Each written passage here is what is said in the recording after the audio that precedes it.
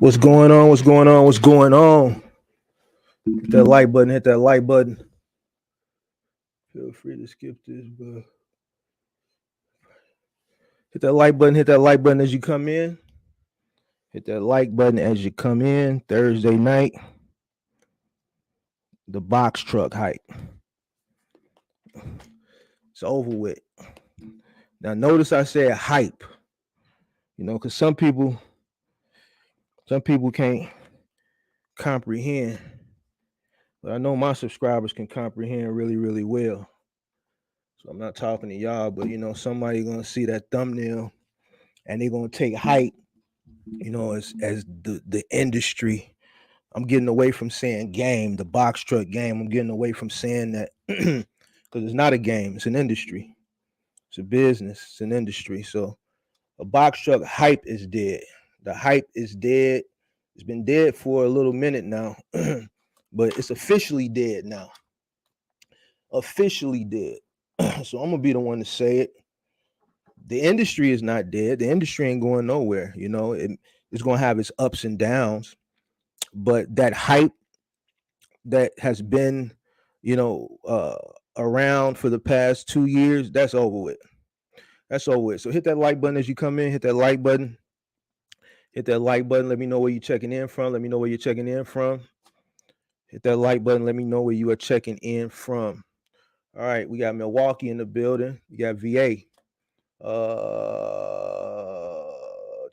Where else we got? Let me know where you're checking in from. Let me know where you're checking in from.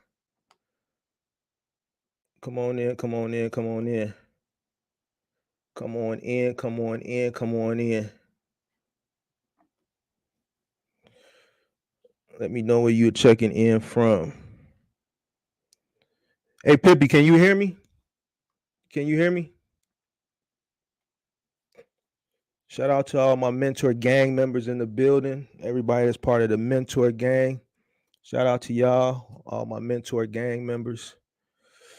Appreciate y'all for coming in. We got Vegas in the building. Jay Sneed, where you been at, man? I ain't seen you in a minute. Hamilton, Ohio in the building. Vegas in the building.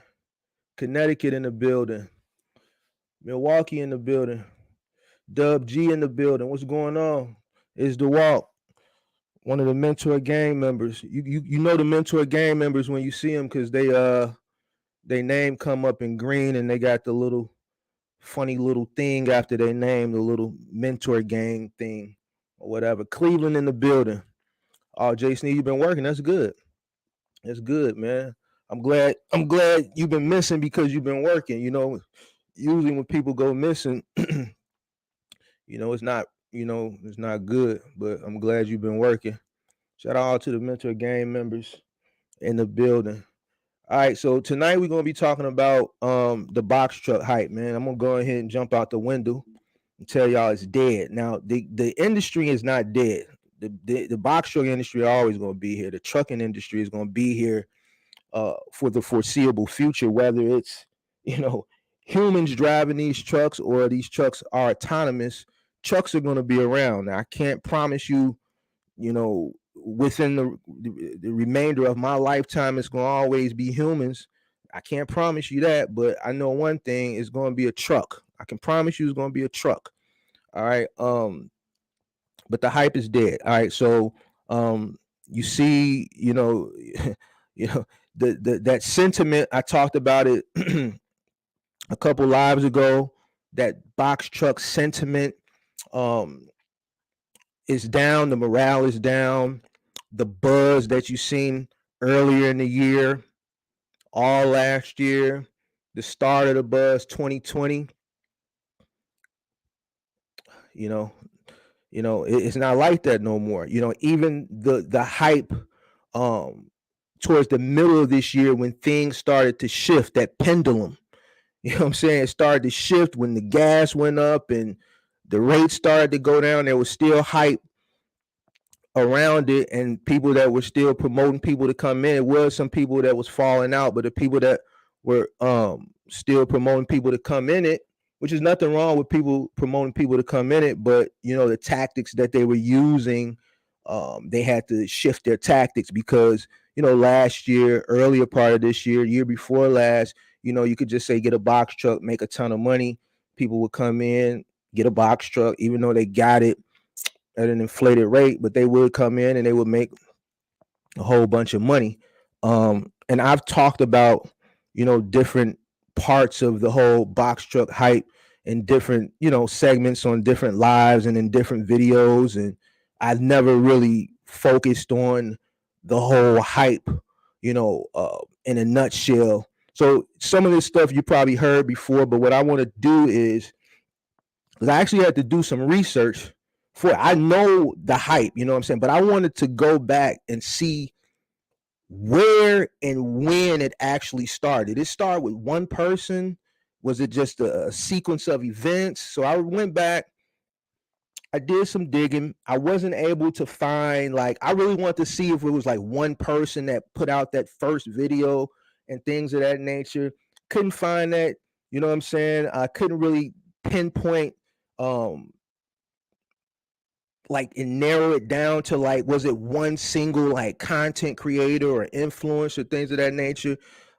Ultimately it was just stimulus, and then it just started from stimulus was the nucleus, and then from there it spread. So what I'm going to do is we're going to go back. We're going to start with stimulus, and then I made a little flow chart. It's not the best flow chart, but we're going to look at this flow chart, and then I'm going to focus on certain key points on that flow chart, and then I'm going to do a brief overview of different segments of where the hype started. And I'm gonna do it in a real express format. I'm not gonna really expound, but I'm gonna hit certain key points, and then we're gonna bring it to the current time that we're in, with the sentiment that we're in now, as far as everyone's upset, everyone's not making money, people are exiting, people are trying to transition, people are pivoting, things of that nature. And then I'm gonna close before I do the Q&A with what I think some people need to do. I say this all the time, but I have to figure out, it seems like when I create different ways to say the same thing, I hit different people. So I might have said something that someone heard, but it really didn't hit them. You know what I'm saying? Then I might come back and say the same thing in a different way, and then they'd be like, man, it hit me. So I'm going to end, because I think, I say this all the time. Every day I get DMs, every day, DMs, my DMs is man, off the chain right now, more than they've ever been when things were still going fair. And, I tell, I'm gonna always keep it funky with people, you know what I'm saying? And I'm just gonna say something that can really hit the masses, so that, maybe to curve some of these DMs, I'm just gonna make a statement at the end, and then from there, I'll just open it up to Q&A. All right. So before I get into that, I seen a couple, YouTubers in my algorithm this week that have officially exited the box trucking game. One of them I don't know, but it popped up. I think he was in Hot Shot.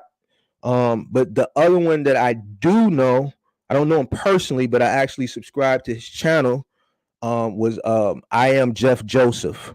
I actually like his channel. I had subscribed to his channel, and for the first few weeks when he stopped making content, I noticed, but after a month, and I think it's been a few months now, once you're out of sight, out of mind, until you reappear again. And then I saw it, on my on my recommended, and like I said, I was subscribed to his channel. I actually liked his channel. He was a Amazon relay. His content was built around Amazon relay. Does anybody watch his channel? Anybody see that last video he put out like 2 or 3 days ago, saying that he quit box trucking and Amazon is trash and this, that, and the third? And let me see if I could pull it up. I watched Jeff. He was mainly running Amazon. Okay, yeah. So yeah, I so another one bites the dust. Actually, I saw a few videos this week from content creators that said they're giving up. The reason why his stood out, outside of the fact that I subscribed to him, is the way he titled it. I don't know him personally, But the way he titled it, it's not misleading to people, but it can kind of deter people. And yeah, let me see if I can pull it up just so people can see what I'm talking about. Shout out to Kirk in the building, On Track Trucking. Let me see if I can pull this up real quick. I just want to show the title. Let me see. But yeah, a few more box truck people bit the dust. Hold on, let me see. Let me see here. Pull this up. And it's unfortunate, but we're gonna get into this tonight. Here's the video in case you want. I want you guys to go check it out. I'm gonna share my screen real quick. Share screen.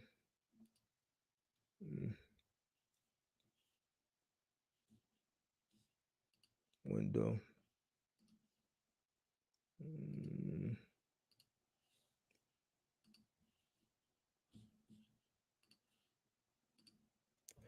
All right, so I quit the trucking industry. It's trash. Amazon relay equals garbage. And is the box truck game dead? Yes. All right. That's what he titled it. All right. So he's out.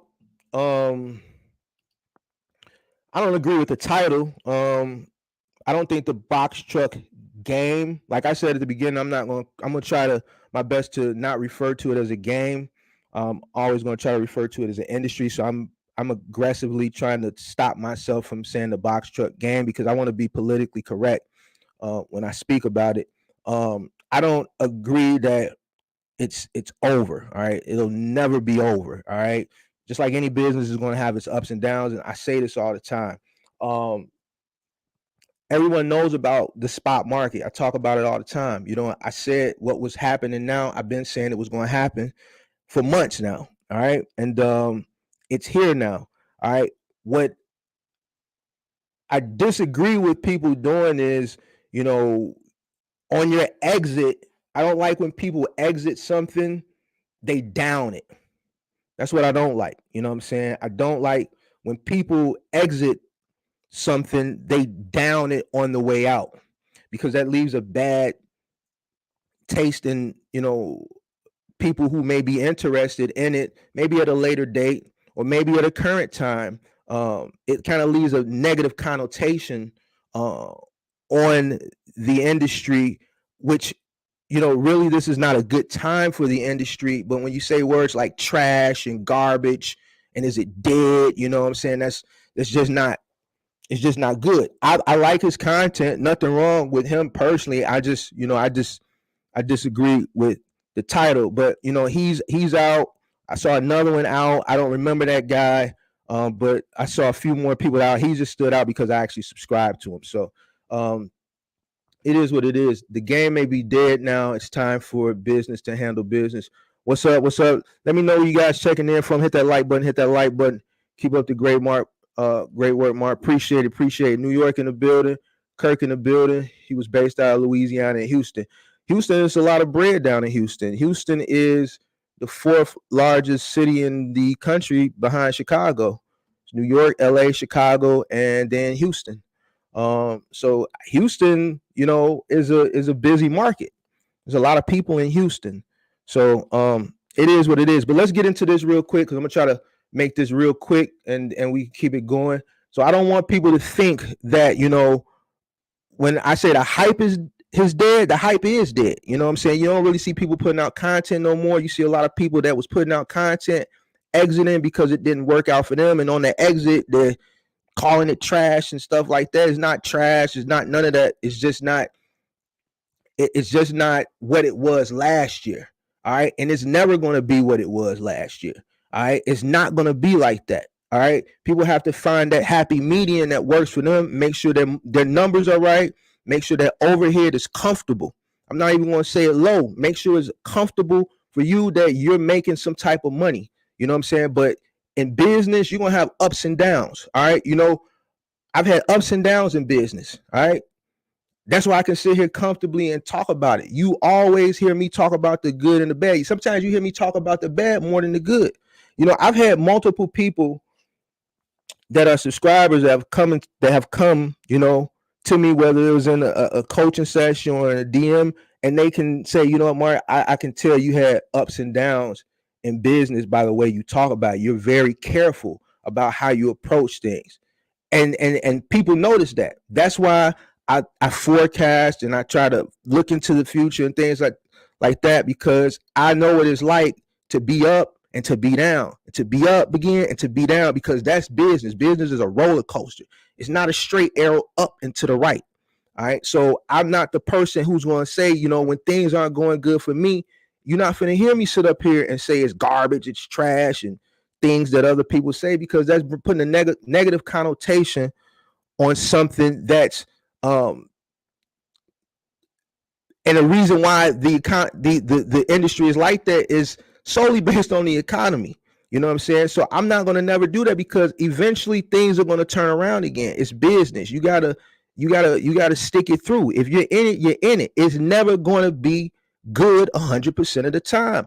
And some people are going to have to exit. Some people just ain't just going to be able to fight the storm for whatever reason. You know what I'm saying? For whatever reason. But if you can weather the storm, then weather the storm. Don't run, because, man, once you weather the storm, it's going to be brighter days ahead. It's business. It's not always peaches and cream. So, I just wanted to touch on that real quick, because I don't like when people exit something, how they exit it and put a negative connotation on it. It's just not good. But let me jump into this real quick. And a lot of people have been doing that on the way out, and that's just not cool. It's not cool. It's not cool. It's not cool. So I built this little flow chart real quick. Let me kill this. Let me kill that. All right. Hold on. I'm gonna pull it up over here. All right, boom. Box truck hype. All right. So I built a little flow chart. I should have actually built a circle flow chart with stimulus in the middle as like the nucleus, but I really did this like 20 minutes ago on some last minute stuff, because I've been busy all day. But I promised this live, so I had to jump on. So, all right, let's talk about it real quick. Box truck hype. The whole hype was based around the stimulus. The stimulus is the nucleus of the hype. Now, I'm not going to talk right now about stimulus, but people got the money and they ran out. No, the stimulus came, and the whole purpose of stimulus, as you know, is to infuse, all right, the economy. All right. And that's what people did. They took the money and they did what they were supposed to do with it, spend it. Right. And because they spent it, that increased sales, volume, all of that. All right. And with volume came opportunity. All right. Opportunity came because people had money, but because of the increased volume of sales, because people were spending more money, it also created that opportunity. All right. So let's talk about it. Where did the hype start? All right. I've narrowed the hype down to 3 things. And I think the 3 things that I've narrowed the hype down to, I think it's correct. All right. So professional content creators, new entrepreneurs, right? Into the space, new entrepreneurs into the space. And this box truck hype, this could go for trucking too. Just trucking in general. I'm going to center around box trucking, but there was a lot of people that got into trucking too, semi-trucking, all right? So professional content creators, new entrepreneurs, fake gurus. Now, I'm not classifying professional content creators and fake gurus in the same category, because they're not. All right, they're not. Some people look at professional content creators and then they call them fake gurus. I don't consider them fake gurus. I consider them professional content creators. Being a content creator is actually a profession. Now, being a gig worker is really no longer a gig worker. That's an actual real profession now. Quiet as kept. All right. So professional content creators, new entrepreneurs, and fake gurus. All right. Now, once that money started circulating, people started spending it, and that volume, people started like more trucks needed, but also simultaneously more people were looking for opportunities to invest the money that they got into things and become entrepreneurs. All right. So all this is going on simultaneously. All right. So what I want to do is I want to start with professional content creators. All right. Now, professional content creators, what they do is They make content, all right? Now, they may not focus on the same content all the time, all right? They're going on Google Trends. They're seeing what the trend is, and whatever the trend is, if it's something that they know that they can get into and build a series of content around it on YouTube, on Facebook, on Instagram, then that's what they're going to do. Their profession is building content, all right? I'm not going to name names, all right? I'm not going to name names. Some people will know who people I'm talking about that are I don't even want to say guilty of this, because like I said, professional content creators is an actual profession. So we're going to say content creators that actually chose to build content around trucking and box trucking at that time, all right? 2020, you had people that were talking about stock, right? Because the stock market was booming in 2020. It was infused. Trump infused the stock market, all right? I talk about it all the time. There were stocks that were going for more money that you had penny stocks going for $100 a share. And I'm not exaggerating. There were stocks that should have been worth pennies on the dollar that were going for damn near $100. It was stocks for startup companies that hadn't even produced products yet, that were going for $50, $60, $70, $80 off hope and hype. All right. Once that ended, when Trump got out, Biden came in, all that transitioned into crypto. All right. A lot of people took that money. Then you seen some content creators move from stock market to crypto. All right. So all 2021, it was crypto, VeChain, Dogecoin, whatever, Hex, Bitcoin, whatever, XRP, you name it, people were talking about it. They were building content around crypto, all right? And when people had that money, people were looking for opportunity. Now, the box truck thing kind of came into the fold during that 2020, 2021. It really got big in 2021. It started to bubble in 2020, all right? So the trend was going up.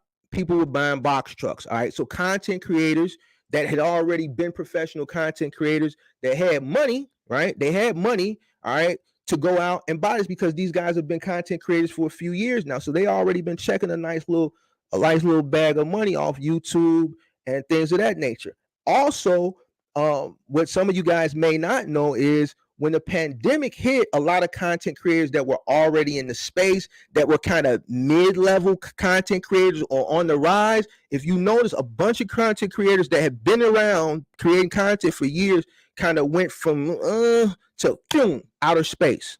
All right, they went to outer space, boom, like that. But 2020 hit. Why? All right.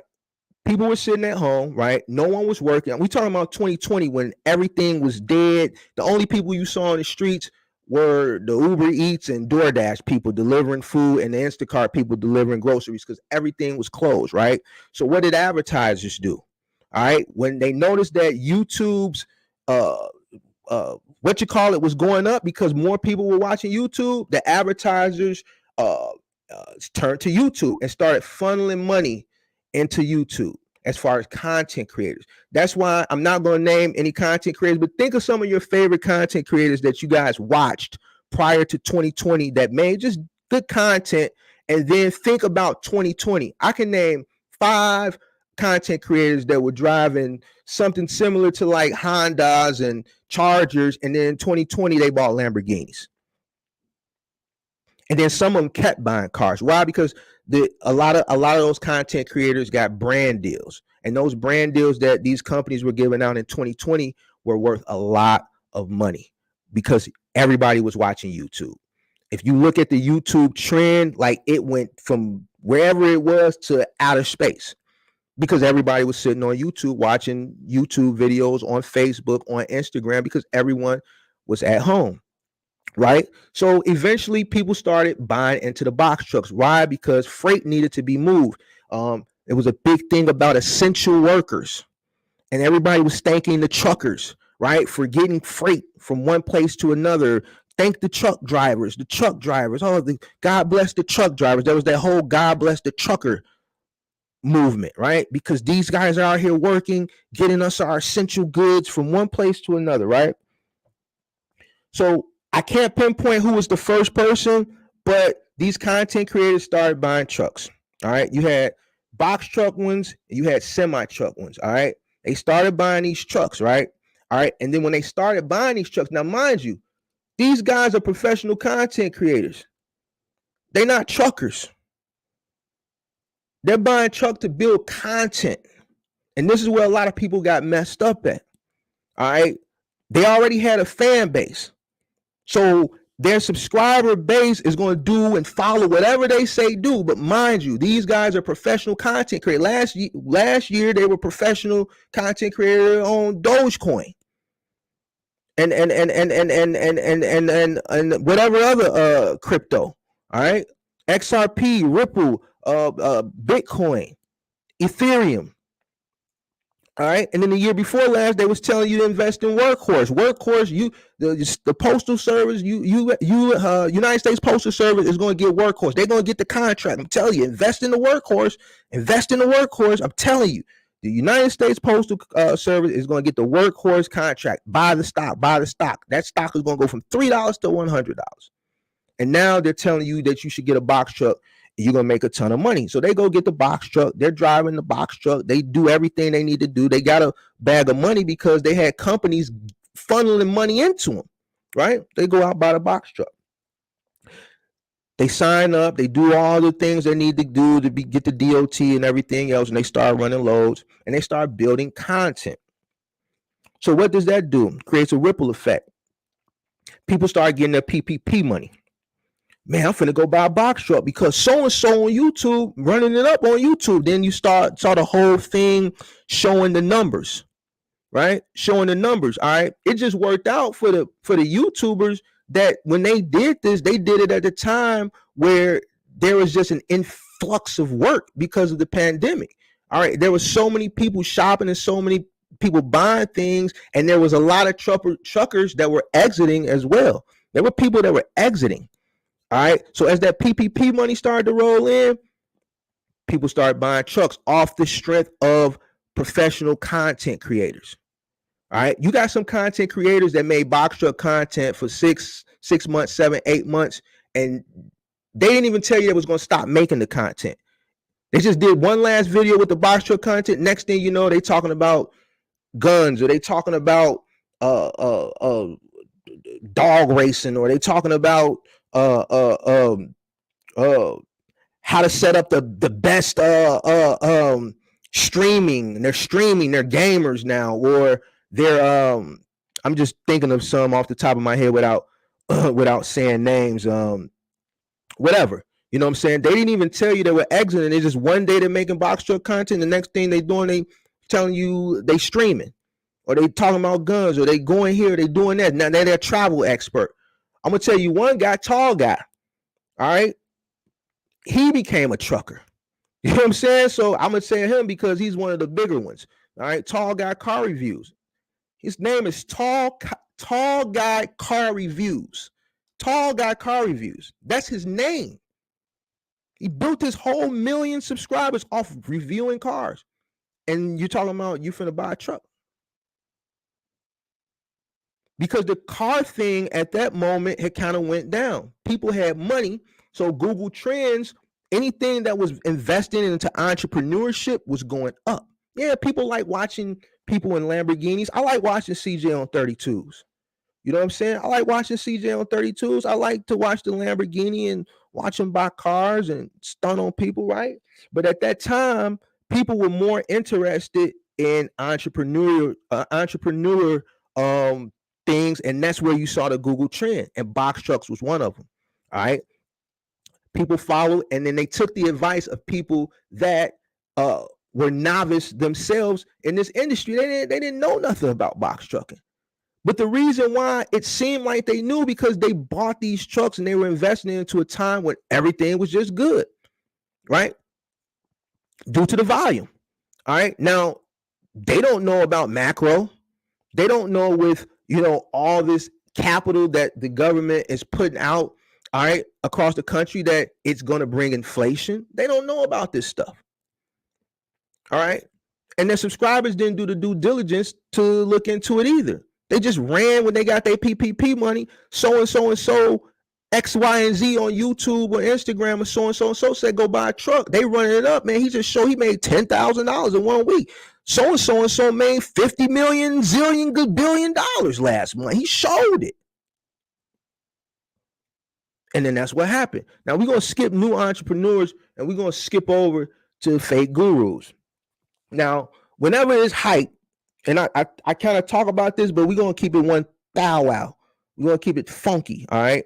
Whenever there's hype around any single thing, you're going to see people that's going to swoop in and take advantage of green people. Now, they understand they're not going to get everybody, all right? They're not going to get everybody, but they're going to catch that. They're going to catch them some that's just green that just don't know any better. And there's more green people out here across the country than it is people that's solid, that know better, right? It's more, I believe there's more rural areas across the country, all right, than there are urban areas, all right? And if you can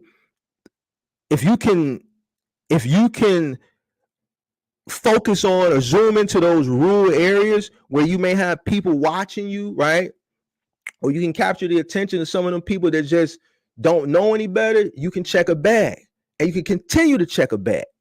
All right. So with opportunity like that, brought opportunity for these type of people. And then they came in. All right.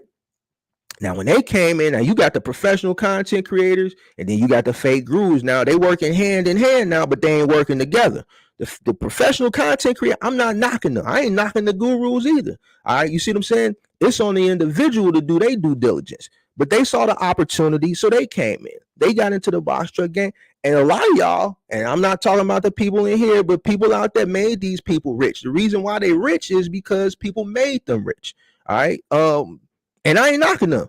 You know what I'm saying? They doing what they have to do. They doing what they supposed to do. Hustle.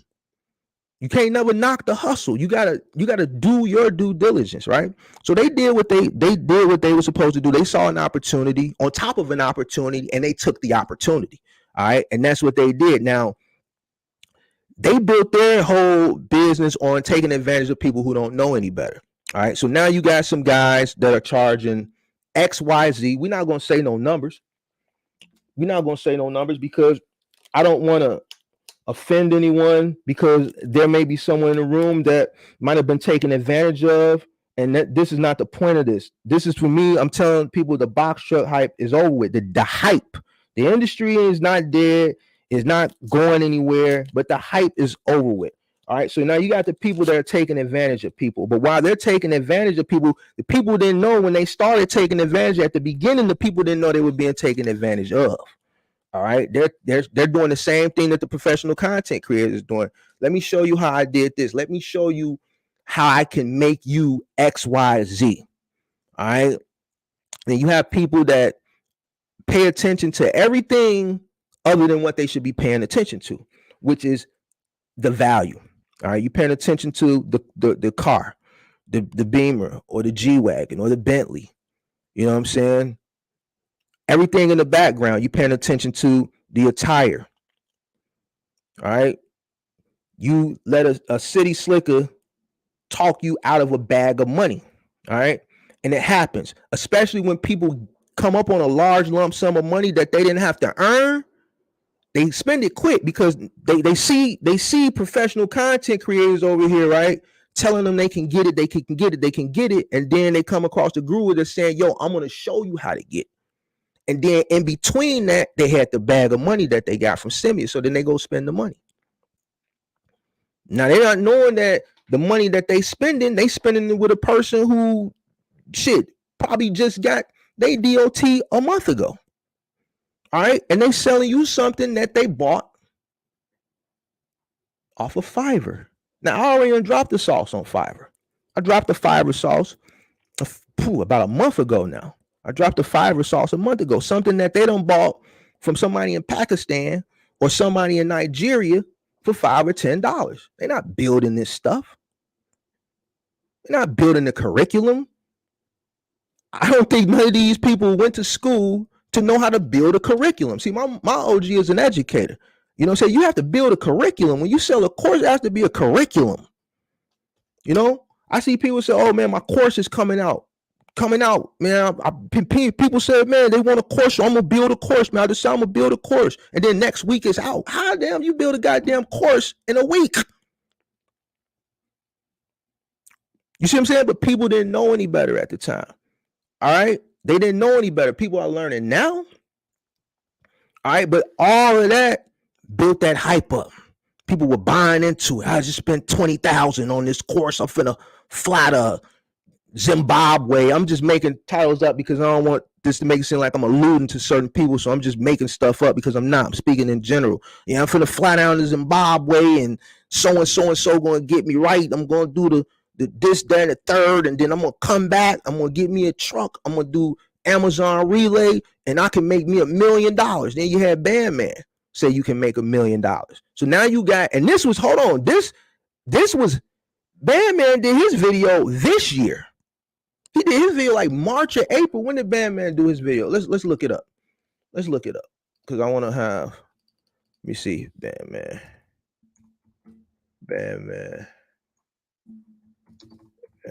Kello. Let's see, Bandman Kello. Bandman video came out 7 months ago. Let me see the exact date. What month was that? Everything amazing. Bandman video premiered. All right, check this out. Let me just share it. Bandman's video premiered on April 16th. All right, which was right around the time when things started to change in the box truck industry, where fuel started to go up, right? Prices started to kind of waver, go down, but there was still hype. All right, and he cashed in on it. Like this video got damn near 1 million views, 654,000 views, 654,000 views. You know what I'm saying? So you got professional content creators / whatever. I ain't gonna say, you know what I'm saying, because I don't want him to, you know, he's known for snatching people's channels and things of that nature. Man, I ain't trying to get in his crosshairs. You dig what I'm saying? But you know, we know that he ain't never drove a truck in his life, and a lot of things that he said, you know, in that video, you know, just was not correct. You know what I'm saying? But there were people that fed into that video. Why? Because he's Bandman, right? He's Bandman. He has chains. He has jewelry. He has a Rolls Royce, right? He has a Lamborghini. He has a penthouse in Miami. And he's a city slicker. He can talk a person out of middle. He probably can talk a person in middle America who green. He could probably talk them out all their money. And that's what happens. You know, so you got the professional content creators, you got the fake gurus all working, and then you got the new entrepreneur in the middle with a bag of money, 20,000, 30,000, 40,000, 50,000. You know, some people went out and got the PPP. Some people got the idle. Some people got the PPP and the idle. Some people got the PPP, the idle, the PUA.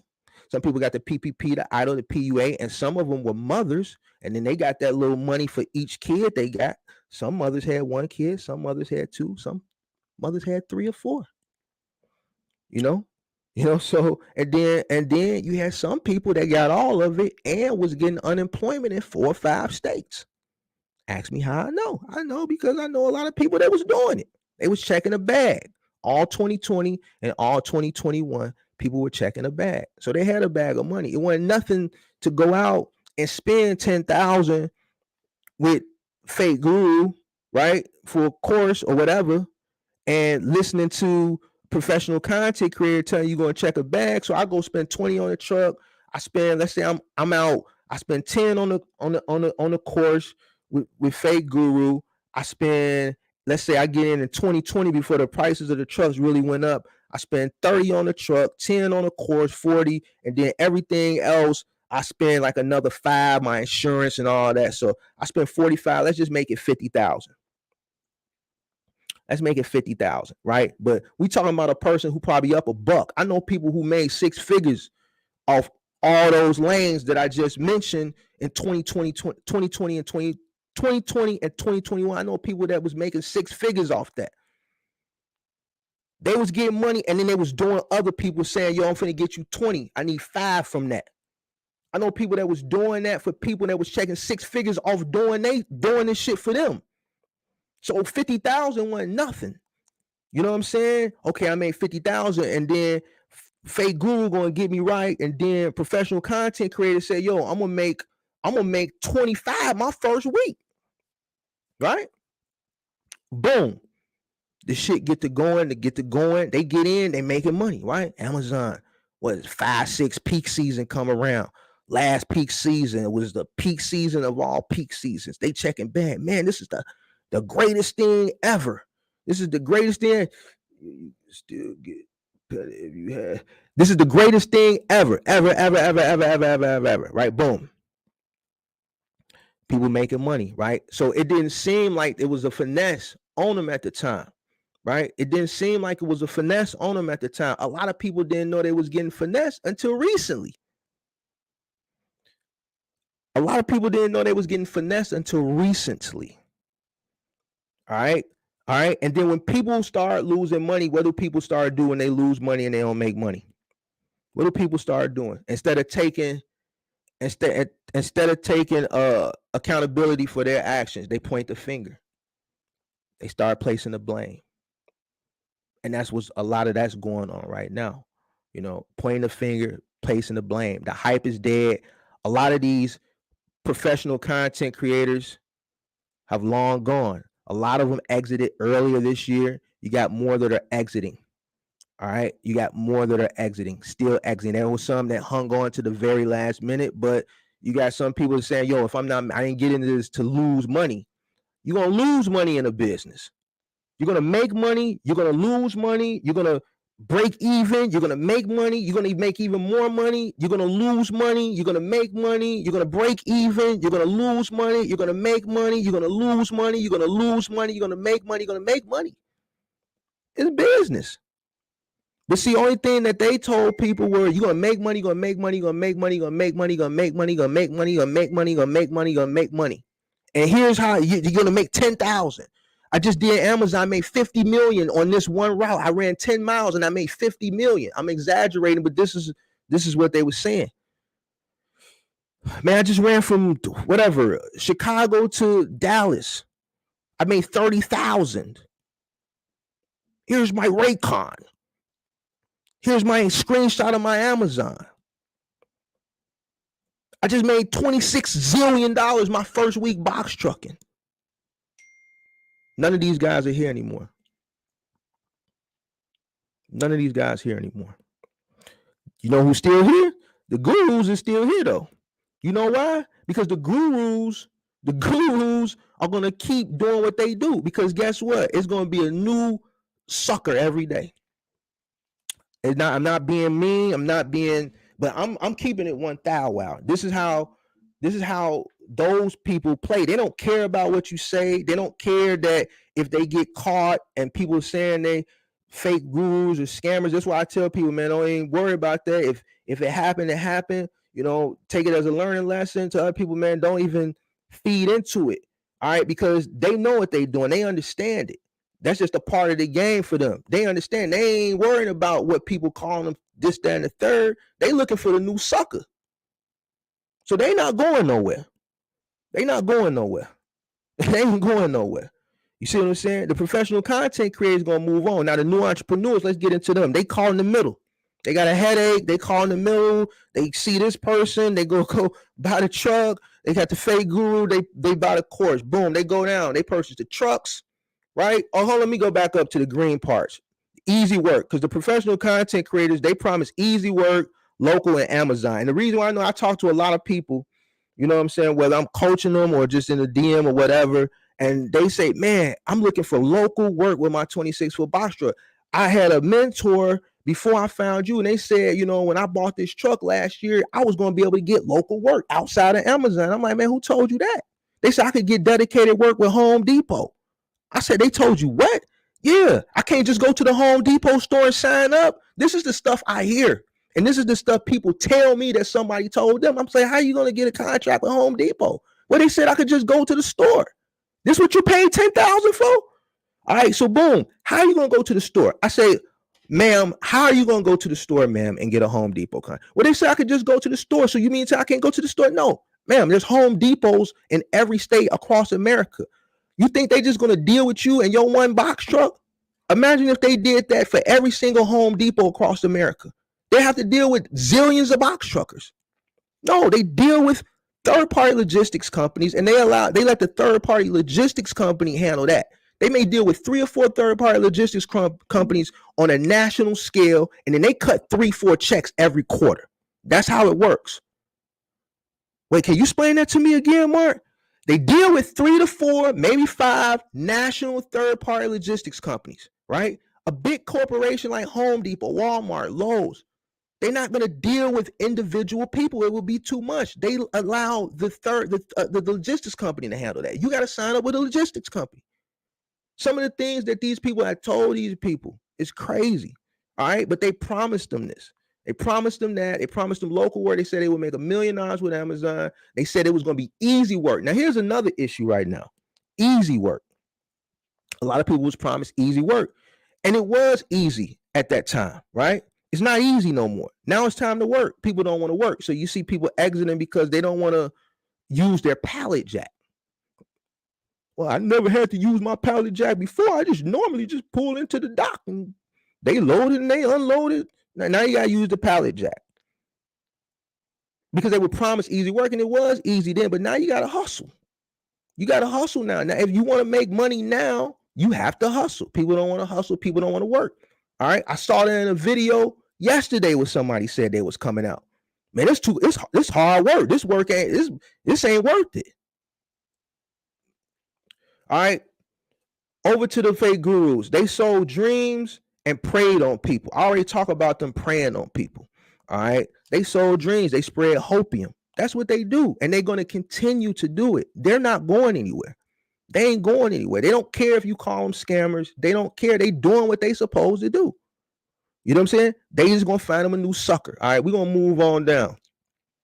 All right, we're going to get back into the new entrepreneurs in the middle because the new entrepreneurs were part of building the hype simultaneously with the professional content creators and the fake gurus, because what happens when the new entrepreneurs went out and got their truck because the professional content creator told them they was going to make 10 grand every 2 days, and then the fake guru told them they was going to make $1 million with one box truck in 4 months. They went and bought their truck, and then they started bragging to their friends that they just bought this box truck. They're finna run this bag up.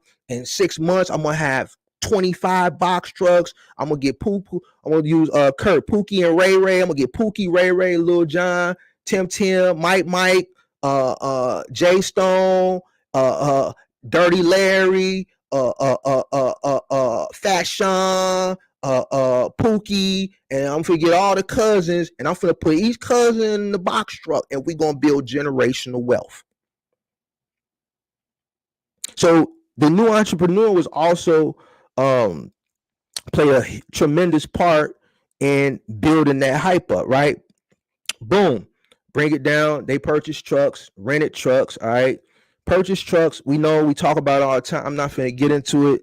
The $85,000 truck that was really $30,000, the $2,200 a week rental, $1,500, $1,800 a week rental, whatever. These aren't things that the professional content creator or the fake guru told these people that they were getting ripped off. They didn't tell them this. Why? Because the professional content creator is a professional content creator. He's getting paid to produce content. There's an advertiser telling him, yo, I'm giving you $250,000. These are the checks these guys were getting in 2020, 2021. That's why you saw so many professional content creators go from nothing to Lamborghini. Look how many professional content creators ran up a bag in 2020, 2021. I can name 5 off the top of my head without even thinking that I watched their videos, and all of them went from driving normal cars to Lamborghinis. The checks that the check that the advertisers were giving to content creators in 2020 and 2021 were out of this world because the numbers were on YouTube, because everybody was sitting at home bored, watching TV, watching Netflix, watching Hulu, watching YouTube, just watching, because you couldn't do nothing else. And this is why all these guys got rich. And we can talk, I could do another video about them. Look how many of them went out and jagged all their money off, right? In 2020, 2021 with cars. Look at Cali Muscle. Look at so-and-so. All these dudes had 10 and 12 cars, and now they got rid of the cars. Talking about, man, I don't need all these cars. Do you really not need all these cars? Why? Because early this year, what did the advertisers say? They started scaling back on ads. They started snatching those deals. They started snatching those deals back. So now those people, they had new money. See, we call that new money. They had new money. They never seen that type of money before, right? So while they were creating this content, they had new money. So they took that new money and they blew it. And now that money ain't coming back in, then none of them invest in the right things. And now they got rid of all their cars and all that. But that's a whole nother lab. All right. So the content creators that were building that box truck content, they were telling you to go out, purchase these trucks, rent these trucks, but they weren't giving you, none of these people, when you go back and look at the videos, when I go back and I wasn't on YouTube then. All right. I wasn't on YouTube then. When I go back and look at some of those videos just for, for this live, for research, none of them were giving strategy. They were just telling you, showing you, really vlogging, driving in the truck and saying that they were going to make 50 million, gazillions, billion dollars this week with their box truck. And people ran out and bought it, and they didn't tell you, because they didn't know. But here's the thing, their money and the consumer's money that was watching them is two different types of money, because these dudes is cashing in. Some of them was cashing in 6 figures a month. And then the content that they were creating around the box truck thing was making them even more money.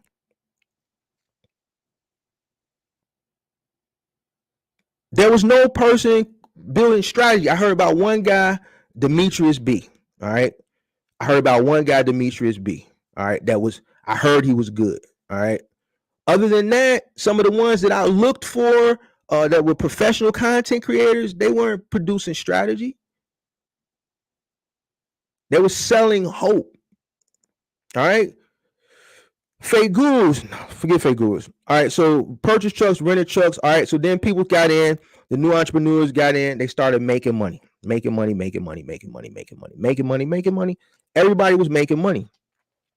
$1,500 a week, right? You paying for your rental. Gas started to creep up. All right. But before gas started to creep, you had this peak season of all peak season. You got people saying they made $100,000 last peak season. 50, 70, 80, $100,000, right? So people started to believe that this was just the way the industry was, right? There was nobody telling them, this ain't normal. This ain't normal. So what happened was, when people were really making that money, because you had this inflated by this time, and by this time volume was through the roof, right? Volume was through the roof, and companies was paying. You had inflated rates, right? And with those inflated rates, you had a lot that built the hype up even more.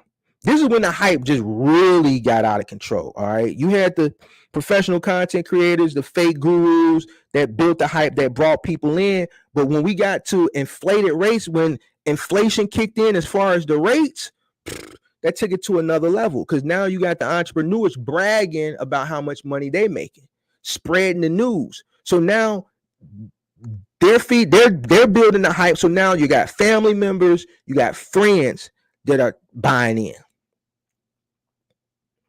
So this is last December. So now the family and friends start buying in tax season.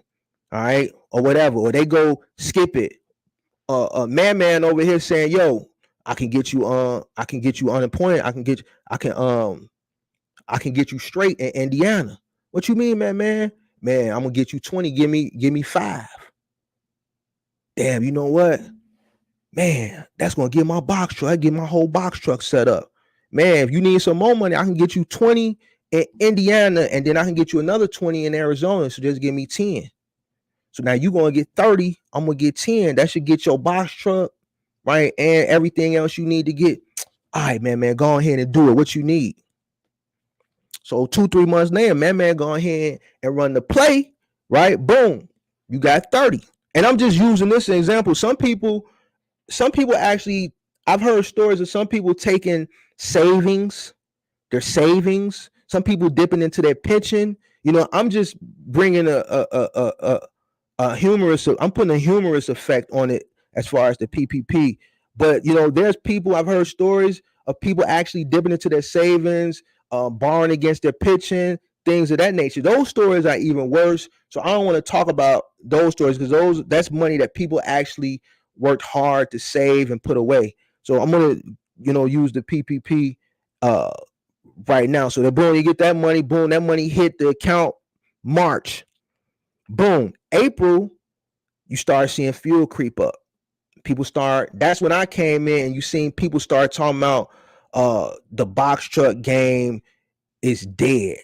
The first little sign of an increase in fuel and rates drop 15 cents, people start talking about it's dead then. All right. And then it slowly started to creep down. But people were still investing in. People were still renting trucks. People were still buying trucks because there were still people out here making money, right? There were still people out here making money. And these entrepreneurs that were still out here making money, they were bragging about how much money they were making. And that was keeping the hype alive, keeping the hype alive, keeping the hype alive, keeping the hype alive. So now we in 2022. Let's say we're about in June now. Gas is at an all-time record high, right? Rates we've never seen before, right? And that's also keeping the hype, right? Because people are complaining about the fuel, right? Rates are still, but fuel is high. Rates, they're still going down, right? But this is still keeping the hype up, right? Because it's keeping people talking about the industry. Boom. People still getting in. All right. People still getting in. All right. Now you start seeing people losing. We in July now. We in August. People still getting in. People still getting in. People still getting in. All right. You see more people losing. You see some people exiting. Now, between January and August, you seen a slew of professional content creators exit. All right. Professional content creators exit. Now, there was another lane that I didn't create that built the hype up too, that I could have put by professional content creators, new entrepreneurs, and fake gurus, and that was new entrepreneurs / YouTubers. New entrepreneurs / YouTubers, because people went and got their truck and then they wanted to supplement that truck income with posting YouTube videos. So you had those people too. All right. But I didn't have room for them. I was running out of time. But the people who kind of stayed in that was building content online, those were the new entrepreneurs / YouTubers, right? Boom. The professional content creator, they was gone. They had already moved on. A lot of them got out April, May. By June, the professional content creators was gone. The only people that was still making content on YouTube, rerunning box trucks, was the new entrepreneur / YouTuber. And they exiting now. Some of them have been exiting, but I just saw 2 or 3 exit this week. All right. So now people losing. Boom. Mark does a video in August of 2022 talking about peak season, saying it was not going to be good. All right. You had a lot of people banking on peak season because everything was going down, right? Everything was going down. Now, the whole time, it's a war going on. Good versus evil. You got the good saying, yo, prepare for what's about to come. And then you got the other side, the fake gurus and the professional content creators, they gone already. So it's just the fake gurus, and then you got YouTubers / new entrepreneurs saying it's good. It's good. It's good. The fake guru gonna always tell you it's good. They can't never tell you it's not going to be good, and proceed with caution, because they can't do that. It's going to mess their money up. And then the entrepreneur / YouTuber, they just knew. So they don't know no better. They don't know what it's like to be in the trucking game, make money, lose money, and make money again and lose it. They started making money and now they see it's losing, but they remember last peak season. So they think last peak season is just what peak season is always going to be. So they say, I'm behind on some bills, but peak season going to bring me back up and get me straight.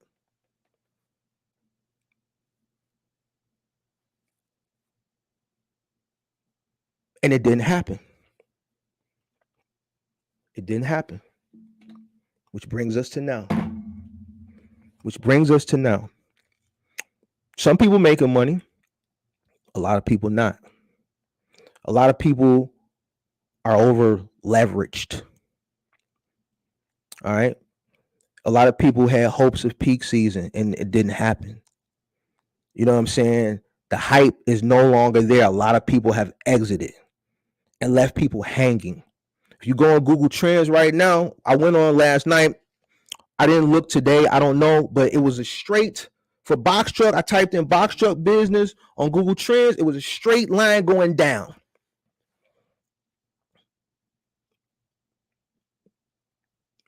It had been going, kind of up, down, up, but it's going down like flat line going down.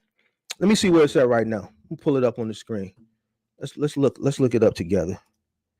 This is what it was at yesterday. Let's see where it's at today. Google Trends. We're gonna look up box truck business, and we're gonna look up box truck. Let's see, box truck business. I'm gonna share my screen. Hold on. Let's see where it's at. Let me share my screen real quick.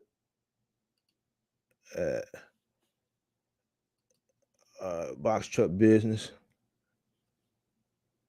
All right, so we're gonna do YouTube search. All right, so here you go. They already predicting is going down because they got the data. They know that less people are searching box truck business right here on YouTube. There you go. There you go. There you go. All right. And the Southeast, for some reason, is always has the most interest in box trucking. Related searches. Amazon Relay. You know why people are searching Amazon Relay right now? Because they're trying to figure out how to do it. And cargo van business is big right now because people trying to pivot. All right. This ain't people trying to get into it. Man, what's December 8th? People trying to figure out how to do it and make money because a lot of people is complaining.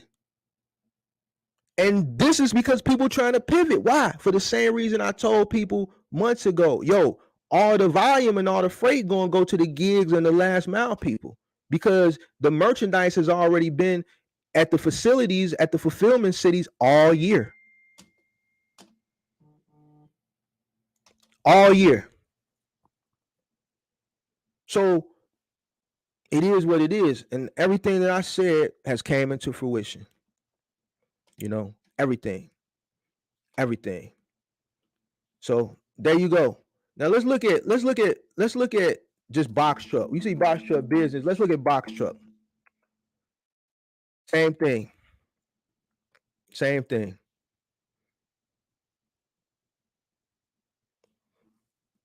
Now look at what people searching when it comes to relate to box truck on YouTube. I ain't gonna say nothing, but look at the top 5 right here. And then people wonder why. It is what it is. It is what it is. You see what I'm saying? And I ain't talking about number 1. I'm talking more about number 5. Number 5. This is who people looking for when it comes to box truck to figure out how to do box truck. And then people wonder why they not doing good.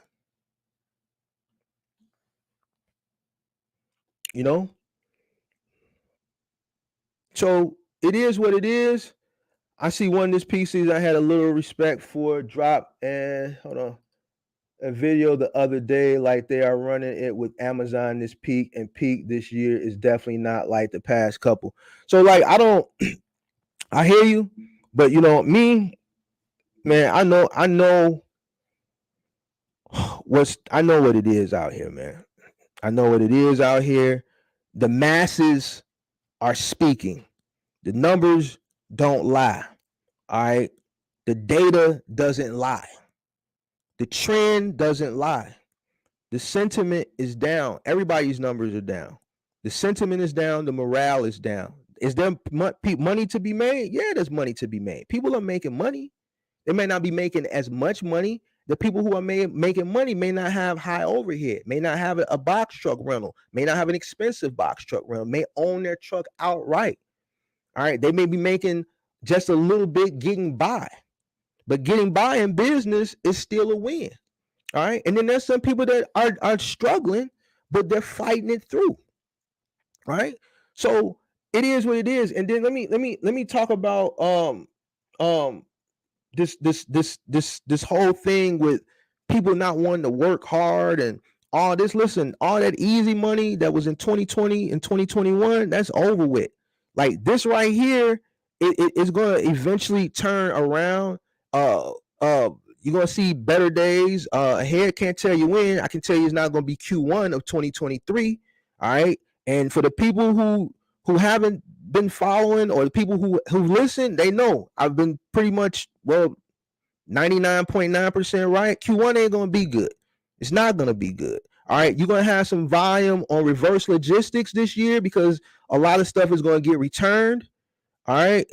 A lot of stuff is going to get returned. I see a lot of stuff going to get returned this year. So reverse logistics is going to be pretty busy. I don't know how they're going to do reverse logistics. A lot of that stuff is going to go back to fulfillment. A lot of that stuff is probably going to get returned. Like a lot of that reverse logistics stuff for Amazon is going to run through UPS. A lot of that reverse logistics stuff for Amazon is going to run through UPS because that's who handles reverse logistics for UPS. UPS is going to run that stuff back to the fulfillment center. So, but after that, man, you know, Q1 going to be dead. They saying we haven't seen the bottom. All right. So the hard work, you got to work hard. Listen, I was going to do a video, but I'm just going to tell you now, your box truck is a tool. You got to use it as a tool. All right. It's not, you know, you can use it in multiple ways other than Amazon, other than OTR, other than whatever. Yo, if somebody need a truck and you got a truck available and you got 2 legs and 2 arms and a strong back, then man, you might have to go ahead and load your truck up on Saturday. Somebody willing to pay you for a move, and you're not going over the road. You're not doing that Amazon Saturday, man. Go ahead, man, and put your boots on and get to the money and go get you $1,000. You got to work hard. You got to hustle your truck, and you got to make sacrifice. A lot of people are not willing to make sacrifice. A lot of people are not willing to make sacrifice. I sit up here and tell you my wins and my losses. I tell you, yo, I can't find nobody to work.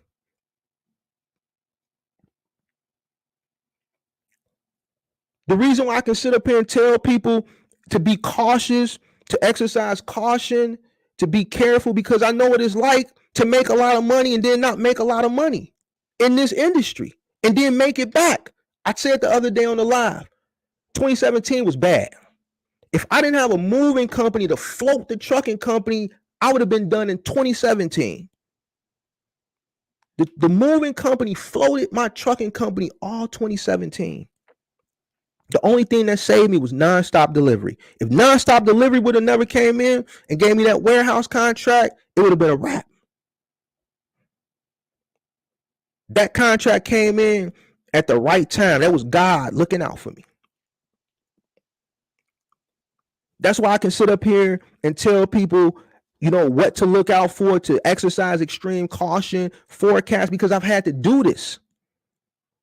You're not going to get that from the people who were, you know, got in 2020, 2021. I'm talking about people who may be watching now who haven't went out and purchased their truck and are looking to get in maybe in 2023 or 2024 or next week. I don't know. You know what I'm saying? you have to be careful on who you consume your content from. If a person is telling you, yo, everything good, everything good, everything good, but they're not telling you anything bad. Listen, the reason why I'm like a sponge, all right, yo, I want to learn from the bad too, because I want to know how a person overcame the bad, and then I want to know the bad, so I know how did the bad happen, so I can try to figure out a way to prevent it from happening to me. I really want to know more of the bad than the good, because I want to try to learn from a person's bad shortcomings, so I can figure out how to prevent that shortcoming from happening in my business, and then I want to learn how to overcome it.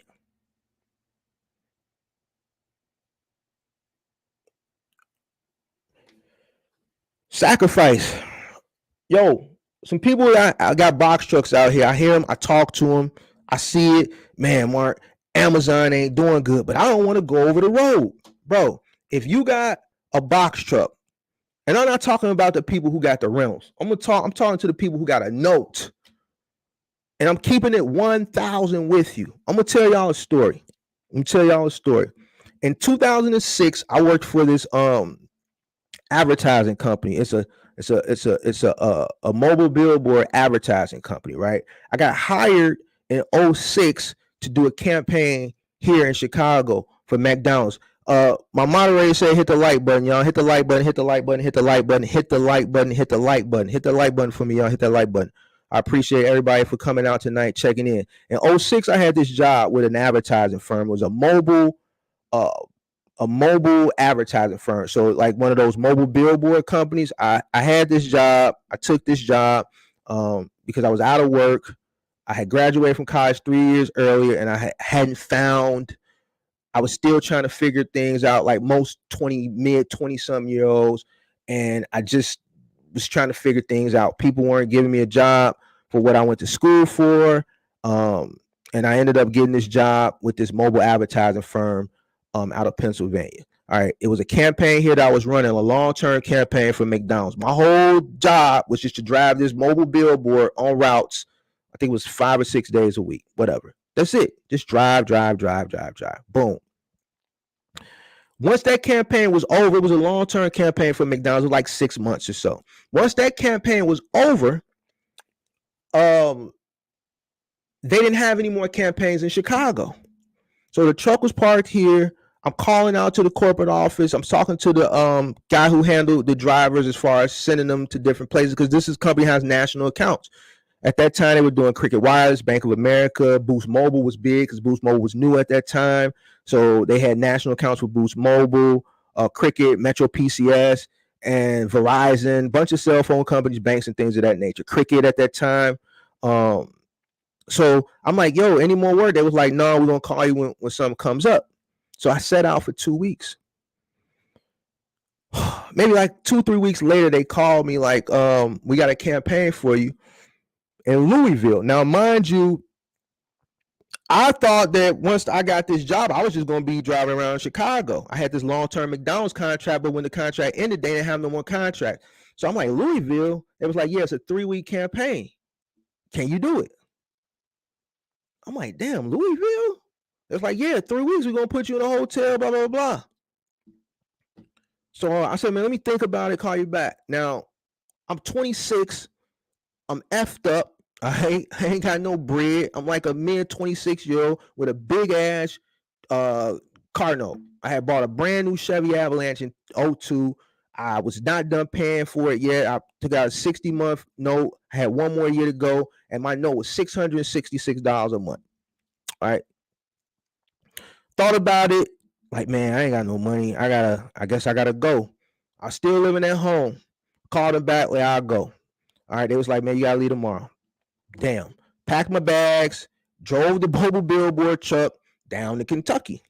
All right. Sat in a hotel, did my run for 3 weeks, drove on the routes they want me to drive, came back to the hotel, stopped at Buffalo Wild Wings, came back to the hotel, ate, went to sleep, got up the next day, drove around Kentucky, Louisville, blah, blah, blah. Went to these football games down there, Kentucky State or whatever, sat the mobile billboard truck there, took the pictures for the client, did all this, bored, miserable, away from home. Boom, 3 weeks come, go back to Chicago.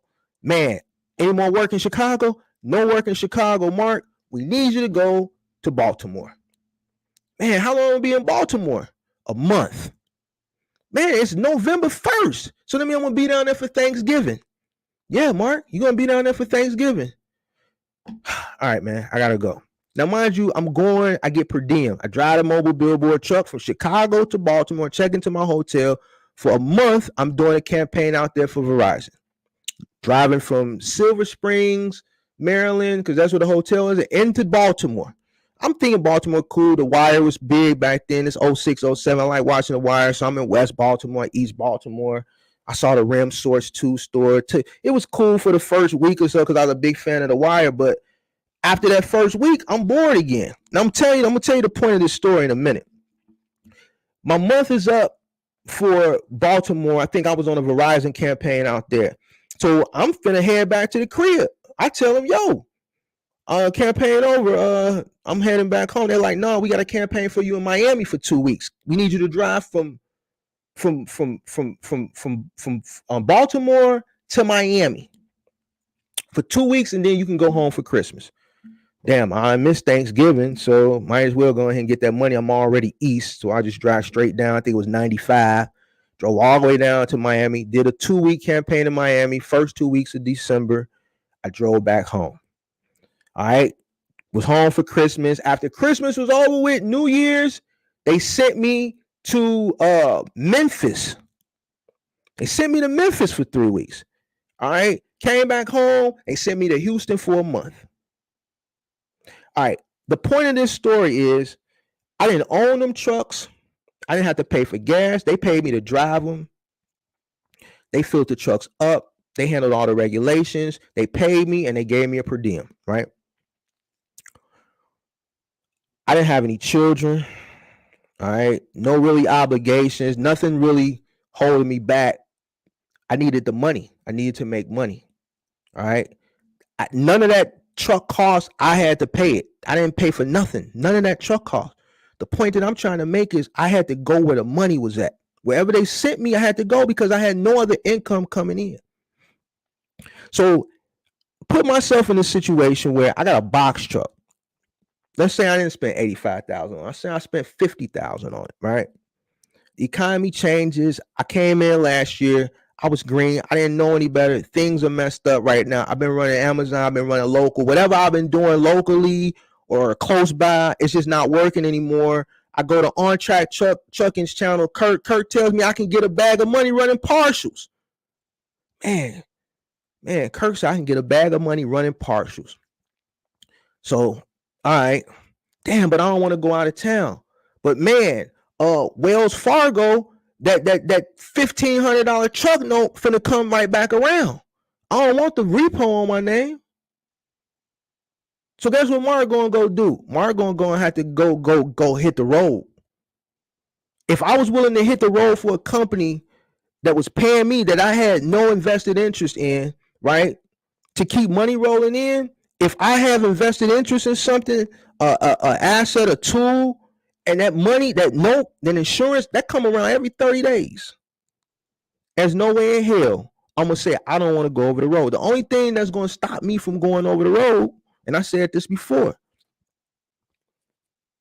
a sick parent, a sick and ailing parent, right?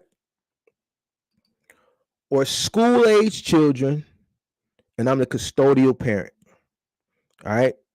That's it. That's it. Especially if I've already invested into something that has to get paid. I don't have the luxury of saying I don't have the luxury of saying what I don't want to do. I don't have that luxury. At that point, when you have a reoccurring fixed bill every month coming in, you no longer have the luxury of saying what you don't want to do. You got to get it done by any means necessary. You have the luxury to say what you don't want to do when you don't have all these reoccurring bills, when your trucks is paid for, and you can say, you know what, I've been in the industry 8-9 years. I already got a bag of money. I got other investments going on. I ain't got to take that. I ain't taking that, man, because, you know, I got 8 apartments. I got this, I got stocks, I got this, I got my rental properties, I got all this stuff coming in. I got other streams of income coming in that you have been able to acquire because you busted your behind the first 7, 8, 9, 10, 11, 12, however many years to purchase and invest in other things so that you don't have to rely on one thing. But if you enter into something the first year or two, your initial when you get into it and something turns, right? And you have these fixed bills coming out every single month, you're not in a position to say what you don't want to do. And that's just keeping it 1,000. There's no way in hell if I had to pay a truck note, I'm not going to get my ass on the road. I would just have to do it. All right. I would just have to do it. I've done a lot of things early in my career, even before I was an entrepreneur, that I didn't want to do, that I had to do to make money. And I've done more things when I was an entrepreneur, getting into entrepreneur at the beginning stages, right? To build a business that I didn't want to do, to build the business and make money. To get to a comfortable level, you got to really put the work in. All right. It's unfortunate that what happened with the economy happened. I get it. It's unfortunate, especially if this is your first year, second year in business. You invest in a business, you spend a lot of money, and then boom, this happens. It's unfortunate. I get it. But shit happens. All right. It's going to happen. Like I said the other day, you could have opened a restaurant in 2019, and then the pandemic happened in 2020, and you could open a restaurant in December of 2019. Boom. And then March of 2020, 3 months later, you shut down. No fault of yours, but shit happens. You got to figure it out. What you going to do, restaurant business owner? You going to have to do Uber Eats, Grubhub, DoorDash, and everything else, and try to do the best you can. You got to make changes. You got to do whatever you can do to get it. Man, you have to sell plates on the side. Man, you know how many people selling plates during the pandemic? See, I don't know where other people are from. I know where I'm from, and you got to get your hustle on here. You know what I'm saying? So you got a restaurant, and the restaurant, you can't open up in the dining room, but man, we got to open up on every app, Uber Eats, Grubhub, DoorDash, and whichever other ones in between. And boom, we're going to have to do that. And we're going to have to sell plates on the side. Man, we're going to have to mask up and do some of these basement parties that people doing, these unsanctioned parties, because all the clubs closed. We're going to have to start making plates and catering to some of these unsanctioned basement lockdown parties that people doing that they're not supposed to be doing. You're going to have to do what you got to do to get it. But I hear too many people, including some other YouTubers that have exited, they said, man, this is hard work, man. I didn't get it to work this hard. Nah, man, any business is hard work. It's hard work. Sacrifice. So you got to sacrifice. I've sacrificed. You got to sacrifice. I'm telling you, you got to sacrifice. I don't hear that word enough.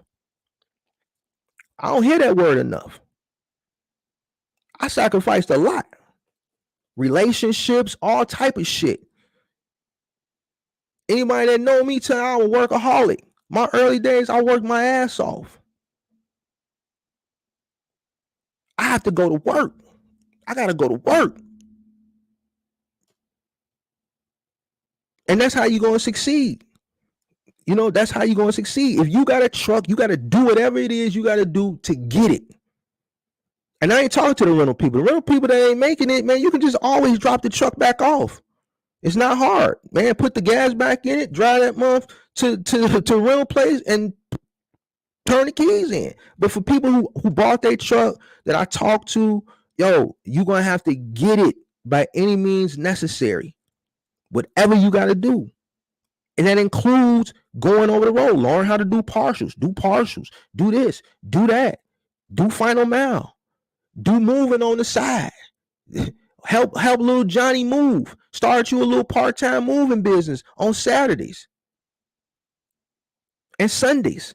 You might not get a day off, but guess what? Whoever you owe that note to, every 30 days, they coming for that. Progressive, a lot of people running with Progressive. Guess what? Every 30 days, they coming for that. They need that. They want to rub that. They need it. They coming. They not going to say, Man, you can't tell them, yo, Amazon ain't paying what they was paying last peak season.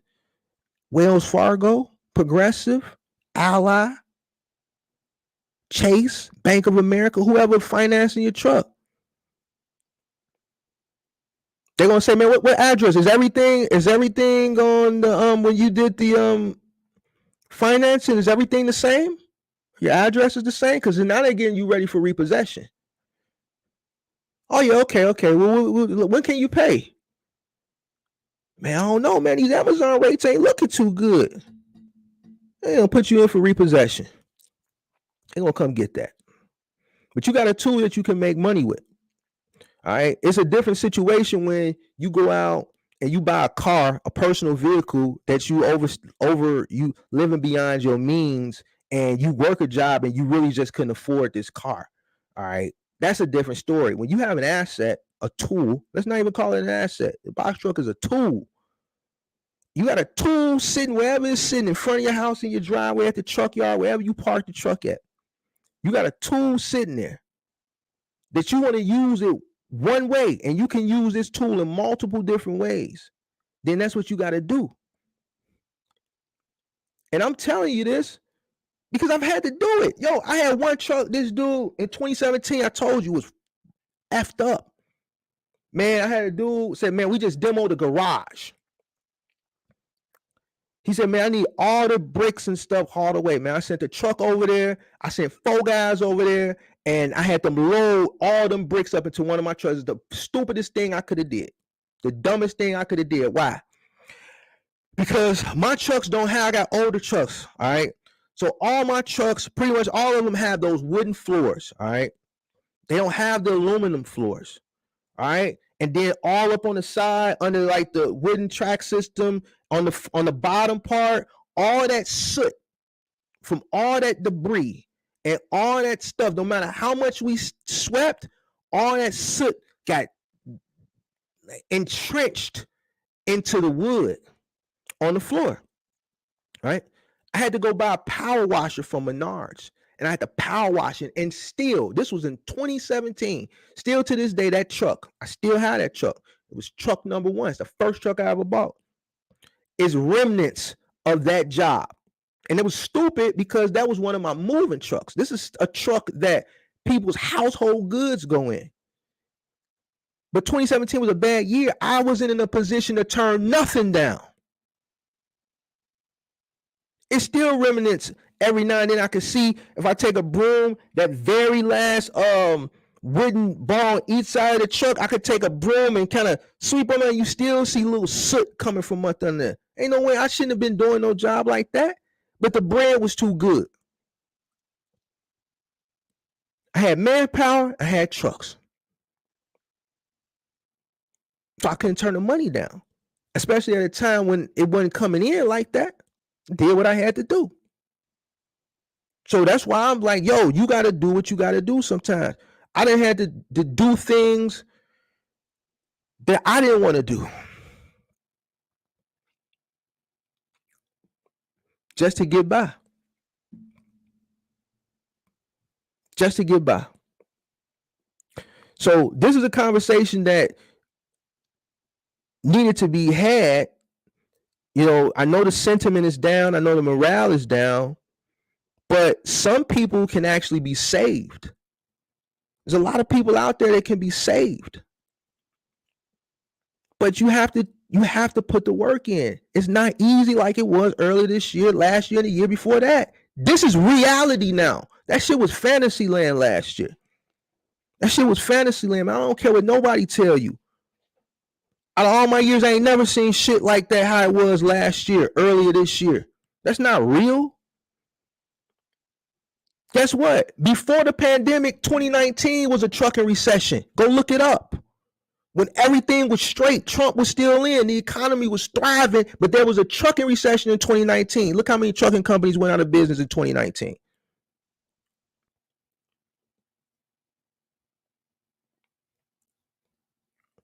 Look how many trucking companies went out of business in 2019 in the height of a thriving economy. There was a trucking recession.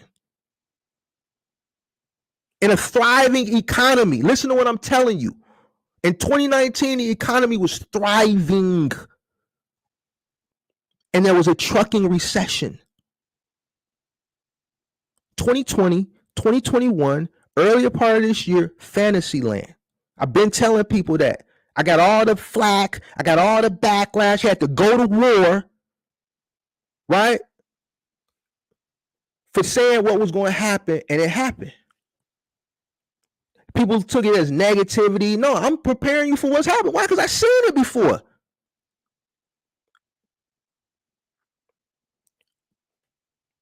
Experience. Oh, that's just the final mile, dude. That ain't got shit to do with it. I've been in trucking. Trucking is trucking. You don't know about. No, man, it's trucking.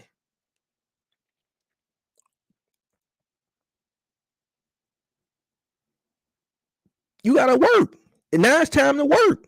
So, man, everybody that got a truck, that own their truck, yo, get to work. I can't feel bad for a person that got a tool, because there's people out here that want to get that same tool. So if you got that tool, man, you gotta pick your head up, and get to work. I did a video yesterday. I went and did a move. I didn't want to do that move. I didn't want to do that shit. I did that shit so I can put content out, so people can see my black ass on the truck doing something, lifting some shit. I don't want to lift that. I'm far past that.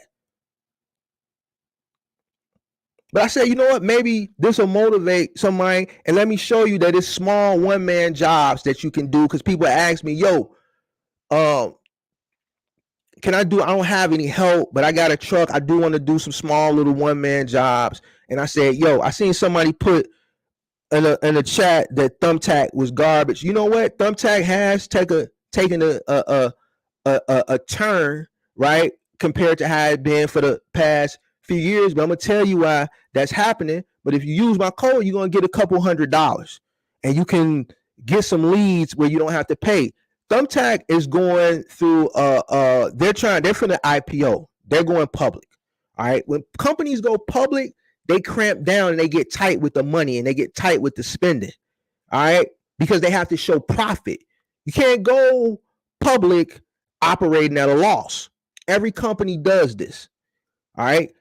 I remember just even 3-4 years ago, Thumbtack was loose, like how Fanatics is now. Fanatics is loose. I showed, yo, I moved 3 fridges, 2 stoves, some tubs by myself, $1. Yo, I've been showing these Fanatics orders off of Roadie. How much Fanatics is paying for you to deliver t-shirts in your car. It's people doing Amazon Relay that's not making this much money. Why is Fanatics spending that type of money? They just got another $700 million the other day in series. I don't know what series round funding they on right now, but they're already at a $31 billion valuation. And they just got another $700 million Monday or Tuesday. What do companies do when they're building and they get all this series venture capitalist money? They spend it. They don't care about operating at a loss. Look how many years Uber operated at a loss. Look how many years Uber operated at a loss. And then guess what? When they was ready to IPO, what did they do? They cut down, heard the Uber drivers were making $1 a mile. Then they cut them down to what, 80 cents a mile. Then they cut them down to 60 some cent a mile because they had to turn over profit. They did what they had to do at the initial. They didn't care how much money they spent to get people using the service and to get service providers on there for the people who wanted to use the service. So they paid really well, right? Got people accustomed to providing this service, making money in their car, right? They done quit their jobs, did what they had to do, whatever, because they're making $1 a mile. People are using it. Why? Because it's cheaper than a cab. They put the cab industry out of business, right? Boom. And then as soon as they needed to IPO to go public, what do? Hey, we're not paying $1 a mile no more. We're paying 80 cents a mile. And then when that didn't turn them over a profit, they say, you know what? We're going down to 60 something cent a mile. Okay, we're profiting now. All right, let's IPO. Stop playing with me. All right. This is why I can sit up here and tell people what's going to happen, because I know business. I study business. I've been in business for years. This is why Fanatics is paying the money that they pay, because they don't care. No, I'm not bringing fridges up down by myself. He said that. Kobe Curry So he does it. Oh, you talking to him? Yeah, I ain't never brought no fridge up. I ain't never will. You know, some people build different. I'm not one of them guys that's gonna put the hump strap and strap a refrigerator on my back and go up and downstairs. My back already messed up. I can't do it. But there are a lot of people that do it. I don't allow it. I don't do it. I've never done it. I've always trained to carry refrigerators, 2 men with shoulder straps. All right. So, but there are people that throw a hump strap around that thing, tie that hump strap up, arch over, and they'll go up. You know, I've never trained, my crews to do it, but there are people that doing it. Kobe Curry in the chat says he moves refrigerators by himself. So shout out to you, because I know people that do that, and man, shout out to you. But it is what it is, y'all. You know what I'm saying? You got to do what you got to do to get it. You know what I'm saying? I'm not finna preach too much longer, but that was the whole hype of the box truck thing. It's over with. As far as the hype is concerned, it's dead. And it's probably a good thing it is dead. You know what I'm saying? Because now it's back to reality. All the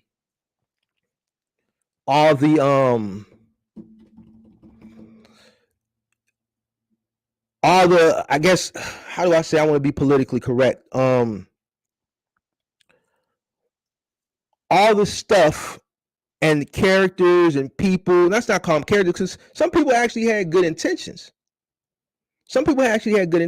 Like I'm pretty sure there's YouTubers / new entrepreneurs into trucks, new entrepreneurs into the box truck space / YouTubers that really had good intentions, that wanted to come on and show their journey. But where the problem came in at, and why so many people failed and are upset, is because you have to understand, when you're in a business, or let's say you're giving out information to people who have invested, not, this ain't, people ain't setting up lemonade stands. You ain't going to the grocery store and buying 20 lemons and a picture and a pound of sugar and a spoon, and you got a cart that you went to Walmart and bought for $20, and you making lemonade. That's a small investment. You talking about people who spent tens of thousands of dollars.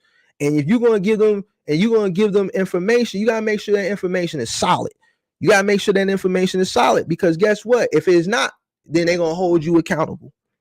All right. Whether it was to their fault why they didn't make it, or to the information that you gave them was not credible information. Same thing with the people that's charging a zillion, gabillion, quadrillion dollars for mentorships. I don't do mentorships. I always say it. It's a reason why. One, I don't have time. One, I don't want to allot that type of myself to people. And two, when you do that, the money that you got to charge, if a person don't succeed, whether it was, you could give them a solid plan. It could be solid. Because see, with me, it ain't going to be no fool. Ain't going to be no fool with me. Fool is fugazi. Fool. We call it fool. Ain't no fool. I'm going to give you a solid plan. You want to learn final mile? I'm going to tell you final mile from A to Z. And most of it is going to be hard stuff that's probably, I'm going to try to scare the hell out of you.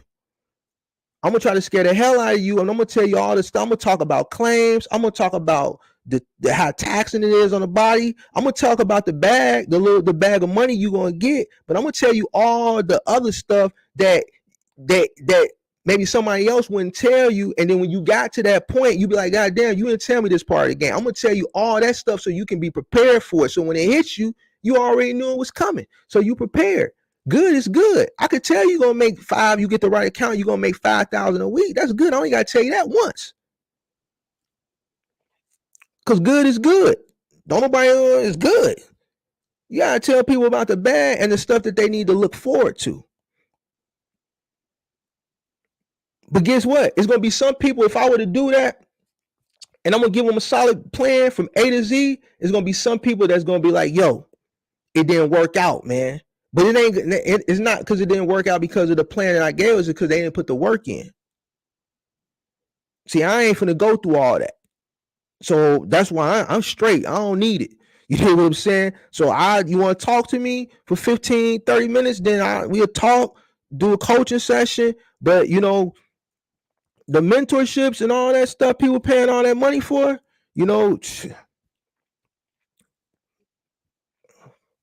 so I'm gonna go ahead and think I'm done. You know what I'm saying? Sacrifice. I talked about the hype. And just in closing, y'all with them box shorts that y'all paying for, y'all gotta get to work. Y'all gotta get to work, man. It's money still out here. It may not be like what it was last year, but welcome to the trucking industry. This is how it is. It's ups and downs. If you're running that middle mile, you already know you're dealing with brokers. If you're running things like Amazon, right? You already know that based off consumer buying behavior. If consumers aren't buying, there's not going to be nothing to move. So when I try to explain this to people who ask me about it, and then I get, I gotta go to war. You know what I'm saying? Listen, Amazon is a consumer platform. All right. If consumers buy more because of an infusion of capital into the American society or whatever you want to say, then people are going to buy more. When people stop buying and hold on to their money, and Jeff Bezos said this, he was on CNBC. The man himself said, yo, hold your money. If we're not in a recession now, we're about to be in one. Now, this is the man himself putting out this sentiment. The man who owns the largest e-commerce store, or the largest shareholder of the largest e-commerce website, is saying, save your money. So when you ask me, well, what about Amazon Relay? Well, Jeff Bezos just told you about it. So if you're going to go get you a box truck and run, he's telling you that volume is down.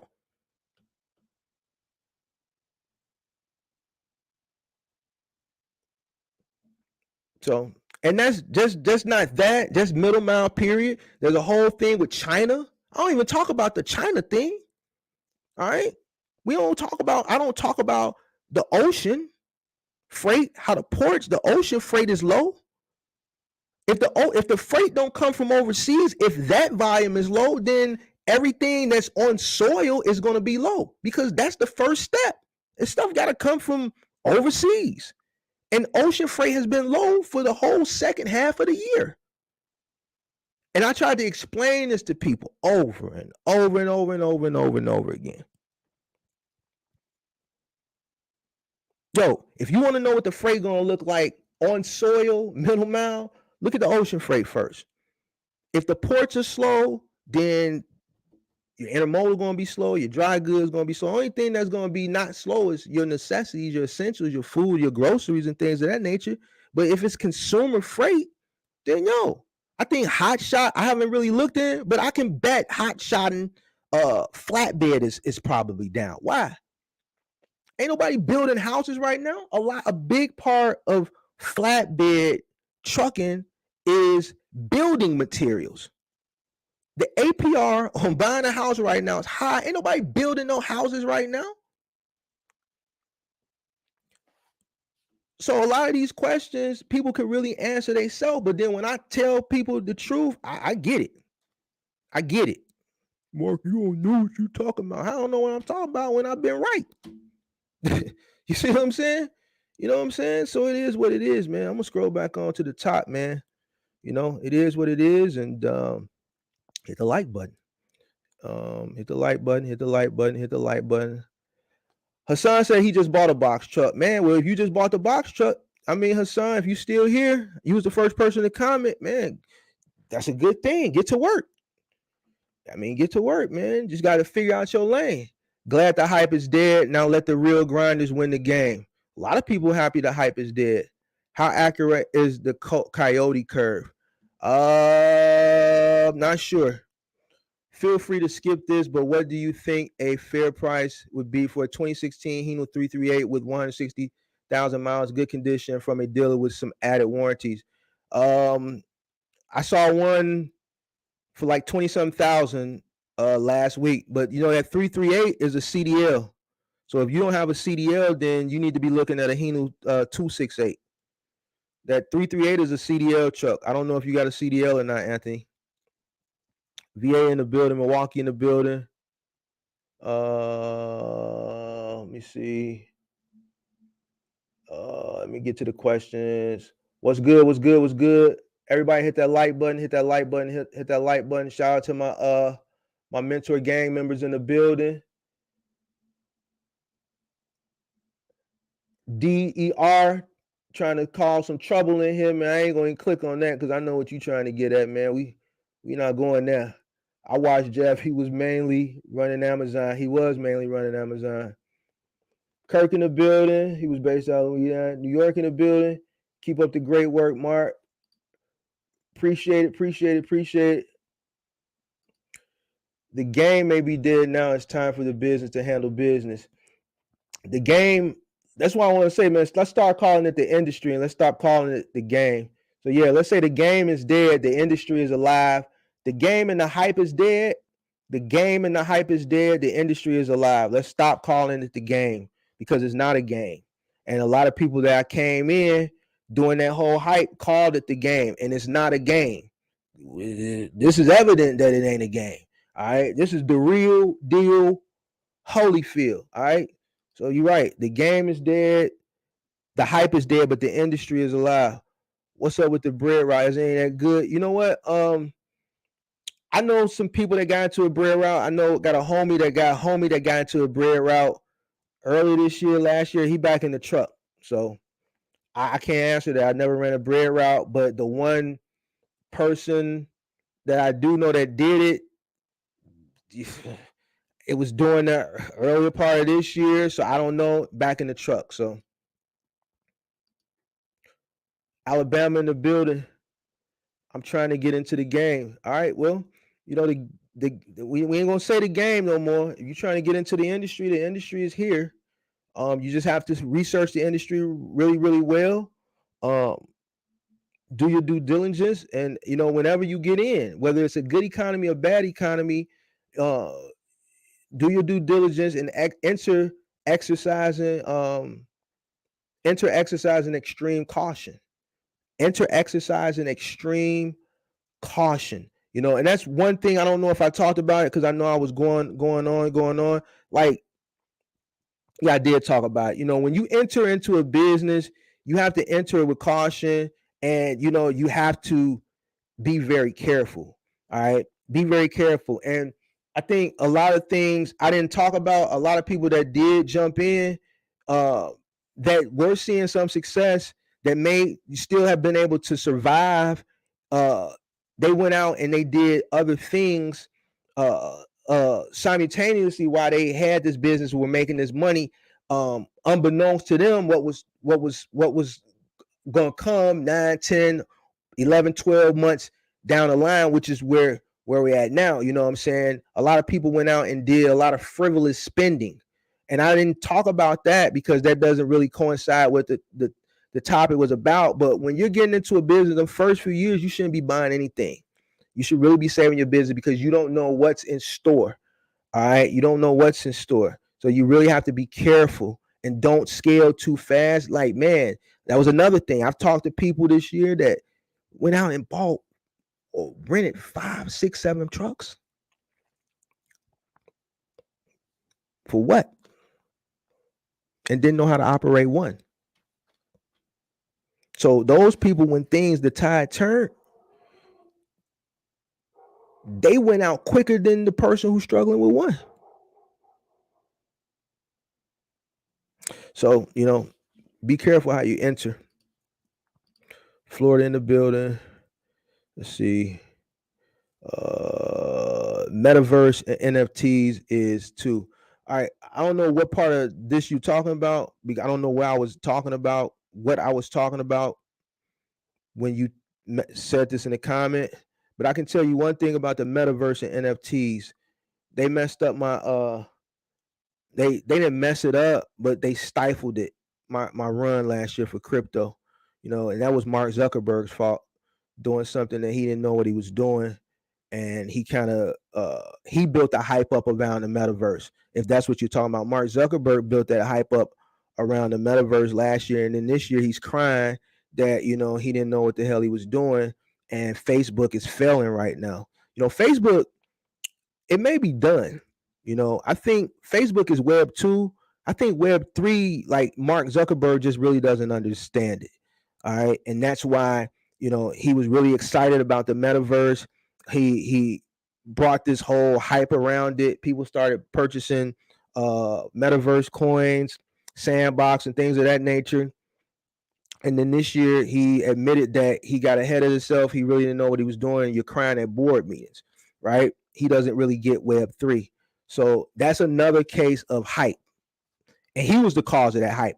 That metaverse NFT, well, not the NFT, but the metaverse hype last year, that was all due to Mark. Talking that cause and effect tonight, man, had to. Facts, I remember that. Hit that like button, guys. Hit that like button. Hit that like button. Flipping pallets. This is something else that you can make money with. I don't talk about it. I be kind of on the fence of talking about it. And the reason why I don't talk about it, because I hear a lot of people talking about they don't want to go over the road. Or, man, it's hard work. Or I don't want to use my pallet jack. Like, man, well, I don't talk about things like this. Pallets and stuff, man, because, man, this is work where you got to get your hands dirty. You might get a splinter. You put some gloves on, but you still might catch a splinter. Man, some people out here that got into this industry, and it's because they had professional content creators, not fake gurus. They had the professional content creators that told them it was a bunch of easy money. And it was at that time. It was a lot of dock to dock, no touch freight for box trucks. You know what I'm saying? But, man, that wasn't normal. Volume was up. That's not normal volume. You know what I'm saying? So it's plenty of ways you can get money. You can do small jobs. You can do deliveries. You can flip pallets. Man, flipping pallets is a big money maker. You see the Hispanics, when they pickup truck with pallets stacked from the bottom of the pickup truck all the way up to heaven.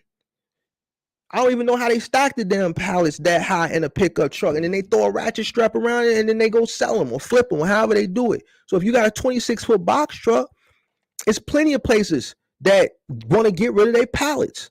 Man, go get them pallets. They set them in the alleys, go to the grocery stores, pick them pallets up, and find the nearest pallet place that buy and sell pallets in your area. Gather all them pallets up. Like, man, y'all going to have to hustle. You know what I'm saying? It's money out there. So this is one, since he said it, I'll talk about it. I know that game. You know what I'm saying? But I'll talk about it now. I'm not going to make no video about it. Go to your grocery stores. Go to the strip malls. Any place that receives your Walmarts, your Targets, grocery stores, any place that receives goods on pallets. Those types of places. If you go behind them, they have stacks and stacks and stacks and stacks of pallets. Take the pallets, take them to a place that buys and sells pallets and get money. Hit the like button. Hit the like button. Entre Mike in the building. What's going on? Facts, I don't even want to make content to be associated with those group of people. Yeah. Entre Mike in the building. I see Kirk in the building. See a lick, take a lick. I'm trying to catch up with these comments. Built the course while they were over the road. You had a lot of that. But see, the thing is, they didn't build it. I dropped that sauce. They went on Fiverr, and they just bought the course for like $5 and $10. They repackaged it. When I say repackaged it, they just rebranded it, put their company name or whatever, their YouTube or however they go about on it. And then they went from they bought it for $5 or $10, and then they just, threw it up there for $1,000. And it's told you this is the course that's going to make you a millionaire. I still haven't met one millionaire that became a millionaire in the past 2 years on box trucking. I'm still waiting to meet that person. Box truck and sprinter market has the same clowns. Box truck, sprinter, cargo van, anything you get into, real estate, crypto, stock, you're gonna always have fly-by-night people that are looking. You're gonna have your content creators, your professional content creators. You're gonna have your fake gurus. You're gonna have your people who are just getting into it. They're saying, since I'm into it, I'm gonna make content. And then I could create a whole nother category called opportunist. You're gonna have your opportunist in there too. Anything where people can make money and they can capitalize and prey on people. You're gonna have people that are gonna be opportunists. They're gonna take the opportunity to prey on people and try to make money from it, and then they're gonna move on.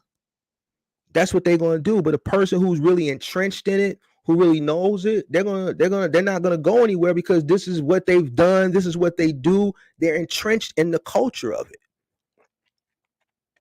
You know what I'm saying? I can't get on YouTube and I'm not a professional real estate flipper. I'm not a professional general contractor. I'm not a professional.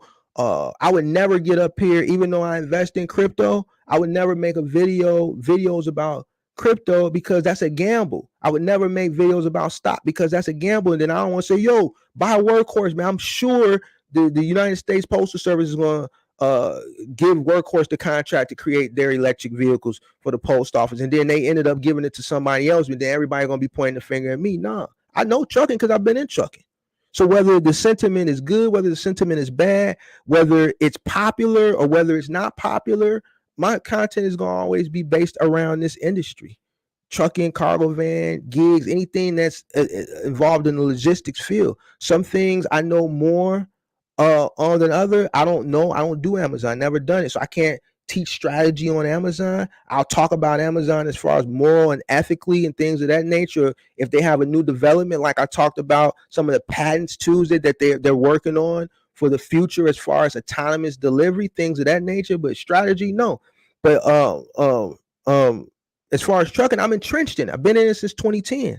So people have to find someone to watch that is entrenched in the culture that if things are good, they're going to be here. If things are bad, they're going to be here.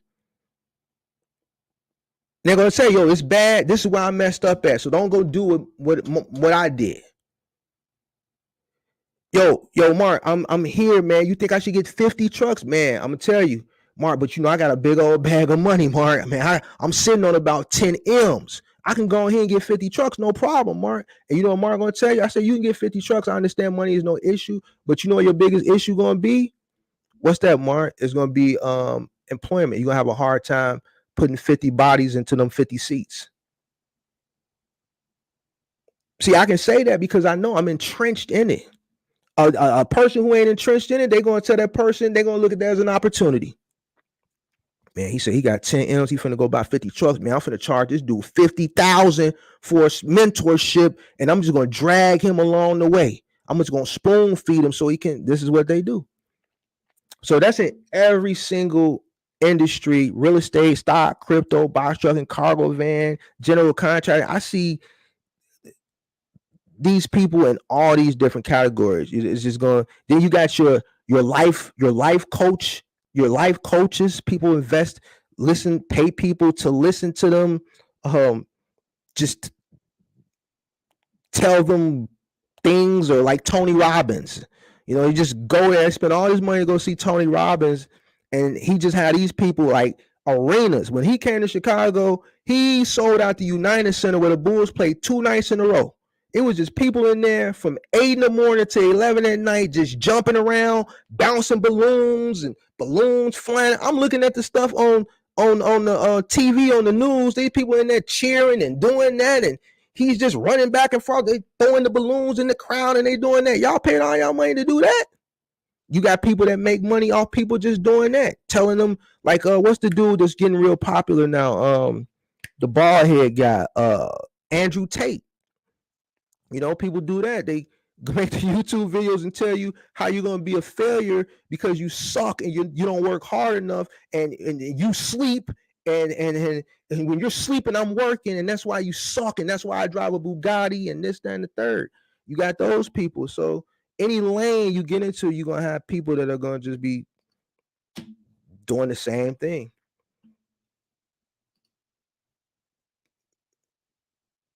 Did Umar build at school yet? Asking for a friend. I don't know, man. I don't keep up with Umar, Dr. Umar Johnson. I don't keep up with him. So I really don't know. Is the box truck industry dead? No, the box truck industry is not dead. The hype is dead. Only 5 states I heard, people racking up in 15 states. I had a consultation with Thumbtack today. It went well. Probably going to get it popping. That's good, man. I'm glad to hear. If you had employers, you can still get pandemic money. I'm not sure. Thumbtack is in garbage. What Thumbtack is doing now, they're transitioning to IPO. So they have to show They have to show profit. Now, I don't know if they're thieves. I can't say they're thieves. I've been with Thumbtack for some years now. What I do see them doing is they're tightening up. And I know this because I've seen companies do this all the time when they're transition and they're getting ready to IPO. So, if you're going to go on Thumbtack, I would suggest you use my code so you can get the free money. And when you're utilizing that free money, teach yourself, learn your category. If your category is moving, you need to look at the competition, see what they're charging, use those analytics that Thumbtack has, because you don't have the review, so you don't have the rapport with the consumers when they're looking against other people that have reviews. So you really have to set a strategy, set the right price point, make sure you have pictures, make sure you do a good description.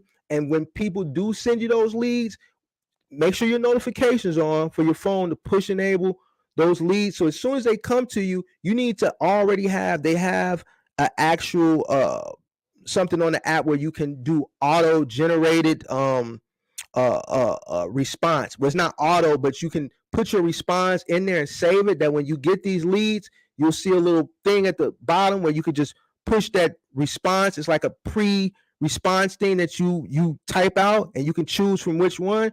Boom, you hit it, it'll automatically send them that, so you don't have to type it out each time. And then when you send it, let them get it. I give them a minute, and then I call.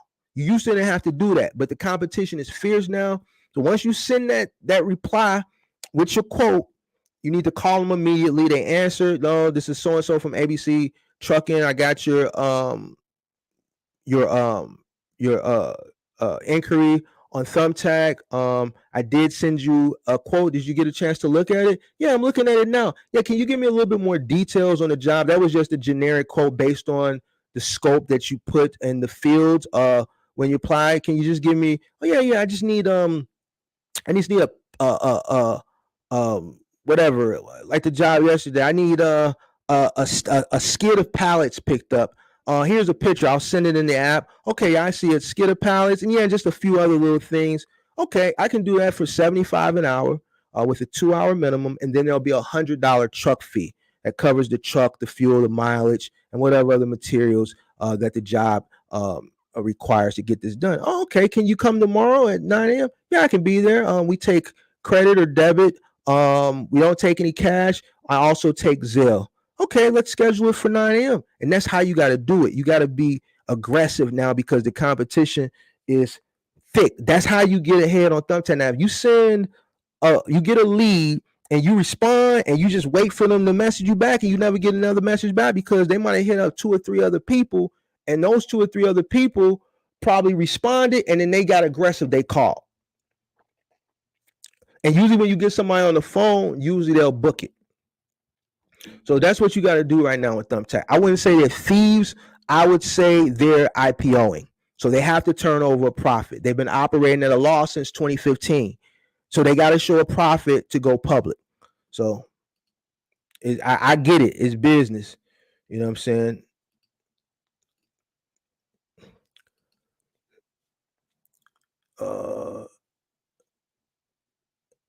Axel, let me see. I was a contractor for over 20 years before becoming a carrier. Everything that goes up must come down. True. What are my suggestions? I think I gave them. I know this is probably in the earlier part of me talking, but if you don't have box truck money, there's other ways you can get into the logistics or the trucking industry. You can enter in at a cheaper cost of entry with a cargo van or a sprinter van. You can start out making money in your personal vehicle to invest in a cargo van or sprinter van. I've shown lanes where you can make great money in your personal vehicle. Zara, StockX, they're doing guaranteed runs, guaranteed rates for delivery right now in your personal vehicle. I showed loads on Roadie that were paying $500 to $1,000 to deliver for Fanatics. Same thing with Thumbtack. All right, when Thumbtack was trying to get service contractors on the app and get people using the app, they didn't care about spending the money. They had billions of dollars to spend. Fanatics is doing that right now. They're spending the money. They spend as quick as it come in, they spend it. They don't have no problem. Here, man, we want to get this done. We want to show the consumer we can turn around quick. We don't want this sitting on roadie that long. What is this? 20, 29, 30 stops, 60-mile radius in the city of Chicago, $600. Just put it out, $600. We don't care. We got another $700 million coming in for Robert Kraft. He finna give us $700 million next week. They getting the money in. They already evaluated at $31 billion. So you want to jump on opportunities like that in your personal car while the getting is good. And then when it ain't good no more, you want to rotate to something else. You know what I'm saying? That's how you got to do it. Now, if you want to enter into it with a box truck, then you got to exercise extreme caution, especially entering into it now. The economy is bad. There's no signs of it getting better. We still haven't seen the bottom for spot market rates. Spot market rates right now are currently below cost. All right. And once again, we still haven't seen the bottom. All right. I would suggest you turn on your notifications for freight waves. I think most people who run spot market, they need to read freight waves every day. So you can keep up. If you're not knowledgeable on macro and economics and things of that nature, as far as a whole scope, then just look at freight waves every day. And then if you can't make out what the articles are talking about, then you can come to me and then hey Mark, what you think about this? You can DM me. There's people that DM me, send me articles all the time for me to explain to them in layman's terms what this means every day. I have no problem doing that. All you gotta do is ask and send it to me. So you have to stay abreast of what's going on. You can't just be in this industry all willy-nilly and just wake up, brush your teeth, wash your face, go to the yard, get in your truck and drive, and you don't know what's going on around you. And then when it hits you, you trying to figure out, well, why did the rates go down? And Marky Mark said this was going to happen 4 months ago. Or if you or a person who have been keeping up with what's going on in the economy, the news and everybody else, they're not going to tell you everything, but they're going to allude to certain things. And when they start alluding to certain things, then you have to start doing your due diligence to look into what they're alluding to, because it may affect you in your business. All right. You may have had a good little run and you like, man, okay, I got the little money I saved up. I'm finna go get me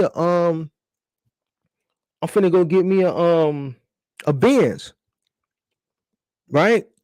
And you go get this Benz, and then the very next week, fuel goes up to $7 a gallon. The rates drop below cost, and you just went and bought a new Benz. But if you'd have been paying attention to the industry and the economy, all the signs and Mark and whoever else that builds content based around it, and the news would tell you, there's a possible war that's going to break out, and so and so and so and so, and UPS is threatening to strike, and this is going on. The railroad finna go on strike, and if the railroads go on strike because they fighting for PTO, they want 7 days off PTO, and the railroads, Union Pacific, ain't going, and if the railroad stop, that means the freight stops. And now you ain't got no load. But last week you went because you weren't doing your due diligence, you weren't keeping up, and you weren't staying abreast of everything. And if you would have just stayed abreast, you wouldn't have went out and jumped out the window last week and went and got the S580. And now you're paying $2,200 a month. You would have held off a little bit. So you got to stay abreast.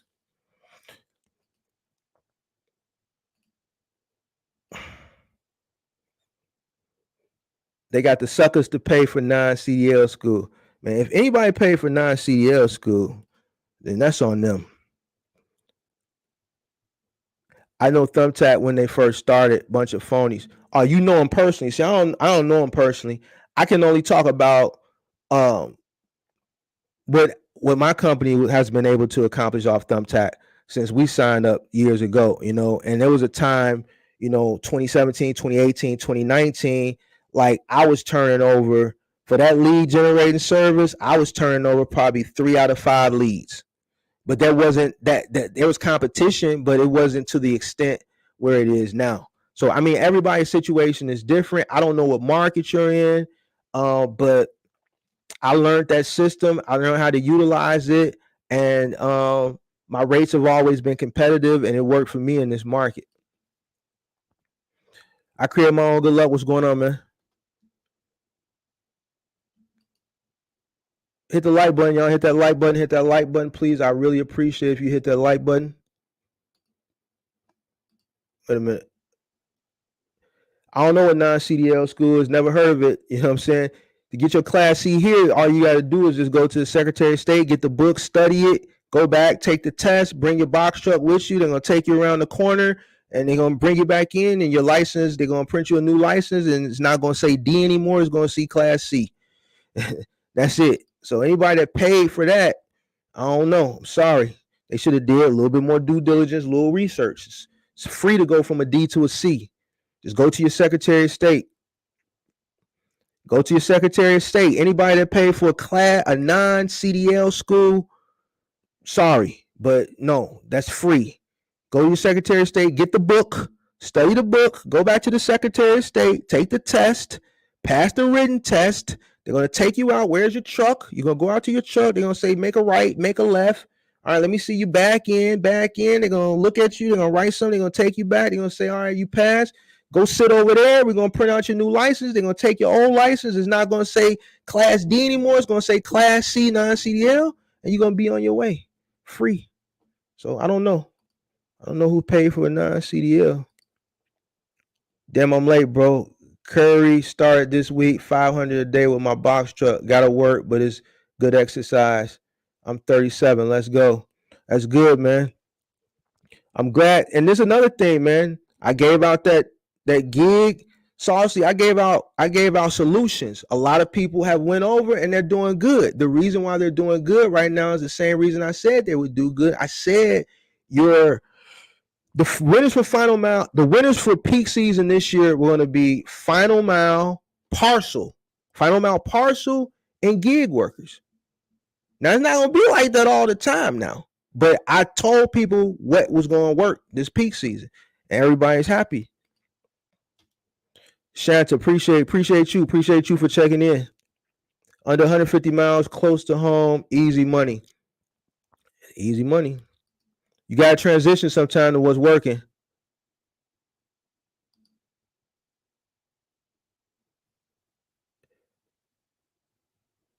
There's a few people from Ohio in here. Jay Sneed from Ohio. It's the Walk from Ohio. Axel, you from Ohio. Some Ohio. I got some Ohio people in here. No, I'm in Chicago. I'm not in Ohio. I'm in Chicago. I'm in the Midwest. Just a little bit west of you. I ain't in Cleveland though. But shout out to y'all. You know, we like Bone Thugs and Harmony. You know what I'm saying? I grew up on. Well, I didn't grow up. I was 14 when Thuggish Ruggish Bone came out. So you know, I was a freshman in high school. We love Bone in Chicago.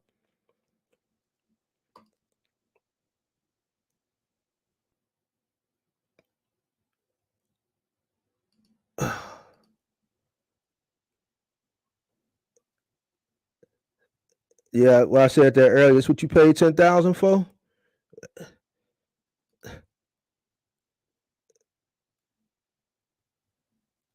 Don't remind me, Ansel. Hit that like button. I'm just trying to get to the questions. Let us know. Let me know where you're checking in from if you came in late.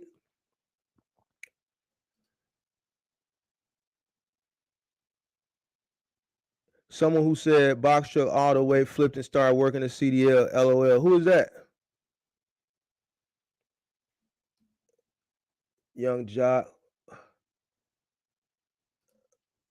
I see one this peak season that I had a little respect for a drop. And the video the other day, like they are running it with Amazon Peak, and Peak this year is definitely not like the past couple. Well, you know, I can only go off what people that run it say because I don't do it, and I haven't heard anyone come into my live say they've been seeing any success from it. You know, I'm going off the engagement of my subscribers.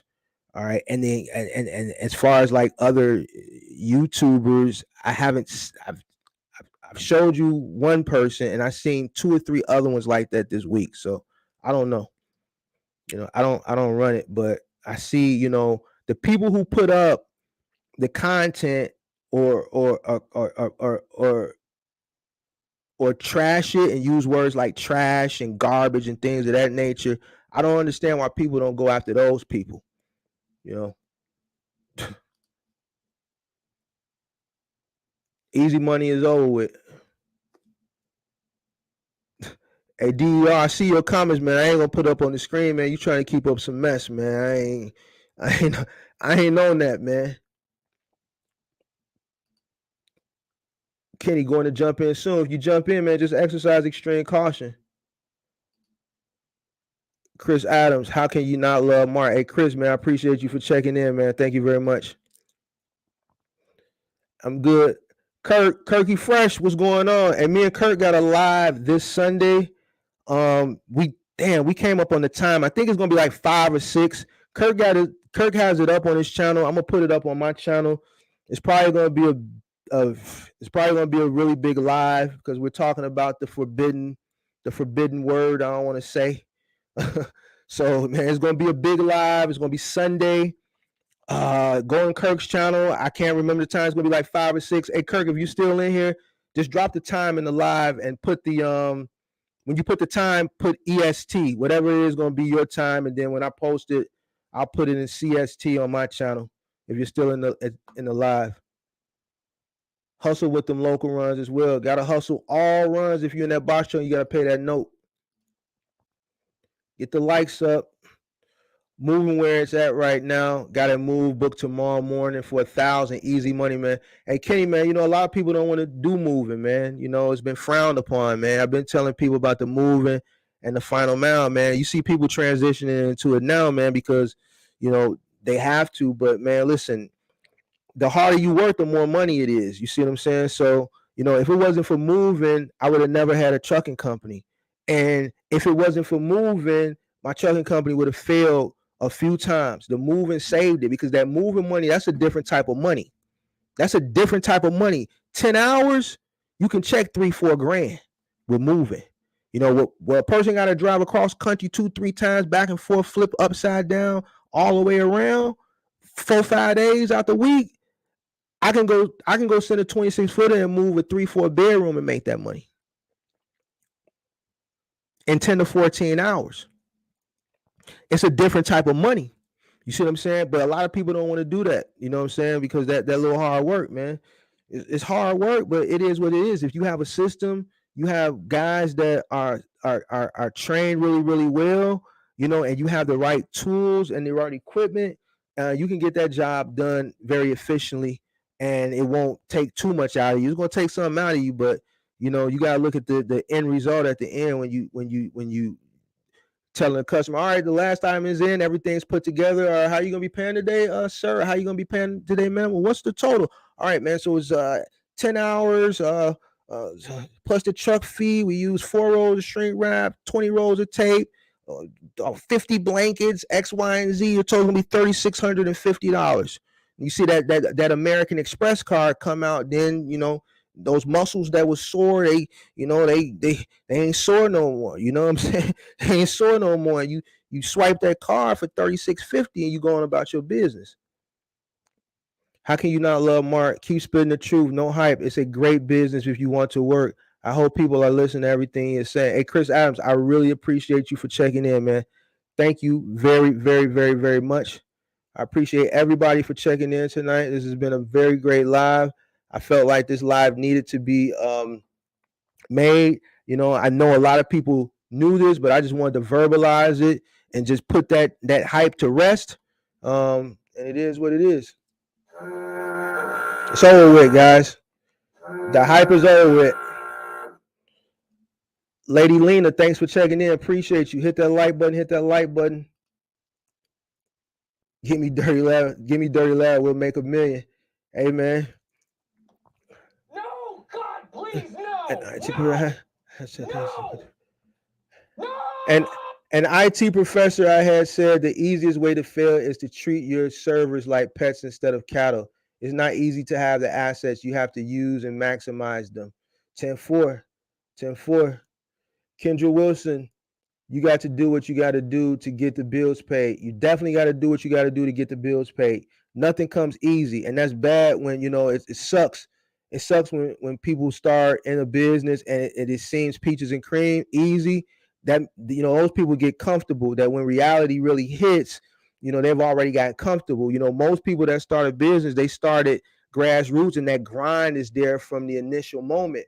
Unfortunately, due to all the events that occurred, a lot of people that got into this industry last year, they got in and just started making easy money. They never seen that grind. And now that grind is here. You know what I'm saying? They just don't know what to do, and it's unfortunate. Birmingham, Alabama in the building. Damn, Mark, you do what you have to do, bro. Yeah, you gotta do what you gotta do. You gotta do what you gotta do. What's up, Daniel Allen? Thank you for checking in.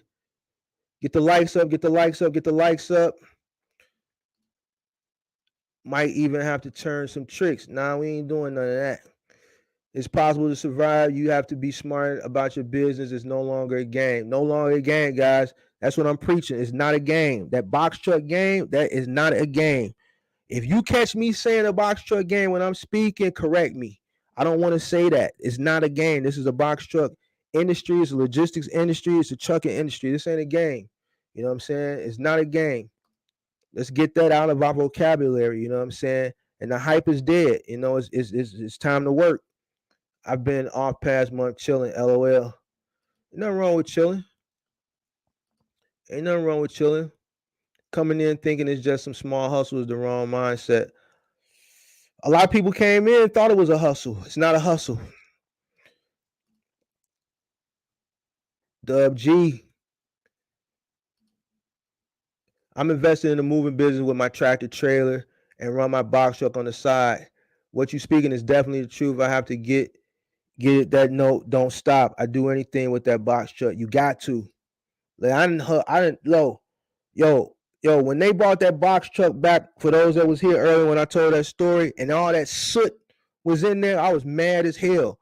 But I had to do what I had to do. So I took some of that money. I went to Menards. I bought a power washer. I power washed it, did the best I could. But I couldn't turn that money away. You got to do what you got to do. I didn't look at my truck at that moment as a truck for moving. I took all those blankets off, all the tools, the dies, everything. I sent them to do that job. I looked at that truck at that moment as a tool and not a moving truck. I looked at it as a tool, and I made that money. You see what I'm saying? You got to do what you got to do sometimes. Queens in the building. Shout out to all my mentor gang members. All my mentor gang members, mentors gang members. Shout out to all y'all. Shout out to everybody that's part of the mentor gang in the building. All my mentor gang members, you know them when you see them because their name come up in green with that little icon behind it. You even got some of them trying to work OnlyFans now. Hey man. Hey man. Hey man, chill out, man. Chill out, man. Chill out. It's a mindset. I wouldn't give you some bad sauce.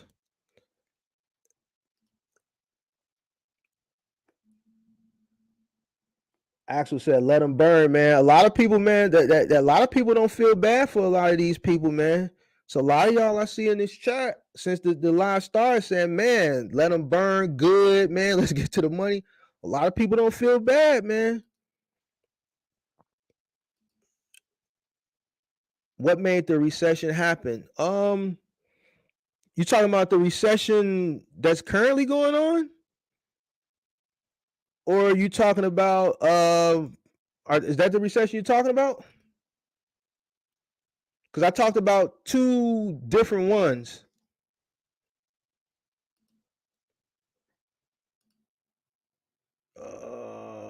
I'm saying grind right now. Let's see. Hit that like button. It's not your field, Marshall. Don't talk about it. Hey, man, when I talk about stuff, I talk about what I know, man. You know what I'm saying? Ain't nobody gonna tell me what I can and can't talk about, man. Last time I checked, man, I was an American. I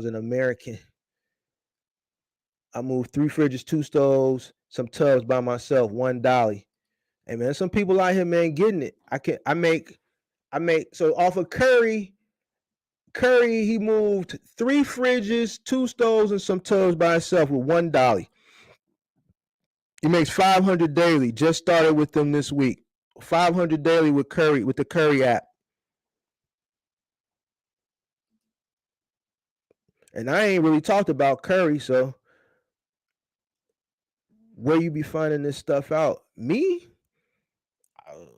I've been doing this since 2010, so I'm entrenched.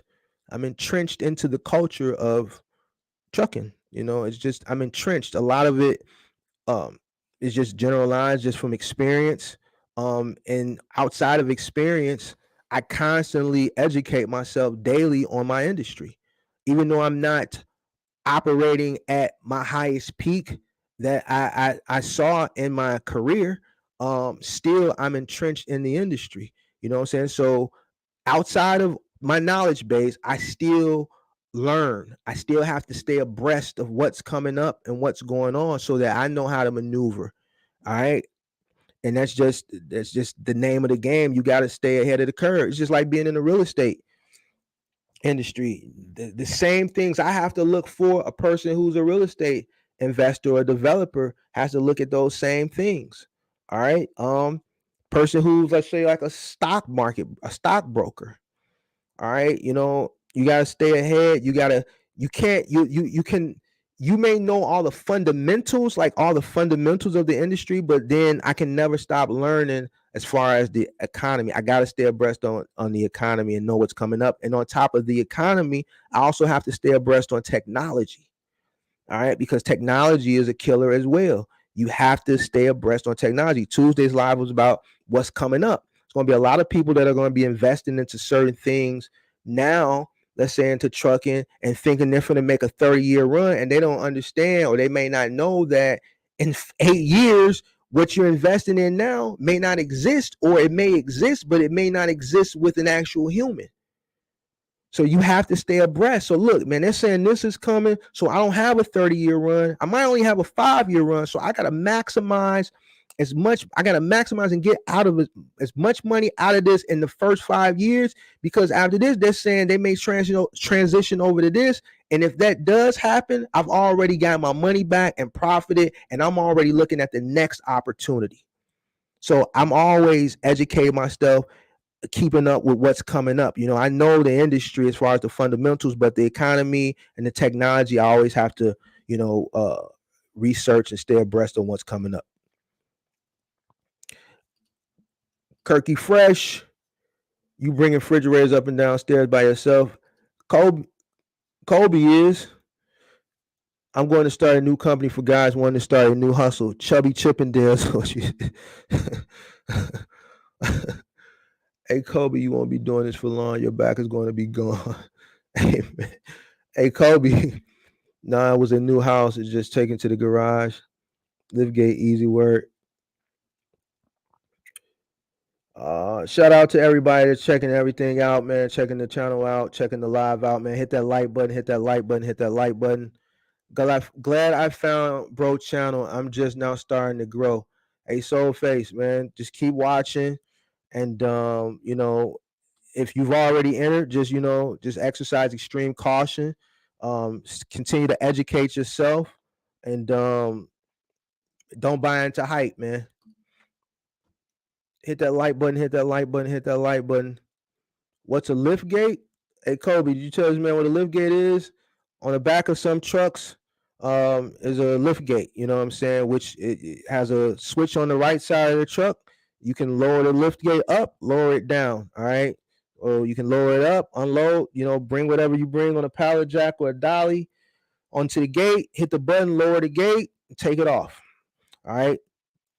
It's an easier way to load a truck versus the other option would be a ramp.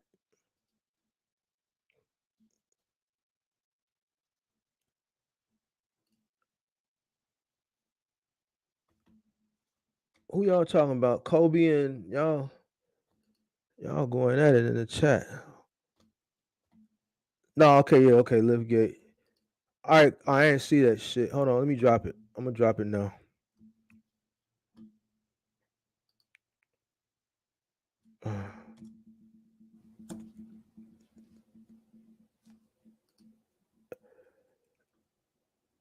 Ironically, it's a trucking company though.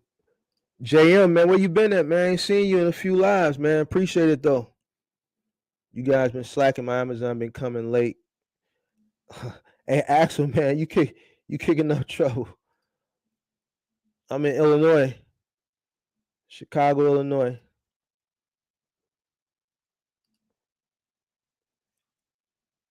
If it's a recession, we shouldn't be spending like that anyways. We definitely shouldn't. I haven't been spending frivolously.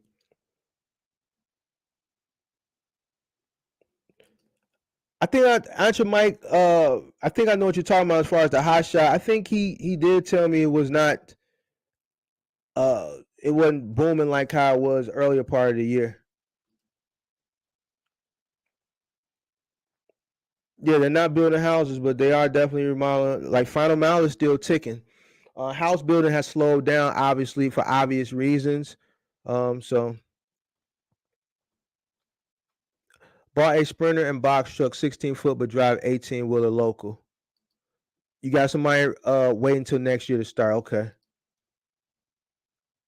North Carolina in the building.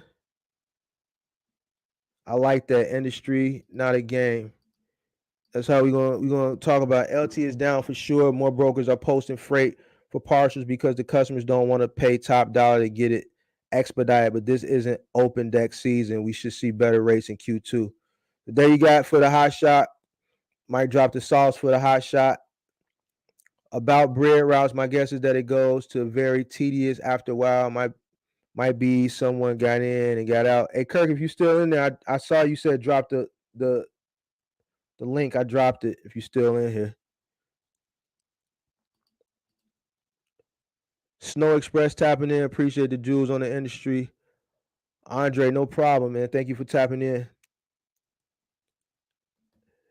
Your channel is the truth, dude. Been doing this a long time and learned so much from you, Kim Folk. You need to start a school, Dallas, Texas. You like Moses right now. Now lead us down the yellow brick road. Man, I'm just doing my part, man, to, spread the truth. And that's all I can do, man. I just want to spread the truth. And sometimes the truth hurts. Sometimes it may be a little harsh, and I try not to make it harsh. But the truth is the truth, and I think people need the truth. And I know a lot of people, and this wasn't to, you know, you know, I know I talked about the professional content creators, the fake gurus, the entrepreneurs slash YouTubers, and there were some entrepreneurs slash YouTubers that did have good intentions. The unfortunate thing is that when you're coming into an industry, I'm gonna say this again, and I don't want anybody to take this the wrong way. In an industry like this, where people invest in tens of thousands of dollars, one is the consumer. If you're going to invest into somebody's content or mentorship or whatever, you have to understand what you're investing into, and then if you invest into that, you can't fault anybody but yourself, especially if you're watching someone who's showing your journey that's telling you they just entered the game. They can only show you so much and give you so much. They're not going to have years of experience to forecast and tell you things, and when shit hits the fan, they can't even give you a solution to get up out of it because they never been in that situation before, because they got into it when you got into it. So I don't want anybody to feel bad. I'm just being honest. You know what I'm saying? And that's why you see people flying up out of this thing off of YouTube because it's not working out. And when you invest into a business, it's gonna be good seasons, it's gonna be bad seasons. But if you're really invested into this and it wasn't fly by night, then you're gonna weather the storm. You're gonna do whatever you got to do to get through it, and then that's gonna be what it is. I see you on here, Kirk. Give me 1 minute. I've been through it. I had to do what I had to do. Listen, if I'm in a business and you paying me the right amount of money and you telling me it's a pound, it's tons of shit in the alley and garbage bags, it's not going to spill, and I need that money and it's wrapped up. If I got to send a truck and go do that shit myself to make sure shit gets done and my bills get paid and my truck don't get repossessed, I'm going to go in that alley, I'm going to take them garbage bags of shit, and I'm going to take that shit to the dump. I'm going to go get it by any means necessary. And I think, now I'm exaggerating, but I think that's what people need to hear, man. You know what I'm saying? To get to this money to get shit done. And that, it just is what it is. Hey Kurt, what's going on, man? What's up, man? Hey man, it is what it is, Man, man. Hey man. man, I wake up at 5, man, and I'm telling you, man, I can't sleep, man. No? Where you at? You on the road? You on the road? Now I'm still over here in Texas, but the live, man. We talk about this whole entire live, man, and it's crazy. Yeah, Um, man. I don't know what to say, man. I mean, a lot of the things you say, man, I try to warn people on my channel, especially when it comes down to the illusion of it. But you can do but so much. You know what I mean? Mm-hmm. Um, I think one of the most damaging effect of a lot of people coming out here, especially talking about the hype, is the money that people have lost. Mm-hmm. And some of the stories that I heard is just insane. Now I do stuff on my live a lot of times. I'll drop the link and I'll tell people if I ever rip you off, the link is there. Click it and come and tell that if I ever rip you off, of charge you for something that what I Mm-hmm. mean, Mm-hmm. that you felt that you were cheated out of. You know what I mean? Mm-hmm. And I don't know. I think as a black community, I think we need to do better. As a consumer, when you're buying stuff, I think you need to focus on. Me was talking about this. I think a lot of people. We were talking about this Sunday. Forget what the original intention was coming into business. Mm-hmm. Uh, they were more focused on what is behind. You said the cars and the clothes and all that stuff, and they Mm-hmm. forget that just spend 80,000 to get a truck. Mm-hmm. Then you turn around, spend another 25,000 to get in. Mm-hmm. With and let me say this: people might not believe this, you know, but there are people that came in this box shop business and they spend well over 100,000 to get in.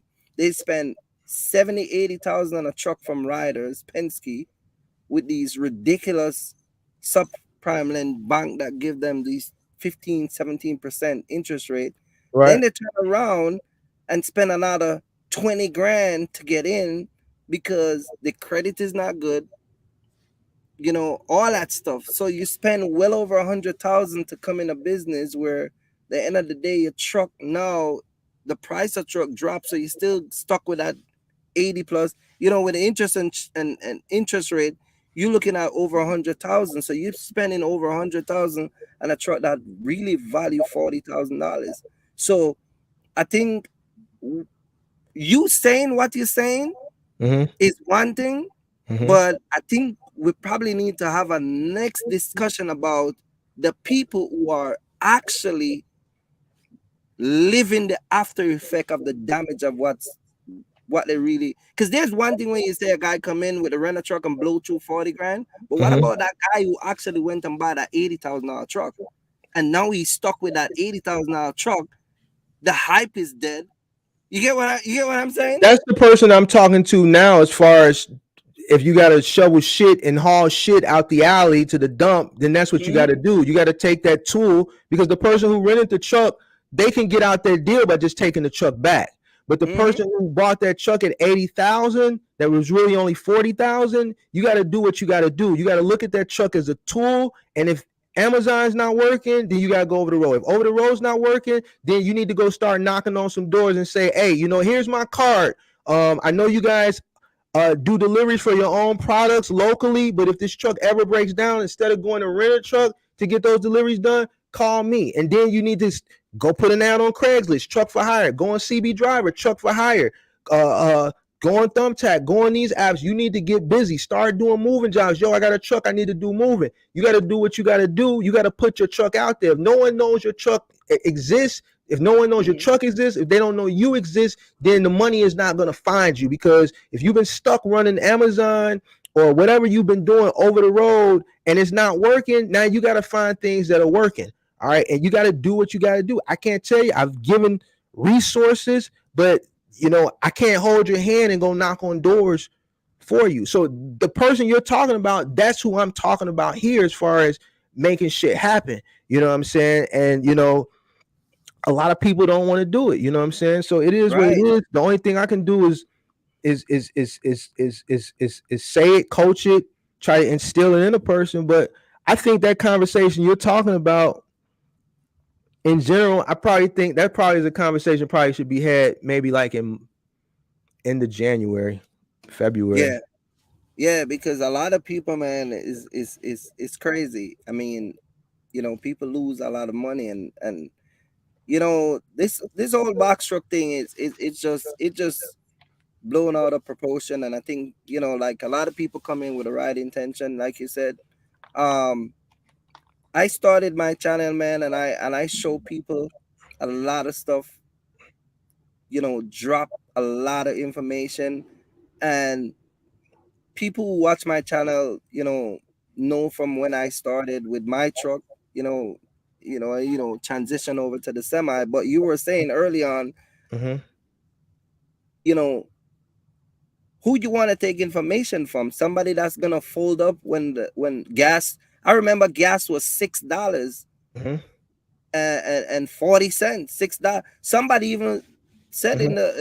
in the live one time, gas is gonna go up to $11. Mm-hmm. You get what I'm saying? And I was still out here grinding and still doing what I'm doing. And I remember a lot of those YouTubers fold up and become different. They go into different revenue that still had something to do with the box shop business, that still were capitalizing off people by still misleading people. You get what I'm saying? And it's sad, man. But there's nothing we can do. We can't take nothing back. People came in, they lost thousands of dollars. Um, People go in their personal. Listen, I spoke to people that break down on the phone and cry because they lose that much money, and it's just sad, man. It's sad, and I don't know. I don't know. Just like this Amazon thing, it's the same thing. That you have somebody spend 80,000 to 80,000 to come into Amazon, Mm-hmm. then they turn around and spend another 20,000 to get mentor, or 15,000, whatever they spend, and now you don't get that stuff. Peak season didn't show up. You get what I'm saying? And now you stuck. It's crazy. It's crazy. And I said all this was going to happen, and you know, and so but that's just a testament, like you're saying, and to It's sometimes I crazy, wish. man. I said this the other day, or maybe it was Sunday. I said, sometimes I wish maybe if I was on YouTube in 2020, 2021, maybe I would have been able to save people, but I would have been probably the only one preaching No, what I've been preaching. you And you you you wouldn't be able to save people because people curse me out in my life and tell me that. One dude, I'm telling you, when I brought up rental, for instance, and said, guys, it's okay to rent a box truck to hmm start, but hmm it's not a long-term business investment. hmm It's okay to start it. You get what I'm saying? And yeah, what I mean by that is, if you're gonna come in the box truck business, let's say you're dealing with your finance. Like, I just had a guy a few weeks ago. He was going through his personal bank. It took a little longer than he expected. You get what I'm saying? hmm It's cool to say, I'm gonna start my business with a renter truck hmm because I'm in the process of getting finance to, get my own truck. hmm So a month ain't gonna kill a guy because you're still learning. You're still hmm coming out here, getting your feet wet, run around, get familiar with areas and things to do. You get what I'm saying? yeah, That's fine. But what I'm telling people on my live, don't rent a truck and then expect to be out here 2 years, 3 years, 5 years, and think you're gonna be making money. It's not. And people curse me out in the midst of all of this that was going on.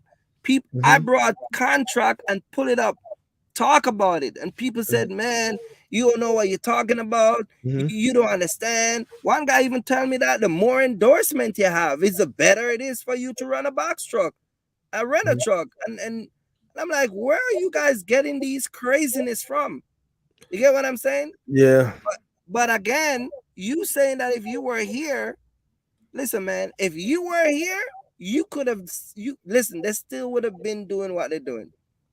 You get what I'm saying? And I True. think, but But if I would have been able to help just a few people, a few hand small people, I know I would have been, fighting a good fight. Man, they probably would have put a bag of money on my head, man, because I'd have been messing people money up, man. They would have put a bag of money on my head, man. So, no, man, but but I just, but then again, that's why I'm saying, it probably was a blessing that I didn't do it because, I would have. I would have looked like, even to the consumer that was buying into the hype, I would have just looked like a hater, a naysayer, because you know what I'm saying, everybody was buying in and everyone's making money. When people are making money, they don't look at the bigger picture because they're so engulfed in the present. Mm-hmm. You know what I'm saying? And that's just not a good character Mm-hmm. trait of a successful business person, because you got to Mm-hmm. always be forecasting for the future. When the money is good, you can't get caught up in the fact that it's good right now, because it's not going to be like that forever. And Mm-hmm. I think about that, but Yeah, God puts you in the right situations at the right time. So the time that exactly. I came on, then that was the time for me. So. Well, let me say this, and I'm tomorrow I'm gonna try and send you the link when I get off. But and June, it was Father's Day, right? Father's Day is in Hmm. June, right? Hmm. June 17th, Hmm. I did a live, Hmm. and I posted my live. I did the live on Father's Day, and I call a couple YouTubers out, not only by their name but their channel name. Hmm. This was in the same hype that you were talking about, Hmm. and people, I'm telling you, Hmm. people still curse me out. You get what I'm saying? Hmm. Oh, you haters, you hating on them and this and that. And I'm telling you, you just gotta let it be, man. You try Yeah. to save them in many ways, and people. Let me say this: every time you do something, like say you do this right now, you're gonna have a bunch of YouTubers. They're gonna go on Instagram and post that you're hating on them. They're gonna make videos and say, "Oh, you're pocket watching them" and all that nonsense. You get what I'm saying? I don't really Because get that. I got it one time, not pocket watching, not hating, but I mean, everybody knows the situation I had. You know what I'm saying? But I I, really don't get it. But I hear you. okay, fine, but you're pocket watching. But the people who are saying these things, the problem that the things that they fail to see is you're coming up with these words, and when we put you and Mark together, we're not even in the same level. Like you said, we're in different levels. Like we're not even on the same level. You get what I'm saying? Hmm. So they say I'm pocket watching, but when you look at what I'm doing and what they're doing, we're not even on the same level. Like, what are we doing? You get what I'm saying? Hmm. It's just a way for them not to hold themselves accountable, not to, they want to show their channel that I'm over here doing so good. And that's why I don't give a crap, man. I go on my channel all the time. I call people out by name. I don't give a shit if you want to get mad. Too Hmm. bad. That's why I bring up this whole entire keep your cell phone beside of you so you can call your mama when I start talking my shit, because Hmm. you gonna need her. You get what I'm Hmm. saying? Hmm. I said, keep playing games. What did I say in my live when in the hype, the Hmm. same hype? I said, keep playing around with this box strip business. Please keep playing game and see if your wife ain't gonna leave you. You get what I'm saying? People think I was joking when I say that stuff. Your girl gonna leave you. You get what I'm saying? People that Be- lost their wife. because you're putting your money.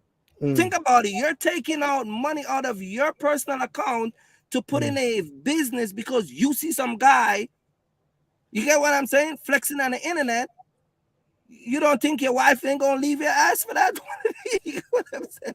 Yeah, I mean, yeah. If you blow through the family savings and things like that, yeah. But I hear that's you. what I'm saying.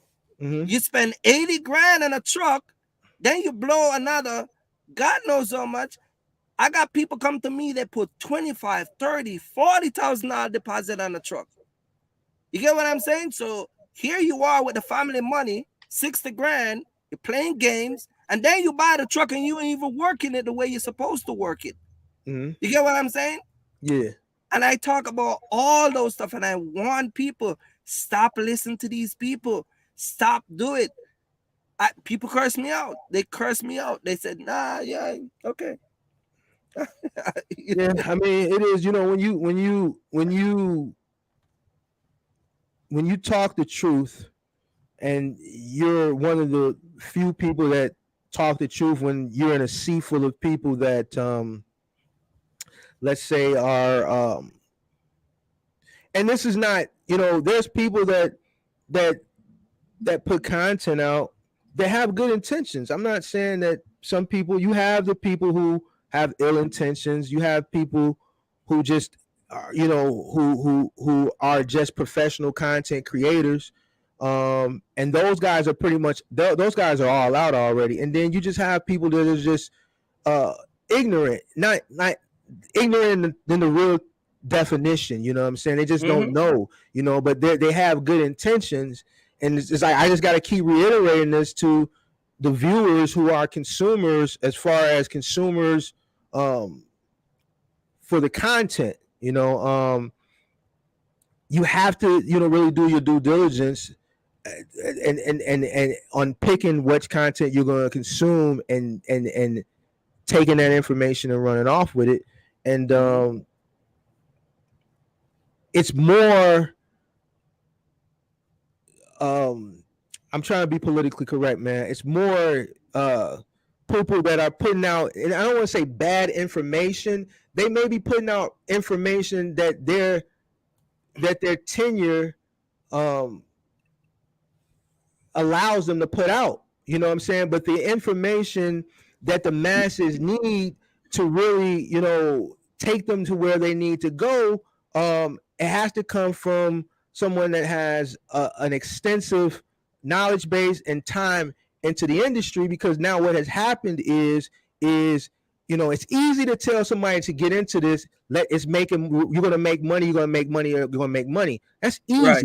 All right, but now what has happened is the tide turned, things went the opposite way, and there's not enough people that are providing solutions on how to maneuver through what's going on now, right? Why? Because those people that were those professional content creators and all those people that I talked about, the gurus, the people who just lack the knowledge, they've never seen something like this happen before. So they're trying to figure it out for themselves too. But you gotta remember too, a lot of those content creators put content out to turn around and favor them. It only benefit them. You get what I'm saying? So let me give an example.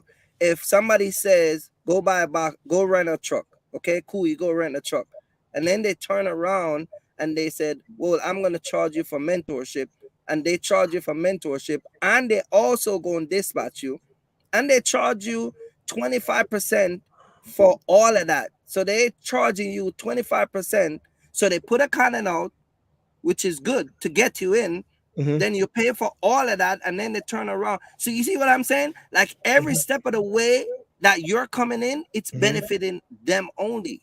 You get what I'm saying? So you have a content creator who said, look, man, I'm at a truck spot. You can get a rental, cheap rate. I got the hookup. Boom, you fall for that, right? Then you go in, you pay for the mentorship, whatever that is. Okay, you fall for that. And then they said, let me turn around and dispatch you, but it's going to be 25%. So by the time you end up coming in the box shop business, you lose so much money that most people, it don't even last a month, because financially it doesn't make any sense. You get what I'm saying? Yeah. And you talk about this on your channel Sunday about the semi.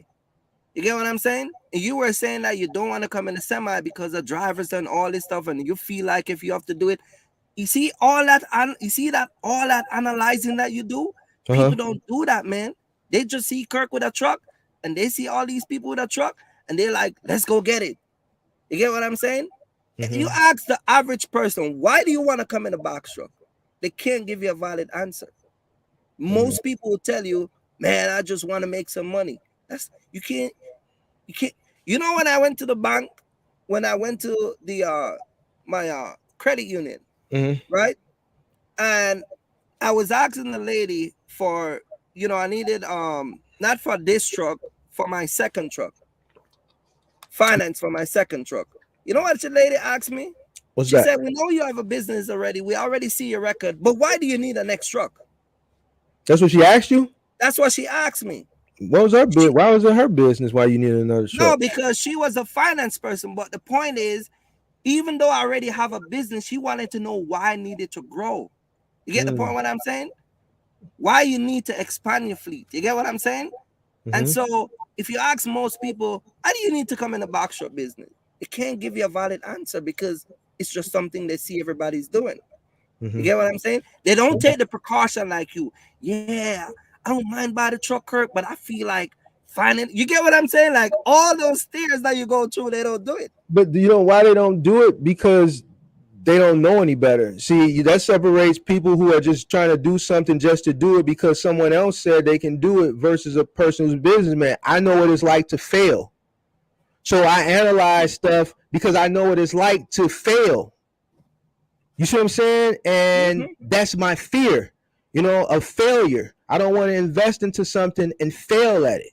All right. So I enter into things exercising extreme caution because I've had businesses that have failed, just never got off the ground and never uh, peaked, never went anywhere. I've seen ups and downs in the trucking industry. All right. So, I know what it's like to fail. Some people don't know what it's like to fail, to exercise that extreme caution. You see what I'm saying? So that's what separates me and you or other people that are in business that do analyze things before they invest into things because every person that's a business person has failed. You know what I'm saying? So I have to exercise my extreme caution. I analyze things to a T. You see what I'm saying? Because I need to make sure I'm not jumping into something without having a full knowledge of what I'm getting into from every aspect before I pull the trigger. Before I pull the trigger. And a lot of people, but in this situation, let me say this. In this situation, a lot of people that invested money into this, it was easy, free money. I'm not speaking on Right. everybody. I know there's some people that pull money out their pension. There's some people that pull money out their savings. There's some people that probably spent little Timmy's college tuition. You know what I'm Mm-hmm. saying? This, that, Yeah. and the Yeah. third. Now, I'm not talking about those people. Those people are a sad situation. I'm talking about the people who came up a lot of money due to stimulus, all right, and scams, stimulus scams, all right. Right. They when you get free money, you don't do due diligence. But I tell you one thing, and there was a lot of people that didn't get the free money that didn't do the due diligence. But most people in Right. typical situations, when you're spending your hard-earned money that you had to bust your behind for to make, you're gonna do a lot more due diligence because it's harder for you to let that money go. It's Right. harder for you to let that money go because you have to work so hard for it. You know what I'm saying? You have to work so hard for it versus the person that got a bunch of free money and they were just looking to spend it. So Right. it's a difference. I've had to work hard for every single thing that I got. Everything that I got that God blessed me with, I had to work hard for it.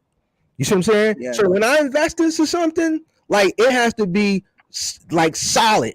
You know what I'm saying? Because Mm-hmm. the money that I'm investing into it, I had to work hard for it. It wasn't given to me. All right. So I cherish it. You know what I'm Yeah. saying? I cherish it before it parts with me. You see what I'm saying? And I think that's the difference. And I think that's why a lot of people frivolously spent money for this box truck stuff because they didn't have to work hard for that money. Right. Yeah. You're right. Yeah. And they spend a lot, and then they take advice from people that just started 6 months ago. I remember. I remember. I remember when I came on YouTube, people were coming in this box shop business, and they were taking 4 months, like 4 months, and they were full blown mentee. They were mentoring people, like it, Mm-hmm. every video they were doing consultation and mentorship. And I'm like, you just started. Not even, I remember one time I did a live, I said, you not even do a auditors yet. Mm-hmm. You know that first audit that you got to go through, your DOT audit. One guy tell, when he did his first year and he was doing his tax, he tell his subscribers, make a video, says, go do your tax, call 1-800 accountant or something like that. What? No, man, you a businessman. You got to sit down with a personal CPA. People, I'm telling you, people fall for that. Hey man, People do it, man. People do it. I know. You know what I'm saying? Unfortunately, I think this is, and I think we're gonna see this again. We're gonna see it again. It's probably not going to be to the magnitude that it was, for the past 2 years until Mm-hmm. it died recently. But we're going to see it again, Yeah. and hopefully by that time, there'll be enough good content out there, because this is the first time, you know, social media has saw box truck hype. Right. All right, you know what I'm Right. saying? It was the first time. So I think next time, it'll be enough good content out there, and people will Mm-hmm. exercise more due diligence. And I don't think a lot of people will fall victim not to, you know, consuming content that is not benefiting them, but actually doing the research themselves. And there'll be enough content like my content, your content, other YouTubers that provide good content, that they'll be able to Yeah. find, and it'll be solid information, and they'll know it's solid information, and they'll get.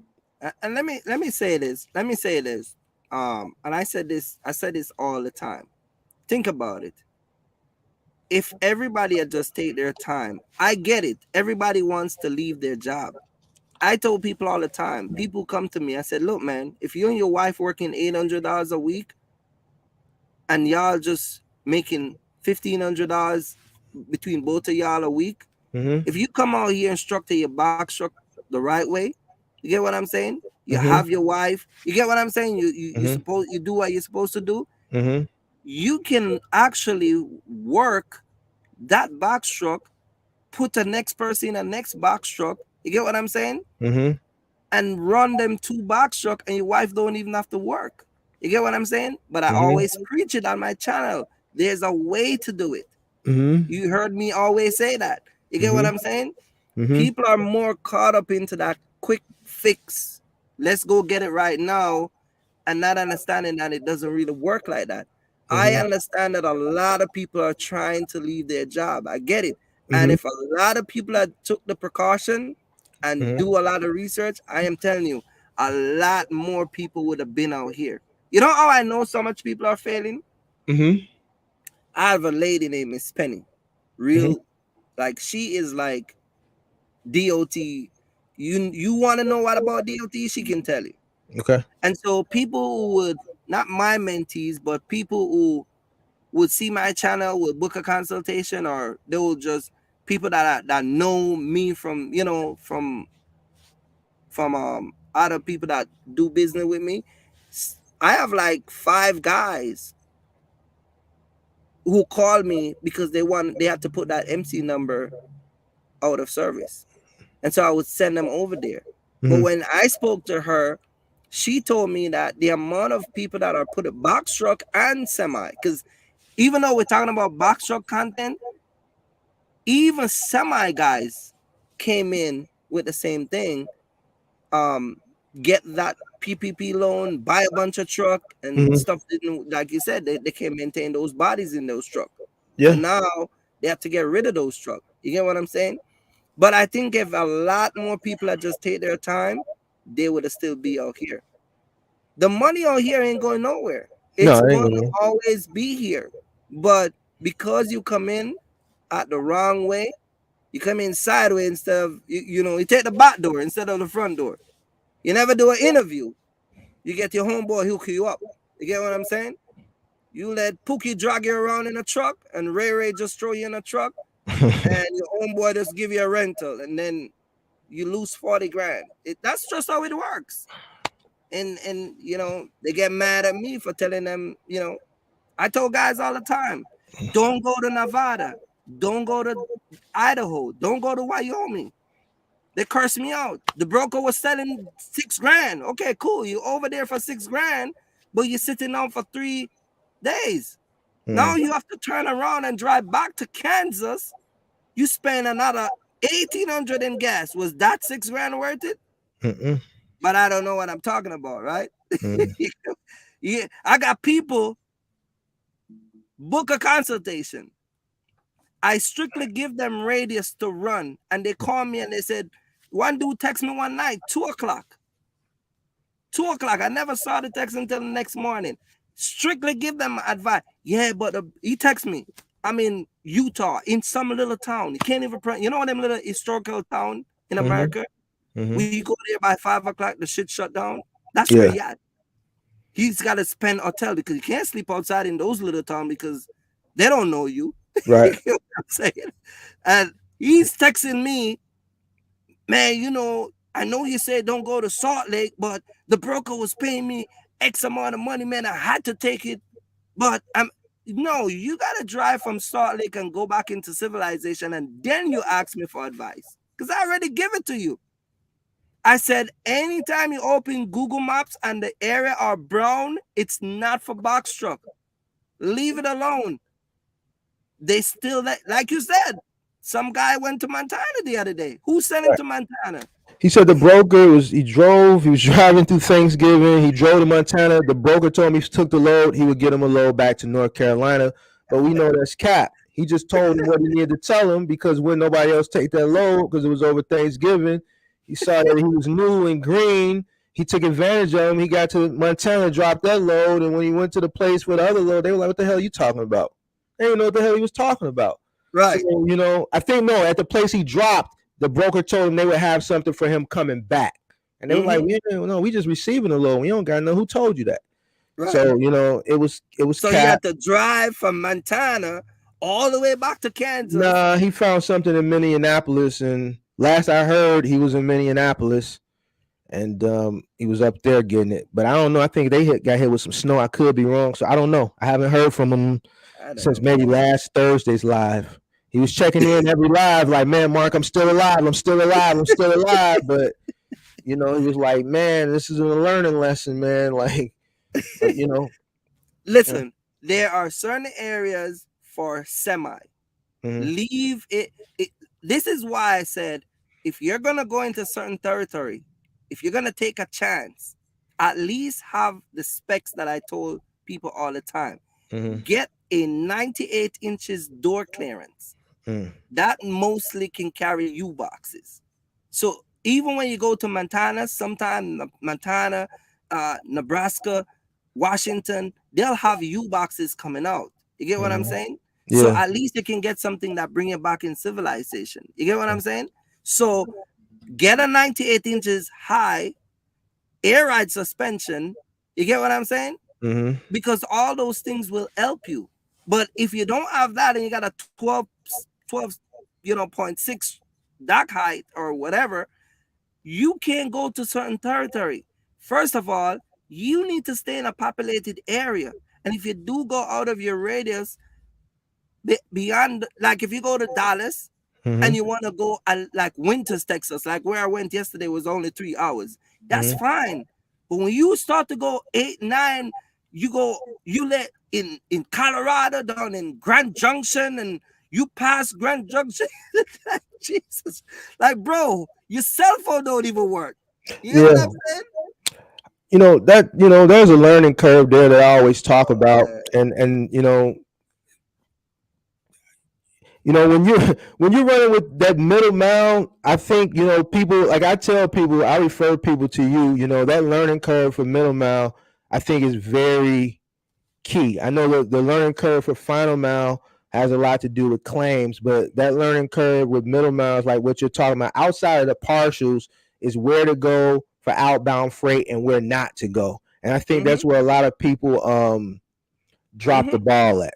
A lot of people drop the ball. They look at that dollar amount. They'll see something outbound somewhere. And they look at that dollar amount and where it's going. They don't, they don't care. You know what I'm saying? They just look at that dollar amount. You see what I'm saying? And it gets them in trouble every time. So exactly. And like I was telling the guys on the channel the other day, if you have a box truck and you live in Georgia, you live in North Carolina, South Carolina, Jersey, you should be running to Chicago, from Chicago, because Chicago is a hot city. You run from Chicago down to Dallas. You run from Dallas down to Houston. You run from Houston back to Atlanta. You shouldn't be running around in areas that your cell phone don't even work. But see, when you tell them that, what I get, oh, it's cold up there. And this is for them guys that's in the South and the Southeast. They don't like coming up here. it's cold, it's snow, and they make excuses. But it's just like I'm saying, if you got that box truck and you gotta pay that notes, you gotta do what you gotta do. I hate the mountains, but guess what? I'm gonna be a scary SOB driving through the mountains. If I gotta drive through the mountains, I'm just gonna not look up, not look down. You know what I'm saying? I'm gonna do what I gotta do. So you know what I'm saying? It is what it is. But a lot of those truckers, man, like the YouTube community as far as subscribers, like I don't know if you look at your analytics, but even on Google Trends, the interest for a lot of people with that box truck is in the Southeast. They don't like coming up to the Midwest, right, to get freight. I talk to a lot of them because I got some that are mentees. They don't want to come up here. Yeah, most and I, listen, you can stay in, like, people call me and they want to do North Carolina, South Carolina because they live in Atlanta. You get what I'm saying? And I'm like, take for instance, what is it? About 15 hours. I think it's 15 hours from Atlanta to Houston. You get what I'm saying? And I told people, like, even if you run to Houston and then from Houston up to, which is 3.5 hours up to Dallas and back, you can be home by the weekend and still make, the average, money that a box truck would make. You know what I mean? Because your box truck would make an average about $5,000-$6,000 a week. And you only spend, based on the crisis that we had, but you can spend at least 12 to 15 out of that with gas. You get what I'm saying? And that's just doing one pick, one drop. Now, when I talk about partial, you're really going to make a little bit more, because even if you make $7,000, $7,500, and you take out, you're still going to come out with $6,000. But you're still going to run in a radius where the freight is going to favor you because you're not going out of that radius. You have to understand, your box truck is a special equipment. That's not what people are looking for on the dot board in thousands. You get what I'm saying? And any given freight that you're going to get, well, a lot of people don't understand. A lot of time, your box truck is actually bringing freight that is leftover. Your freight is bringing freight that is emergency. You're bringing freight that is an order that just they didn't complete it. So no, you get what I'm saying? Overages. So yeah, so it's all of those stuff that you're carrying. You get what I'm saying? And of course, you got you guys that just want 3 pallet, 2 pallet, 1 pallet. You get what I'm saying? But I'm saying there are special needs why your box truck come into play. It's not just people placing order for. I went to a place the other day. A guy they sent us 53 footer, right? I only pick up 3 pallets. It was the rest of the order. You get what I'm saying?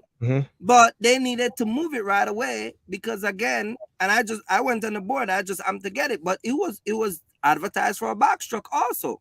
You get what I'm saying? So it's just all you got to remember. You're having a special equipment, so you got to utilize it the best way you can. But I think a lot of people just it's sad, man, the way people lose a lot of money. But also it's just sad that people don't even want to take the time to know how to make the money, because the money it's there. But I think a lot of people lose a lot more money than what they actually make off of this whole entire box truck experience. Within the past 2 years, the people that have entered within the past, so you think there are more people that failed out of all the people that entered in the last 2 years? You're saying more people failed at it out of those that actually actually made it. Yeah, I think I can. Yeah, I can agree with that.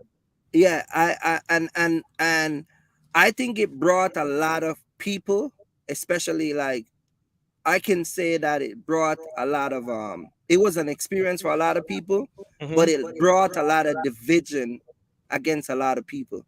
And I think it changed a lot of people's view on life, when not only just going in business, but angling money and, just interacting with different people out here. Who did you think the division? Where was the division at? Well, you got people, like, for instance, people borrow money. Now you borrow money, you can't pay it back. You got people, like I said, the wife, the girlfriend. I know people that like borrow money from their family member to come in this box shop game because they were taught, like you said, they were gonna make the bag. Mm-hmm. You get what I'm saying? So now you got dudes who actually come out of the business, can't pay the money back because they ain't got no truck no more. They have to give the rental back. What about them people that buy the truck, but they have to? You got people that are returning these trucks. Who's gonna pay for an $80,000 truck when they don't want to go over the road? You're talking about voluntary repo for people that have actually, Voluntary repossession. So who's gonna pay for those trucks? You get what I'm saying? So there's a lot of division. There's a lot of stuff. That's what I'm saying. It's more to it than just saying that these people are. The story is dark. You get what I'm saying? And I think people just need to, You've heard more stories. I've heard some, but some of the stories I've heard you tell that people have endured, oh man, entering into this. Like some of those stories you've said, man, those are horror stories. So I tell you this. If you were married and you wanted to leave your wife, just do mentorship. You said if I was married, if you were married, was married, okay, and you wanted to have a reason to leave your wife, go do mentorship. Okay. Man, the story you would hear would break you out. It would break you up in pieces. Also, some of the stories you've heard, like people have come and told you that they've getting divorces, their wife left them and stuff like that. Man, listen, man, I'm telling you that if you should just sit down and man, I got email. Let me tell you something about all these YouTubers. I got an email of YouTubers that is you think I call names? You think I talk about all the stuff that I know? Man, listen, man. If I talk about all the stuff I know and mention names and back it up with the receipt, it would be devastated on YouTube. You get what I'm saying? Yeah. And these are people who, because like people said in the comment section, man, I come across your channel, man. I like it, I love you, man. You're the realest. Like when people come to me and say, man, I knew when I paid that $2,000 and then I come across your channel, I knew I messed up. And they ain't getting their money back. They're not getting it back.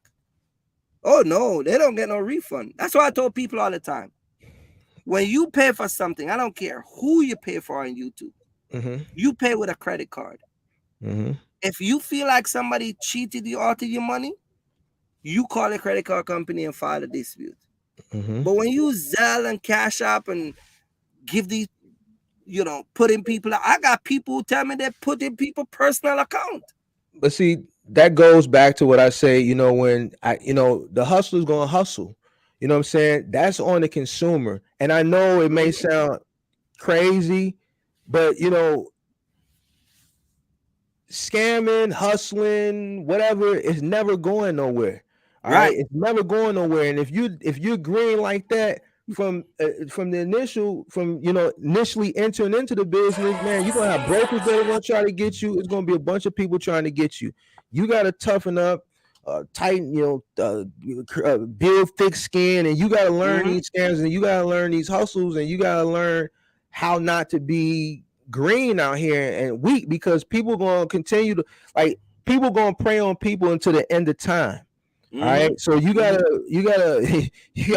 figure out how not to get preyed upon. You know what I'm saying? I get it. Some people just come from different walks of life and rural areas, with the white picket fence and things like that, and they just think everyone is such a nice person and things of that nature. But man, it ain't like that. You got, man, if you're gonna spend this type of money and you're gonna Zelle somebody, that's the first sign right there. You come to my website, man. First of all, you're going to put a credit card in. You're going to put your credit card. That's what I say. I have a merchant.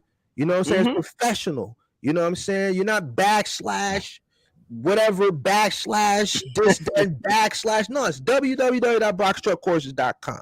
You know what I'm saying? You're going to put your credit card in. You're going to pay for a 15-minute, 30-minute, whatever it is. You're going to put your credit card in, and it's going to take you somewhere else. You're going to book, it's professional. You know what I'm saying? So that's the first sign where you should be able to, I know how to look through BS. You can't get me. You got people that wire money. You can't get me. I always use the 3-card Molly example. You go to Vegas, you see the person winning that 3-card Molly on the strip. They steady winning. They in on the scam.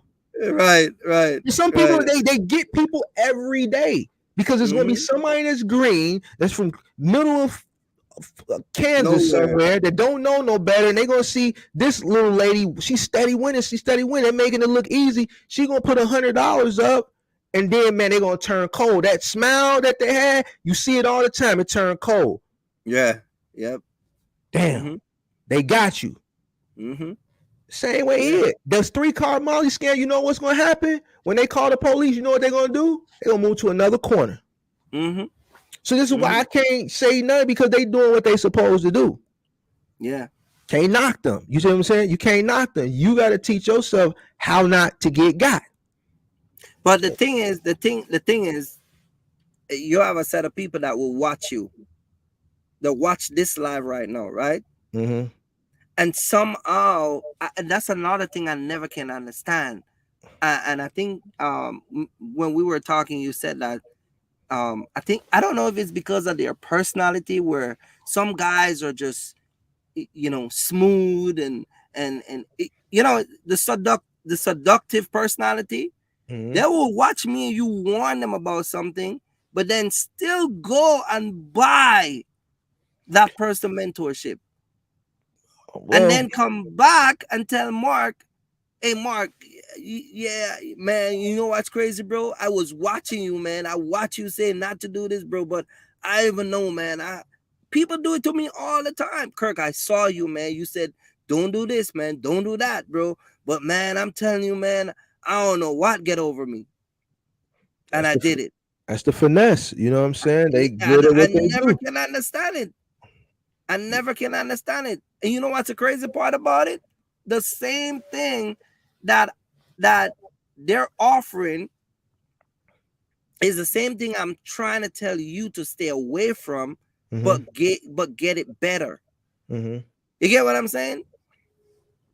They're telling you an easy route, and I'm like, it ain't no easy route. Ain't no easy route. Yeah, they're right. Listen, everybody who's gonna deceive you is gonna speak some truth. They're right about some of the things they're talking about. When they say come in the box truck business and do this and do that, they are right. But the whole scope of you maintaining that business is not true. Yeah. Like you cannot tell me you can rent a truck for a year and walk away being a profitable company. Like you can't tell me that. Not at this point. Not in the current times, but back like when we got started, you could. Exactly. You know Exactly. No. But not now. You got mileage cap, you got these crazy rates. And I told people all the time, you rent a truck. If the truck breaks down, guess what? If they give you a newer truck, you got to change that insurance. Now your insurance company raised the rate. Yeah. Because now you jump from a 2016 to a 2019. But see, the YouTubers ain't telling you that. They just tell you get a rental.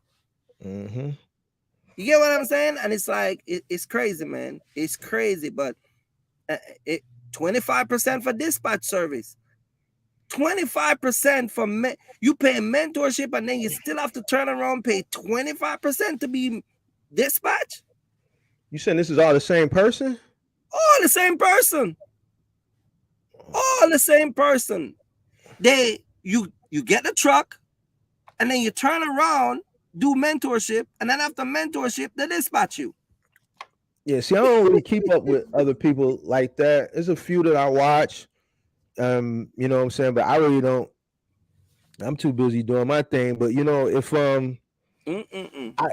that's the easy route. So if these people are building a business on a consulting business, I guess you would call it, and people are paying for them to dispatch, broker, or whatever you said they're doing, and they're charging them these ridiculous rates, then man, that's on the consumer, man. Listen, and I'm saying this from a person who don't do that. I'm telling you, I don't do none of that. So it ain't like I'm taking up for these people. I don't do none of that brokering, dispatching, none of that. I don't got no $15 million course mentorship. I don't do none of that. I just do coaching up to 1 hour. That's it. You know what I'm saying? And I'm saying that if a person is that green and they don't see the bigger picture and they don't see that they giving this person 50% of their income, that's on them. They gonna eventually figure it out when they're not making no money. You see what I'm saying? Because they looking for that easy route. Exactly. So that's all. I know some people feel like, man, why are you? But bro, where I come from, man, you gotta you gotta know how not to get got out here. You know what I'm saying? You gotta know how not to get got, and the people that's doing the getting, they not never going nowhere. Right. So you gotta teach yourself. Eventually, you might have to get got to know how not to get got. Exactly. You might have to get robbed to know how to stay on your P's and Q's, not to get robbed again. Yeah. You may have to get robbed to know how to stay on your P's and Q's, not to get robbed again. People do it. It's unfortunate. It's unfortunate, but this the real world. The only thing I can do to tell people is, yo, these are the scams. This is what you stay away from. People look at all the wrong things, and this is what I say: how people get caught. They look at all the wrong things. They worrying about what everything is around with the people. They showing you all this, that, and the third. What you should be worrying about is what's coming out of their mouth. Are they teaching you something? Are you getting any type of value from what they're talking about? People get caught up in the lubes, the cars, the lifestyle that's being portrayed, and we don't know if this lifestyle is legitimate or not. You know what I'm saying? But they get caught up in that stuff, and then that's what they buy into. Because I say this all the time. The people that feel like they gotten taken advantage of, when they say who they felt like took advantage of them, and you go look at the content, they have no content of substance. Everything is, let me show you how you can make, let me show you how I made, let me show you how you can make. They're telling you, let me show you, and then they're hitting you with a price tag, and then, but you have nothing to go off on to know if once you pay for this, if it's going to be something of value or not. And then when it's not something of value, then you sitting there with the goofy face. Yeah. You see what I'm saying? And another thing you have to understand too is, and I say this all the time, there are people that will pay for stuff and then they turn around like you want to run your truck based on what you think. You get what I'm saying? Like this is why when I do a consultation, before I even take anybody money, I get them to answer a few questions. Because once I get them to answer those questions, I know where your mindset is going to be at. You get what I'm saying? I talk to people all the time, and I can tell you, once I do a consultation with the dude, I will just tell him, bro, I know you ain't going to last out here. You get what I'm saying? Because you too busy worrying about this, or you too busy worrying about that, or you get what I'm saying? Yeah. So, and in this business, like you said, you can't condition this business to be in your favor. You got to come out here and run these trucks. You get what I'm saying? I tell this story all the time. I know a dude, and this is why I said it all the time on my channel. I remember this one dude I was trying to put in a truck for out of New York. Every time I try to put him in, no, man, no. Dude drive from all the way from New York, I kid you not, all the way down to Miami to have sex with a girl. Yeah, I heard you tell that story before. This is how you hear me say it all the time. And I asked him, if you are, think about it. If you are jumping the truck that Mark or Kurt give you, and you still gonna have sex with that girl, but you're gonna get paid to do it. You get what I'm saying? Because I'm driving to Miami with $3 grand, $4 grand. You get what I'm saying? Think about the wisdom behind that part. But you don't do that. You run down to bus 5-15 minutes, and then you're back home, and then you're still broke. You get what I'm saying? Yeah. And then, so you have people like that who are the type of people who always looking the easy way out. Those are some of the people that are always trying to get around the back door and the homeboy. You know what I mean? Yeah. And how old was that dude? Was he in his 20s or something? 28. 28. He's not mature. Man, 28, 28, I came, listen, you know what I was doing 28? I Mhm. already was an interior decorator. Mhm. You get what I'm saying? Remember I said that on my channel? I'm an upholsterer and interior decorator. Let me ask you this: Was that story you talked about the mine? Was that this year? No, that was before this whole entire box truck thing blew up. That Oh, was a okay, guy that was trying to get to work with me about okay, 4 years ago. okay. But the same concept is still around today. Mhm. People will, you got dude will not drive. Listen, you got dude that you put in the truck in Chicago, they will not leave Chicago. But Oh yeah. let some girl from Dallas say, hey man, when you coming, let some girl from Instagram. That's why I use Instagram all the time. Well, She say, yeah, well, I'm gonna be home this weekend by myself. My mom is not gonna be here. My son is gonna be with his dad. You get what I'm saying? society has changed a lot. The younger generation, they don't, they don't see. We're Generation X. Mm-hmm. All right, we came after the boomers. All right, so we're hard workers. It's instilled in us. We're hard workers. We came up in an era where we had to work hard. We didn't have the resources and the opportunity and the technology that Generation Z and even the earlier and later, just say the whole millennials, so the millennials and Generation Z, we didn't have the opportunities or the technology that they have to make the money that they can make with doing less work. They're a Right. lazy generation. Mm-hmm. Shout out to everybody in this Generation Z in the building. That's a hard worker, but the generation as a whole is lazy. A lot of millennials are lazy because they came into their, they came into their 20s in the .com bubble. All Mm-hmm. right. So, they were there when the internet was starting to boom and things of that nature. But Generation Z is really lazy. Us, we had to work.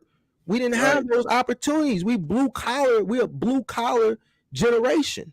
All Right. right. We weren't on Instagram. We couldn't see. The only girls we saw were the girls in the neighborhoods, the girls at Mm-hmm. school, the girls at church. And maybe if we was in the grocery store, they can go Mm-hmm. to an app and see girls. Mm-hmm. Mm-hmm.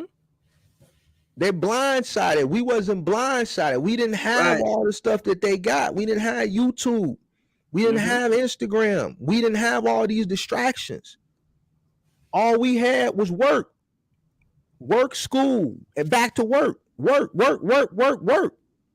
Yeah. They got a lot of distractions and they have access to make money a lot easier than we did. And it has made them a lazy Yeah. generation. So, Yeah. that's why I asked you how old he was. You know what I'm saying? Me, I'm not driving cross country to see I have to get this money. Now, see, our generation, we're going to do that. We're just flying in. I'll just spend that little money, and while you on the flight, I'm getting to this bag. Exactly. See, I'm not finna do none of that. You see what I'm saying? That, But their generation is different. They going chasing the skirt. They going to put the skirt before the bag. yeah, because And that this is what it is. when I found out, I said it's funny how you drive to Dallas, you spend your own money. Think about it. If you were driving down to Dallas and you go in Dallas, you would have still get the skirt, but then it costs you because what? Like you said, lazy. You get what I'm saying? Lazy. He Same wasn't thing lazy with to drive down to Dallas though, or Miami, wherever you say he made that drive from New York to Miami. So he wasn't too lazy. He exactly. just chasing the wrong thing. Exactly. The priority is wrong. You get what I'm saying? And what a lot of guys don't understand, man, and I say this all the time. When you put your business together and you make money, you don't even look at girls, man. That's the crazy part about it. Like you walk in a place like I pull up in my semi, Mm-hmm. I go places and I pull up in the semi. Mm-hmm. It's like automatically. You get what I'm saying? You Yeah. go places that ask you, what do you do? Because what? Because you stand out. You don't have to chase nobody. You don't have to Mm-hmm. look at anybody. You got options. You get what I'm saying? Oh yeah. You man, listen, man. But people just look at it the wrong way. And sadly, that's some of those guys were some of those guys that the generation you're talking about that like Mhm. the easy way out, they lost a lot of money. I don't think they like it. I just think that's what they're accustomed to. I think technology has made them accustomed to it. They were born into a generation where just technology, this is Mm-hmm. what they know. They don't know. You can't fault. Here's the thing. I don't I I don't fault people for what they don't know. I don't fault people for their ignorance. They just were born into this society. So it's unfortunate for them. They don't understand what hard work is. So yeah, they get money. They go buy a box truck. They're looking for the easiest way to operate. So they're willing to invest in all this money, whether and not do even the due diligence on who they're investing the money with to find the easiest way to do it because they don't want to go the hard route. Right. It's just the time that they were were born into, and it's just unfortunate. And as technology continues to advance, the generations to come are just going to be even lazier and lazier and lazier. And then I Mm-hmm. talk about this all the time too. Like that's why it's hard getting your truck fixed now. It's hard Mm-hmm. getting your personal car fixed because everyone's short technicians. Everybody, everywhere Right. I go, short technicians. All right, can't even get your washer and dryer service in a quick turnaround. No more with a warranty. No technician. Right. Nobody Because around. people, the younger generation isn't, and I did a live talking about this. The younger generation isn't interested in doing vocational jobs. They're not Mm-hmm. doing vocational jobs. They're not going to plumbing apprentice school. They're not going to electrical apprentice school. They're not going to carpentry apprenticeships. They're not doing none of that. They're not going to diesel and auto mechanic apprenticeships. They have no interest in sticking their hand in under a hood, getting grease and stuff all under their nails. They're not trying to nail a hammer in carpentry. They're not trying to get shocked doing electrical work. They damn sure ain't trying to stick their hand down the shitty toilet. This is Right. not what they doing. They Right. trying to be streamers. They trying to be the next Instagram, whoever, whatever they, all that. This is the easy way. And in between, when they not doing that, trying to get famous on TikTok or get famous on Twitch, they doing DoorDash, they doing Uber, they doing Lyft, they doing that stuff. Gig economy is their profession of choice. Mm-hmm. And because they can do that when they want to do it, how they want to do it, as much or as little as they want to do it. And then when they're not doing that, they're streaming, trying to figure out how to become the next Mm-hmm. whoever on TikTok. Right. Yeah, you're right. That's it. So That's it. it is But what it is. again, they're the same one that follow a lot of people that are way successful than them. You get what I'm saying? They buy into the Grant Cardones and the Ty Lopez's. They buy into all that. Mm-hmm. That generation, they just buy into uh uh they buy into those Grant Cardones. I forget what they call themselves, gurus or whatever. They buy into that. Those get rich quick. Yeah, the get rich quick scheme and all those, So and it is, there's some truth to some of it, but the like building a business from grassroots beginnings, from humble beginnings, that's Yeah. not like to tell them my story or your story, you know what I'm saying, or my story how I started with a Yeah. pickup truck. You tell them that story, they're gonna laugh at you. Yeah, exactly. Yeah. You know what I'm saying? But that's how we were brought up, to start out with what you had. We had to Mm-hmm. we had to work with what we had. And then Yeah, a lot of folks, man, it's just crazy. A yeah. lot of folks is crazy, but I wish that people would just see the way things set up, and I mean, it's not gonna change. I mean, people lost a lot of money, but again, it's not gonna change. You just gotta have to just keep doing what you're doing, and just keep pushing. You know what I mean? And it is what it is. That's why I'm gonna this Sunday. I'm gonna talk about it. Like, Yeah. look at the price they paid to come in Amazon. I'm The gonna let you price lead to that discussion the Sunday. price to pay to come in Amazon is when I tell you the price these people pay to come in Amazon, it is crazy. I can't wait to hear it. The price and the stories behind Amazon. Like, I'm telling you, man, it's crazy. It's crazy. It's crazy. It's crazy. I can't wait to hear it. I'm See, gonna let you see, lead see. us. I know because I'm dealing with the people. Mhm, I'm dealing with people. You get what I'm saying? And I've been saying from the get go, like I told people all the time, start with Amazon. You get what I'm saying? mhm, Look, one of the great thing you can do with Amazon. Let me show you another little technique that people can apply with Amazon.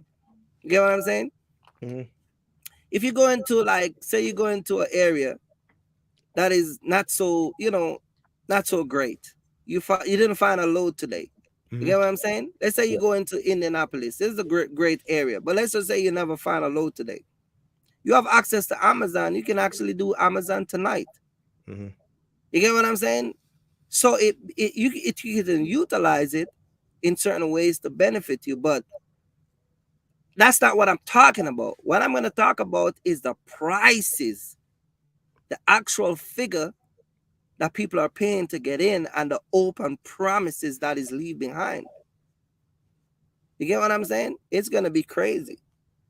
You know what I mean? I know they're gonna get to your head for that because you're I you're like the already, prophet. You're like the prophet for predicting peak season. You know what I hey mean? man, I already have been to war. So We man, got a week and a half left for Christmas, so we're still waiting on the peak season it mark. is what it is. I think, I don't know. I'm gonna let you, you're hosting it. I'm just a guest. I'm gonna let you lead the discussion, and it is what it is, man. I'm not, I got all my notes, man. I'm gonna talk about what I need to talk about, and some people may But get upset, but it's on your channel, so you gonna get most of the flat because you hosting it. So well, it you is what know it is. But me, here's the man. thing, though. It's here Mhm. now. It's here now. Mhm. So it's not like Mhm. the forecast and is you're gonna take all the flack when you're forecasting something. I always say it's not the fact that I'm Mhm. not right, it's just not right now. And when I was Mhm. talking about it, it just wasn't right now. It's right now.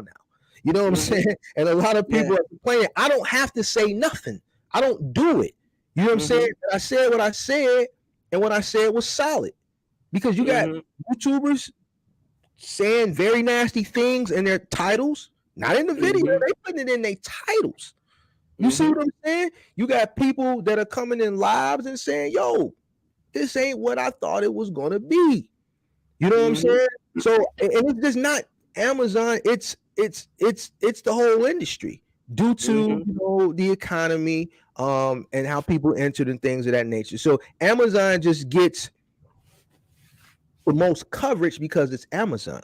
Mhm. You know what I'm saying? And that's just that. And some people just feel a certain type of way, but it is what it is, man. And we can talk about it, and it's gonna Uh, put, we I'll we put my gonna vest we gonna on. And I'm gonna we come gonna over with my vest on. I'm gonna put my hey, bulletproof vest on, man. I'm gonna come up on hey, the break. hey, man, you know it's gonna be hot because it's crazy, man. The stories. Listen, if people think they hear the stories, horror stories about I mean, there's horror stories about the box truck, like coming in a box truck. Mm-hmm. But man, let me tell you, man, when you hear some stories about Amazon, Mm-hmm.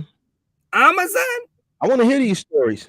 Amazon, bro, you're I not ain't gonna heard. believe the stuff that I'm telling you, man. I'm telling you, I it's hear hard, people. I hear people mad that they're not making the money. This wasn't the peak season they wanted. Da, da, man. da. Listen, man, I ain't heard like no like man I blew 70 grand and da da da. 70 I ain't heard grand, man. Listen, man, you wait until you hear. See, here the good thing about me. Here the that. good thing about me. Any topic I bring up, if I'm gonna Mhm, talk about a subject and it's mhm. pertaining to YouTubers, Yeah. I can back it up with paperwork. Mm, I just choose not to. mhm, You get what I'm saying? Like, and I don't be intentionally asking people. People be proving it to me.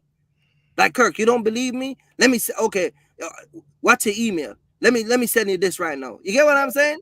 Yo, look at your text. Look at the text. You get what I'm saying? So I got text message. I got email. You get what I'm saying? I got all mhm, that shit. I got name and phone numbers. I got ebook. I got all that stuff that people send to me. You get what I'm saying? So I don't even ask people, but the stories behind, like when you look at some of the things these YouTubers be telling people, what I said all the time, history is best qualified when it's what? Document. I got all the documents, man.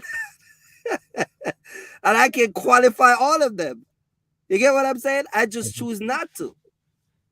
You get what I'm saying? So, I mean, we're going to chop it up, man, but you going to hear some stories. Yeah, we're You gonna get what chop I'm it up saying? Sunday. I think I had it up here. It's at Sunday at 7:15 7:15. Eastern Standard Time over you Let me going to see. be and my wife set up the thing for us. So Okay. I'm gonna show it to you and I'm gonna explain it to you. Okay. She set it up today, so I'm gonna walk you through it. Okay. So Because yeah, so Sunday. we're gonna be live. We're gonna be going live from my channel and your channel at the Okay. same time. Okay. All Yeah. right. So we'll be live at 7:15 Eastern Standard Time. That's 6:15 Central Standard Mm-hmm. Time. So that'll be his live for Sunday, and it'll also be my live. So Mm-hmm. we'll be streaming from both channels. So make Mm-hmm. sure everybody tunes in, and it's gonna be about the bad word. The word I can't say the word, y'all. I was told I can't talk I about it. try to get So, my crown, man, but it's not gonna make it on time. You know what I mean? hey man, I ain't got nothing to do with that. I don't got nothing to do with none of that. You know what I'm saying? So it's gonna be Hey man, I'm just trying to stay peaceful out here, man. And it's Christmas time, and I just want to stay peaceful, man. That's oh it, man. man. So it's gonna be 7:15 um Eastern Standard Time, which is 7:15 my time because I'm in Pennsylvania. Mhm. But you're gonna be 6:15 in Chicago, Mhm. all the way I think till you reach Colorado. Then it goes to 5:15, right? Mhm. And then when you go in Chicago, I think it'll be in 4:15 or 3:15, something like that. Mhm. Yeah. But yeah, so yeah, man. But we're gonna be here. All We'll, right. we'll be here Sunday. So 3 more days for the big bad word that I'm not supposed to say. You know what I'm saying? The A Oh word. man. The A word starts with an A, ends with an N. Yeah, I gave you the flyer, man. So you know you can put it on your community post or something. I'm gonna Yeah, put I'll it put on it on the mine community tomorrow. post and Yeah. put my So we're gonna bulletproof chop it vest up. on Sunday, and it is what it You is, man. yeah, man. You be good.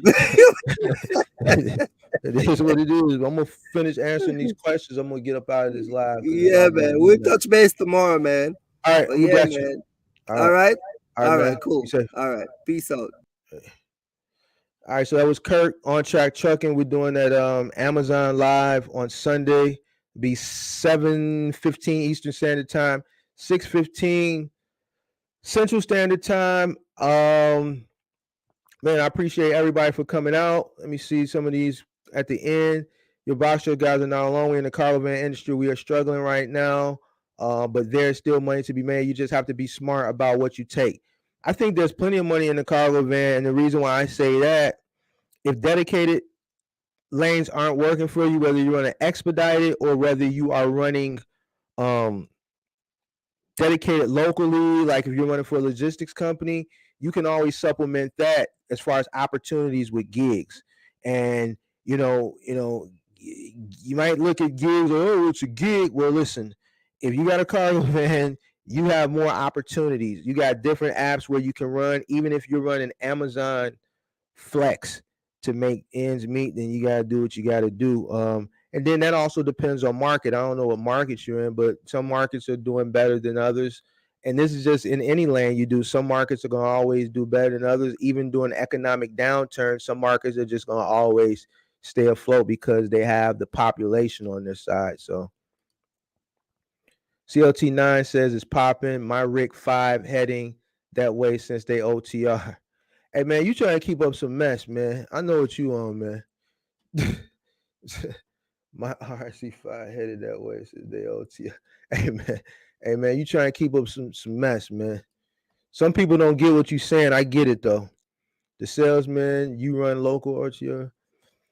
I'm hoping that the influx of these fake drivers brought to us by these YouTube celebrities will eventually go away soon. Let the real drivers work. Those YouTube celebrities that you're talking about, they're gone. They're long gone. Well, I'm gonna say I'm not gonna say I'm gonna say the professional content creators. I wouldn't call them celebrities, but the professional content creators, I think those guys are long gone, man. But I get what you're saying. I definitely feel what you're saying.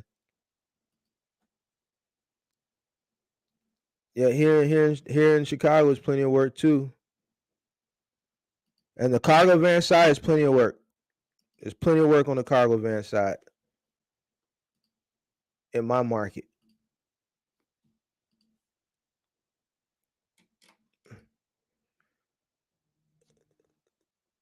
Let me see a few more questions, and I'm gonna get up out of this joint, and then we'll see them. We'll see y'all Sunday. You need a business plan and financial projections for a business loans. You definitely do. But if you've been in business 6 months to a year, you can get some hard money loans. I talked about it before. I'm not going to talk about it now because a lot of people are in desperation mode. And the last thing you need to do when you're in desperation mode is go take out money. You know what I'm saying? Lines of credit, loans, things of that nature. So I'm not going to talk about that right now because I don't need nobody trying to go do that and then getting deeper debt.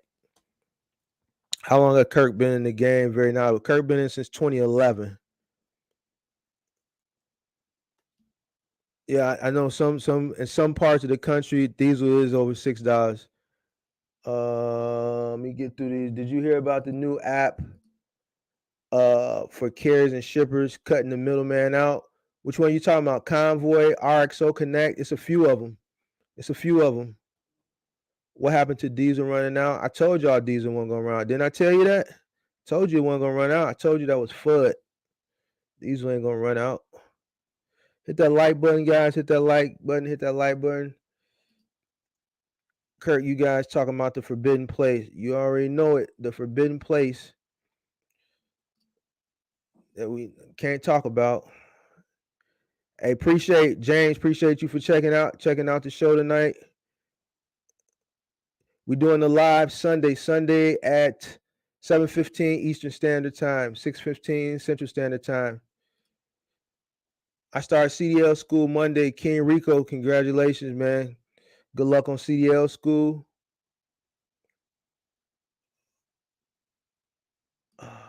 There's a dude online giving out answers to the CDL test. I wouldn't doubt it. I would not doubt that. What is below cost? You talking about for the spot market? I haven't checked it in the past week, so I can't give you the accurate number right now. But on the next live, I'll have it for you. It's been below cost for the past probably the past 3-4 weeks now, maybe month. So we're gonna see a bottom probably in January, maybe February. I'm thinking probably more towards the middle to the end of January. All right, we're probably gonna hit that bottom, if not February. But I'm thinking more towards the middle end of January. How do I use Freight Waves? You just go to the website. It's just a website. It's like the biggest trucking website there is. So they have all the up-to-date everything that's going on from the spot market to the strikes, the rail strikes, the port strikes, ocean freight, intermodal, everything. Even though if you're running middle mile, you need to pay attention to the ocean freight, right? And you need to pay attention to intermodal, all right? Because the freight that you get is got to come through those two lanes before you can get it for your partials box trucks. All right. Especially if you're running like out of the Midwest, so you're coming out of Chicago. You know what I'm saying? Once that stuff comes from the port, let's say the port's out in California, comes from the ports, it goes to a rail yard, it gets put on a train, it runs on a train, Union Pacific, whoever, to Chicago. We're big for the rails here. It comes to a rail yard here, it gets offloaded. They park that that container gets set on the chassis. JB Hunt, Schneider, somebody comes in that rail yard, they pick that container up, they take it where it needs to go, and then it continues on its route. So those are the lanes that you need to watch when you go on Freight Label and keep up with that news. Where the hell can we lease trucks? Should we wait for the bottom? Should we stage left with semis?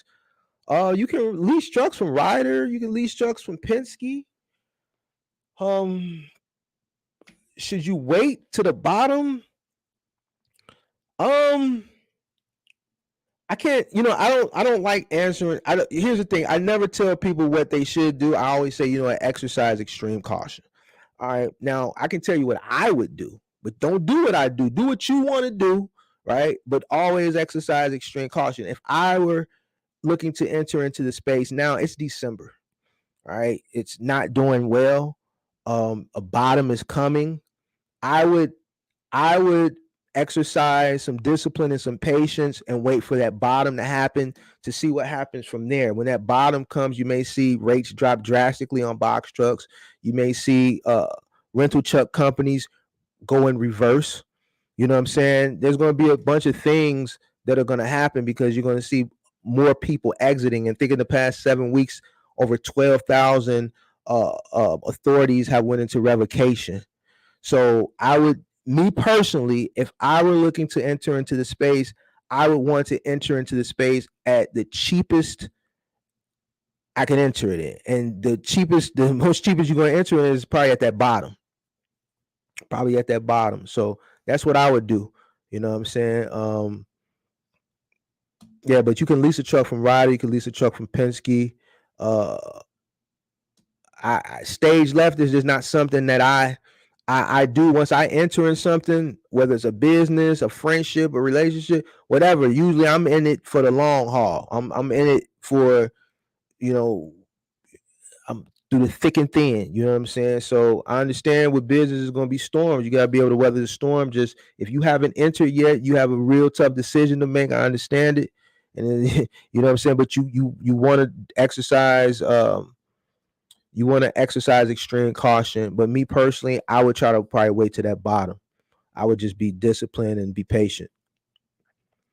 Yep, that contract is ending in the summer. It's a threats of a possible strike, but from what I know about the Teamsters and the head of the Teamsters, when it comes to that UPS stuff, from what I've heard and what I read, I heard that dude ain't nothing to play with. I heard if he say they gonna strike, they gonna strike. He ain't threatening. He ain't doing none of that. And I heard UPS knows that, and they're gonna do everything in their power to prevent it because the head of the Teamsters Union, for whatever that local, whatever for the UPS, they said, and I read this, they said that dude, he say he gonna do something. His word is his bond, and he ain't nothing to play with. So based off of that, I don't think they're gonna strike. I think UPS is just gonna bend the knee. They're gonna bend the knee, and whatever they need to do, they're gonna do it. I don't think they're gonna play with Buddy. The Teamsters are a strong union, and I don't think they're gonna play with him. Can I get good rates with 20-foot box truck OTR and be able to pay my driver good off each load? I would go 26. I would go 26.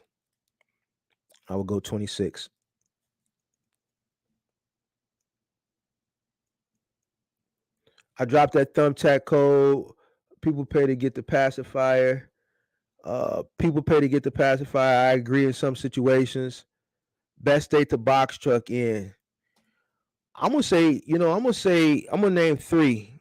I'm gonna say best outbound, Illinois. I'm gonna say Illinois, Texas, and California. But California got a lot of outbound freight that's going to the rails. So I don't know. Illinois, I'm gonna say Texas. That's a question that I wish Kirk would answer, but I know Illinois for sure. I was watching Uncle Kenny, and he had a box truck that he never drove. He just gave business information. He never did one load. Interesting. I backed out a finance deal for 2016 Freightliner M2 with 280,000 miles for 55,000, 15% interest, 10% down, 36 months. I think that's the going rate right now. I think maybe in January you may probably see about $10,000 fall off these box trucks. Probably end of January, beginning of February, I think you're probably gonna see another $10,000 fall off the non-CDLs. It's hard out here. Definitely, it's a difficult time, but that's just business. You know what I'm saying?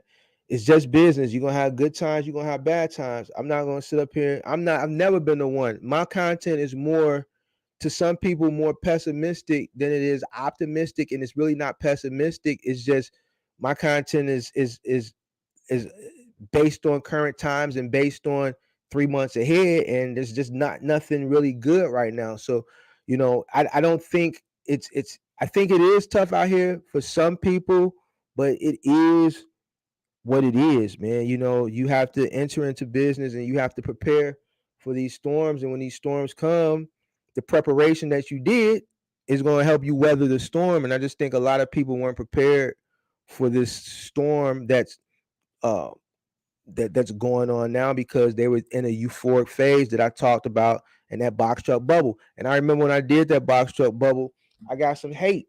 I got an overabundance of love from that video, but there was a few haters, and I ain't seen them haters, and I'm looking for them haters. You know what I'm saying? I'm not talking about no content creator. It was a few people in the comments, and then I seen a few, and one person in specific, you know what I'm saying, that was in the comments. I ain't seen this dude. But actually, I did see this dude on another live. But everything I said came into fruition. It came true, And what I talked about in that box truck bubble, that euphoric phase, in the box truck bubble, a lot of people were so stuck in that euphoric phase, they didn't take the time to look into the future. They just thought that this was just the way it was, and they were just so flabbergasted and happy that they were making 50 million gazillion dollars a mile with whatever the hell it was that they were doing. And then when the tables turned, they didn't prepare themselves for what was to come. So not only were they making that money, they were also spending that money very frivolously. And now that the storm is here, they didn't prepare for it. So it is what it is, man. It's tough out here, but it's business, man. You got to do what you got to do to get to where you got to get to, and it is what it is, man. So I don't feel bad for people that have a box truck and they don't know how to utilize the box truck as a tool. It's a tool. It's a tool. I don't feel bad if you got a box truck and you're saying, "Oh well, the rates are bad." Hey man, hey shit, man. Go ahead, man. Start posting your truck on different CB drivers. Shit, if you got to put your truck and go to Craigslist under the gig section and say, "Look, box truck for hire." You know what I'm saying? I won't load the truck, but I got a box truck. If you load it, I'll transport it. If you need to move, don't go to U-Haul. You got to be creative. Don't go to U-Haul. Rent my truck. I'll drive it. Rent truck with driver. Do what you got to do. Listen, beggars can't be choosers. And if you out here and you got a box truck and you bought an $85,000 box truck that was $40,000, but you paid $85,000 for it, and you got a $1,800 note, and you complaining about Amazon relaying the rates and the low board rates, man, you got to do what you got to do. Get creative. Go on goddamn Craigslist, say box truck for hire, wheel drive, you load, and charge them. Don't go to U-Haul. Get creative. Boom, you get a call for that Sunday, and then you just made you $200-$300. Boom, go on Thumbtack, do you a one-man moving job. Move a refrigerator. You got a lift gate. Get you a damn dolly. The refrigerator in the garage, cool. Take the dolly, strap it, boom, put it on the lift gate, lift the lift gate up, put it on the damn truck, strap it to the wall, take it to where it need to go. Put it in the ad. Hey, don't do no stairs. Lift gate service only. Get creative. Do what you got to do. So I can't. It's a tool. Utilize it as a tool. It's other things that you can do with that box truck than Amazon, over the road, final mile, whatever it is that you in your comfort zone that you stuck in, but you complaining that, man, it ain't no money out here. It's people that need shit done every single day. You just have to put yourself out there more. Beggars can't be choosers, and now ain't the time to hide pride. You got to do what you got to do.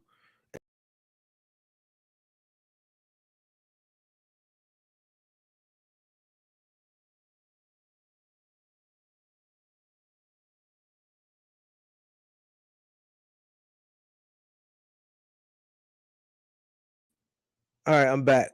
Beggars can't be choosers, like I was saying, and you can't have no pride right now. You got to do what you got to do to get where you need to get to. All right.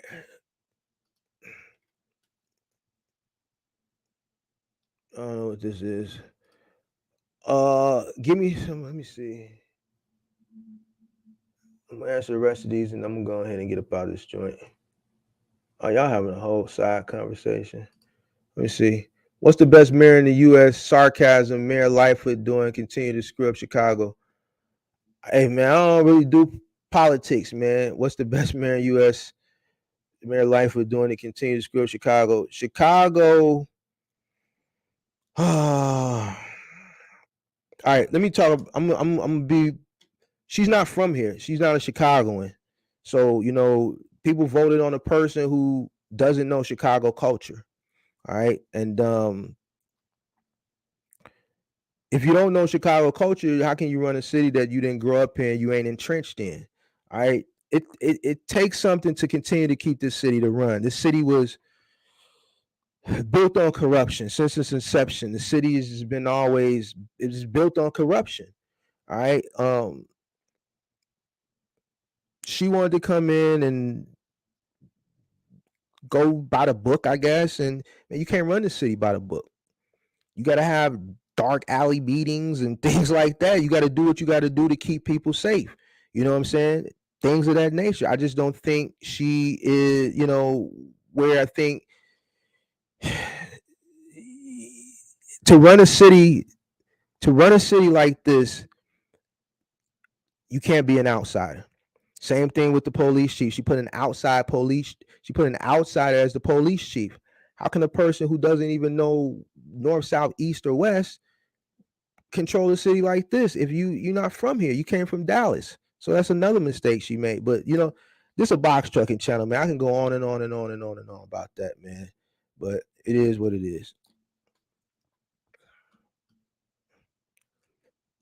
It is what it is, Some cities you gotta have a person who was born and bred in the city to run. This is just one of them cities that, it was built on corruption. In order for this city to operate, it's got to operate on corruption. And that just is what it is. It sounds crazy, but it is what it is, you know. Like out of our last 5 or 6 governors, 3 of them went to jail. Blagojevich, Ryan, and I forget the other one when I was a shorty, when I was a kid. But our last 6 governors, 3 of them went to jail. So it is what it is. I think we're going to eventually have a Hispanic mayor.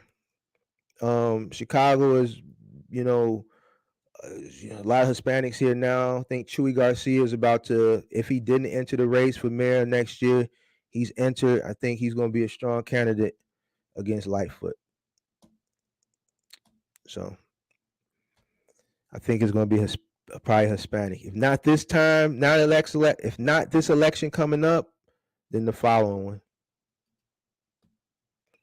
I love playing pool, and Chicago has some big pool time history, but it seems no one there cares anymore, which is a shame.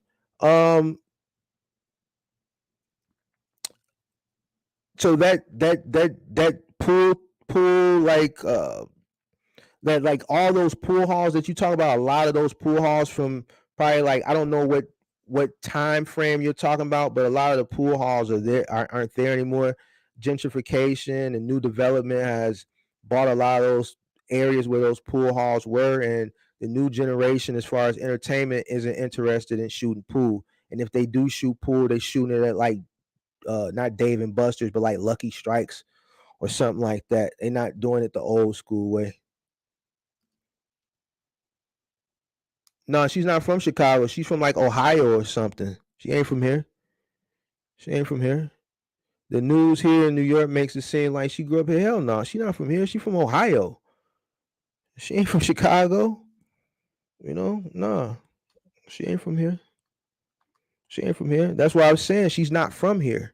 So it's hard to run this city. Like, when the Dailies, Old Man Daily and uh uh uh, uh Richard Daley's son, when they ran it, man, listen, if a kid got killed Daily would send the police chief to summons up all the gang leaders from that area. They had to do back room, back alley meetings and say, yo, if somebody don't turn in, whoever, if it got critical to the point where there's something making national news coverage, by the end of the day, whoever did the shooting going to turn themselves in. Or if the gang was if it was a person who was a part of a gang, that gang would make that person turn themselves in. There's a culture. You know what I'm saying? It ain't like that no more. She's not from here. She's not entrenched. She doesn't have the support of the police department. She don't have the support of a lot of organizations. So she's an outsider. So she's not entrenched in Chicago culture. So it's gonna be hard for her to run this city. She's not from here. It's a different animal running a city like this. That's just like a person from New York not being from New York running New York, or a person from LA not being from LA running LA. It's just not gonna happen. And then she went and got an outsider to be the police chief. He don't know what he doing as far as this city is concerned. So it is what it is. That's why what's going on is what's going on. Yo, imagine an Eskimo run Chicago igloos during the winter would be mandatory. Oh, I'm sorry. Is this that racist stereotypical? Oh, I'm sorry. Is that racist stereotypical? My bad. I don't know. I read what you said, but I don't know what's the racist stereotypical thing for Eskimo. Hold on, maybe I need to go back up. Wait a second, she's not from Chicago. Yeah, I don't know, bro. I don't know what an Eskimo I don't know what the stereotype for that is, so I don't know. But yeah. Uh, let me see. I just want to make sure I got all the questions before I get up out of this joint. What do I think about the whole cargo van versus sprinter van debate? I think it's a ridiculous debate. I think a sprinter van, you can get the same dimensions, I think damn near to spec in a transit, if I'm not mistaken. So, I think a van is a van. I think a sprinter is a van.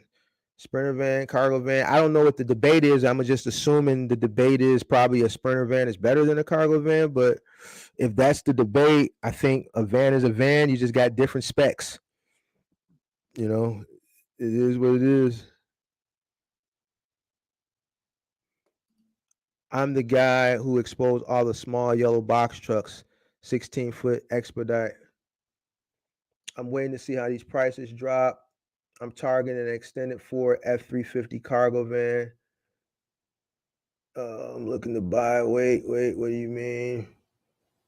Don't buy, man. Don't buy anything right now. Wait. Yeah, I would hold off. Like Axel is saying, I would hold off.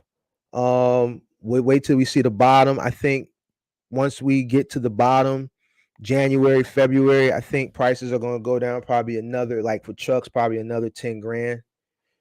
The thing with cargo vans and sprinter vans, they're on the high end right now, used, but cargo vans, pickup trucks, things of that nature, pretty always have been known to hold their value pretty well. The prices are a little inflated now, but since I've been in the industry, I purchased one cargo van in my career. And I think I told this story before. I was looking for a pre-driven one, and all the pre-driven ones at that time, 180s, 190, 200,000 miles, and this is in 2015, and they were going for 22, 21, 23,000. And I got a brand new Chevy Express 2500 extended for 28,000 brand new. So I just spent the extra 6,000, which got ate up in the rebate anyway, and bought the new van. But the point I'm trying to make is vans have always held their value pretty well, to the point where you get a van that has 4 or 5 years on it, and damn near 200,000 miles is going for 22, and a brand new one is 28. They hold their value. Pickup trucks hold their value really well. It's just that now the rates are like they're taxing on top of it. So I think cargo vans, I don't know about cargo vans. I'm pretty sure when we hit the bottom, box trucks are going to go down. I think with the gig economy on top of the cargo van industry, especially with the gig economy, I think that's what's kind of helping to boost those vans up as well right now.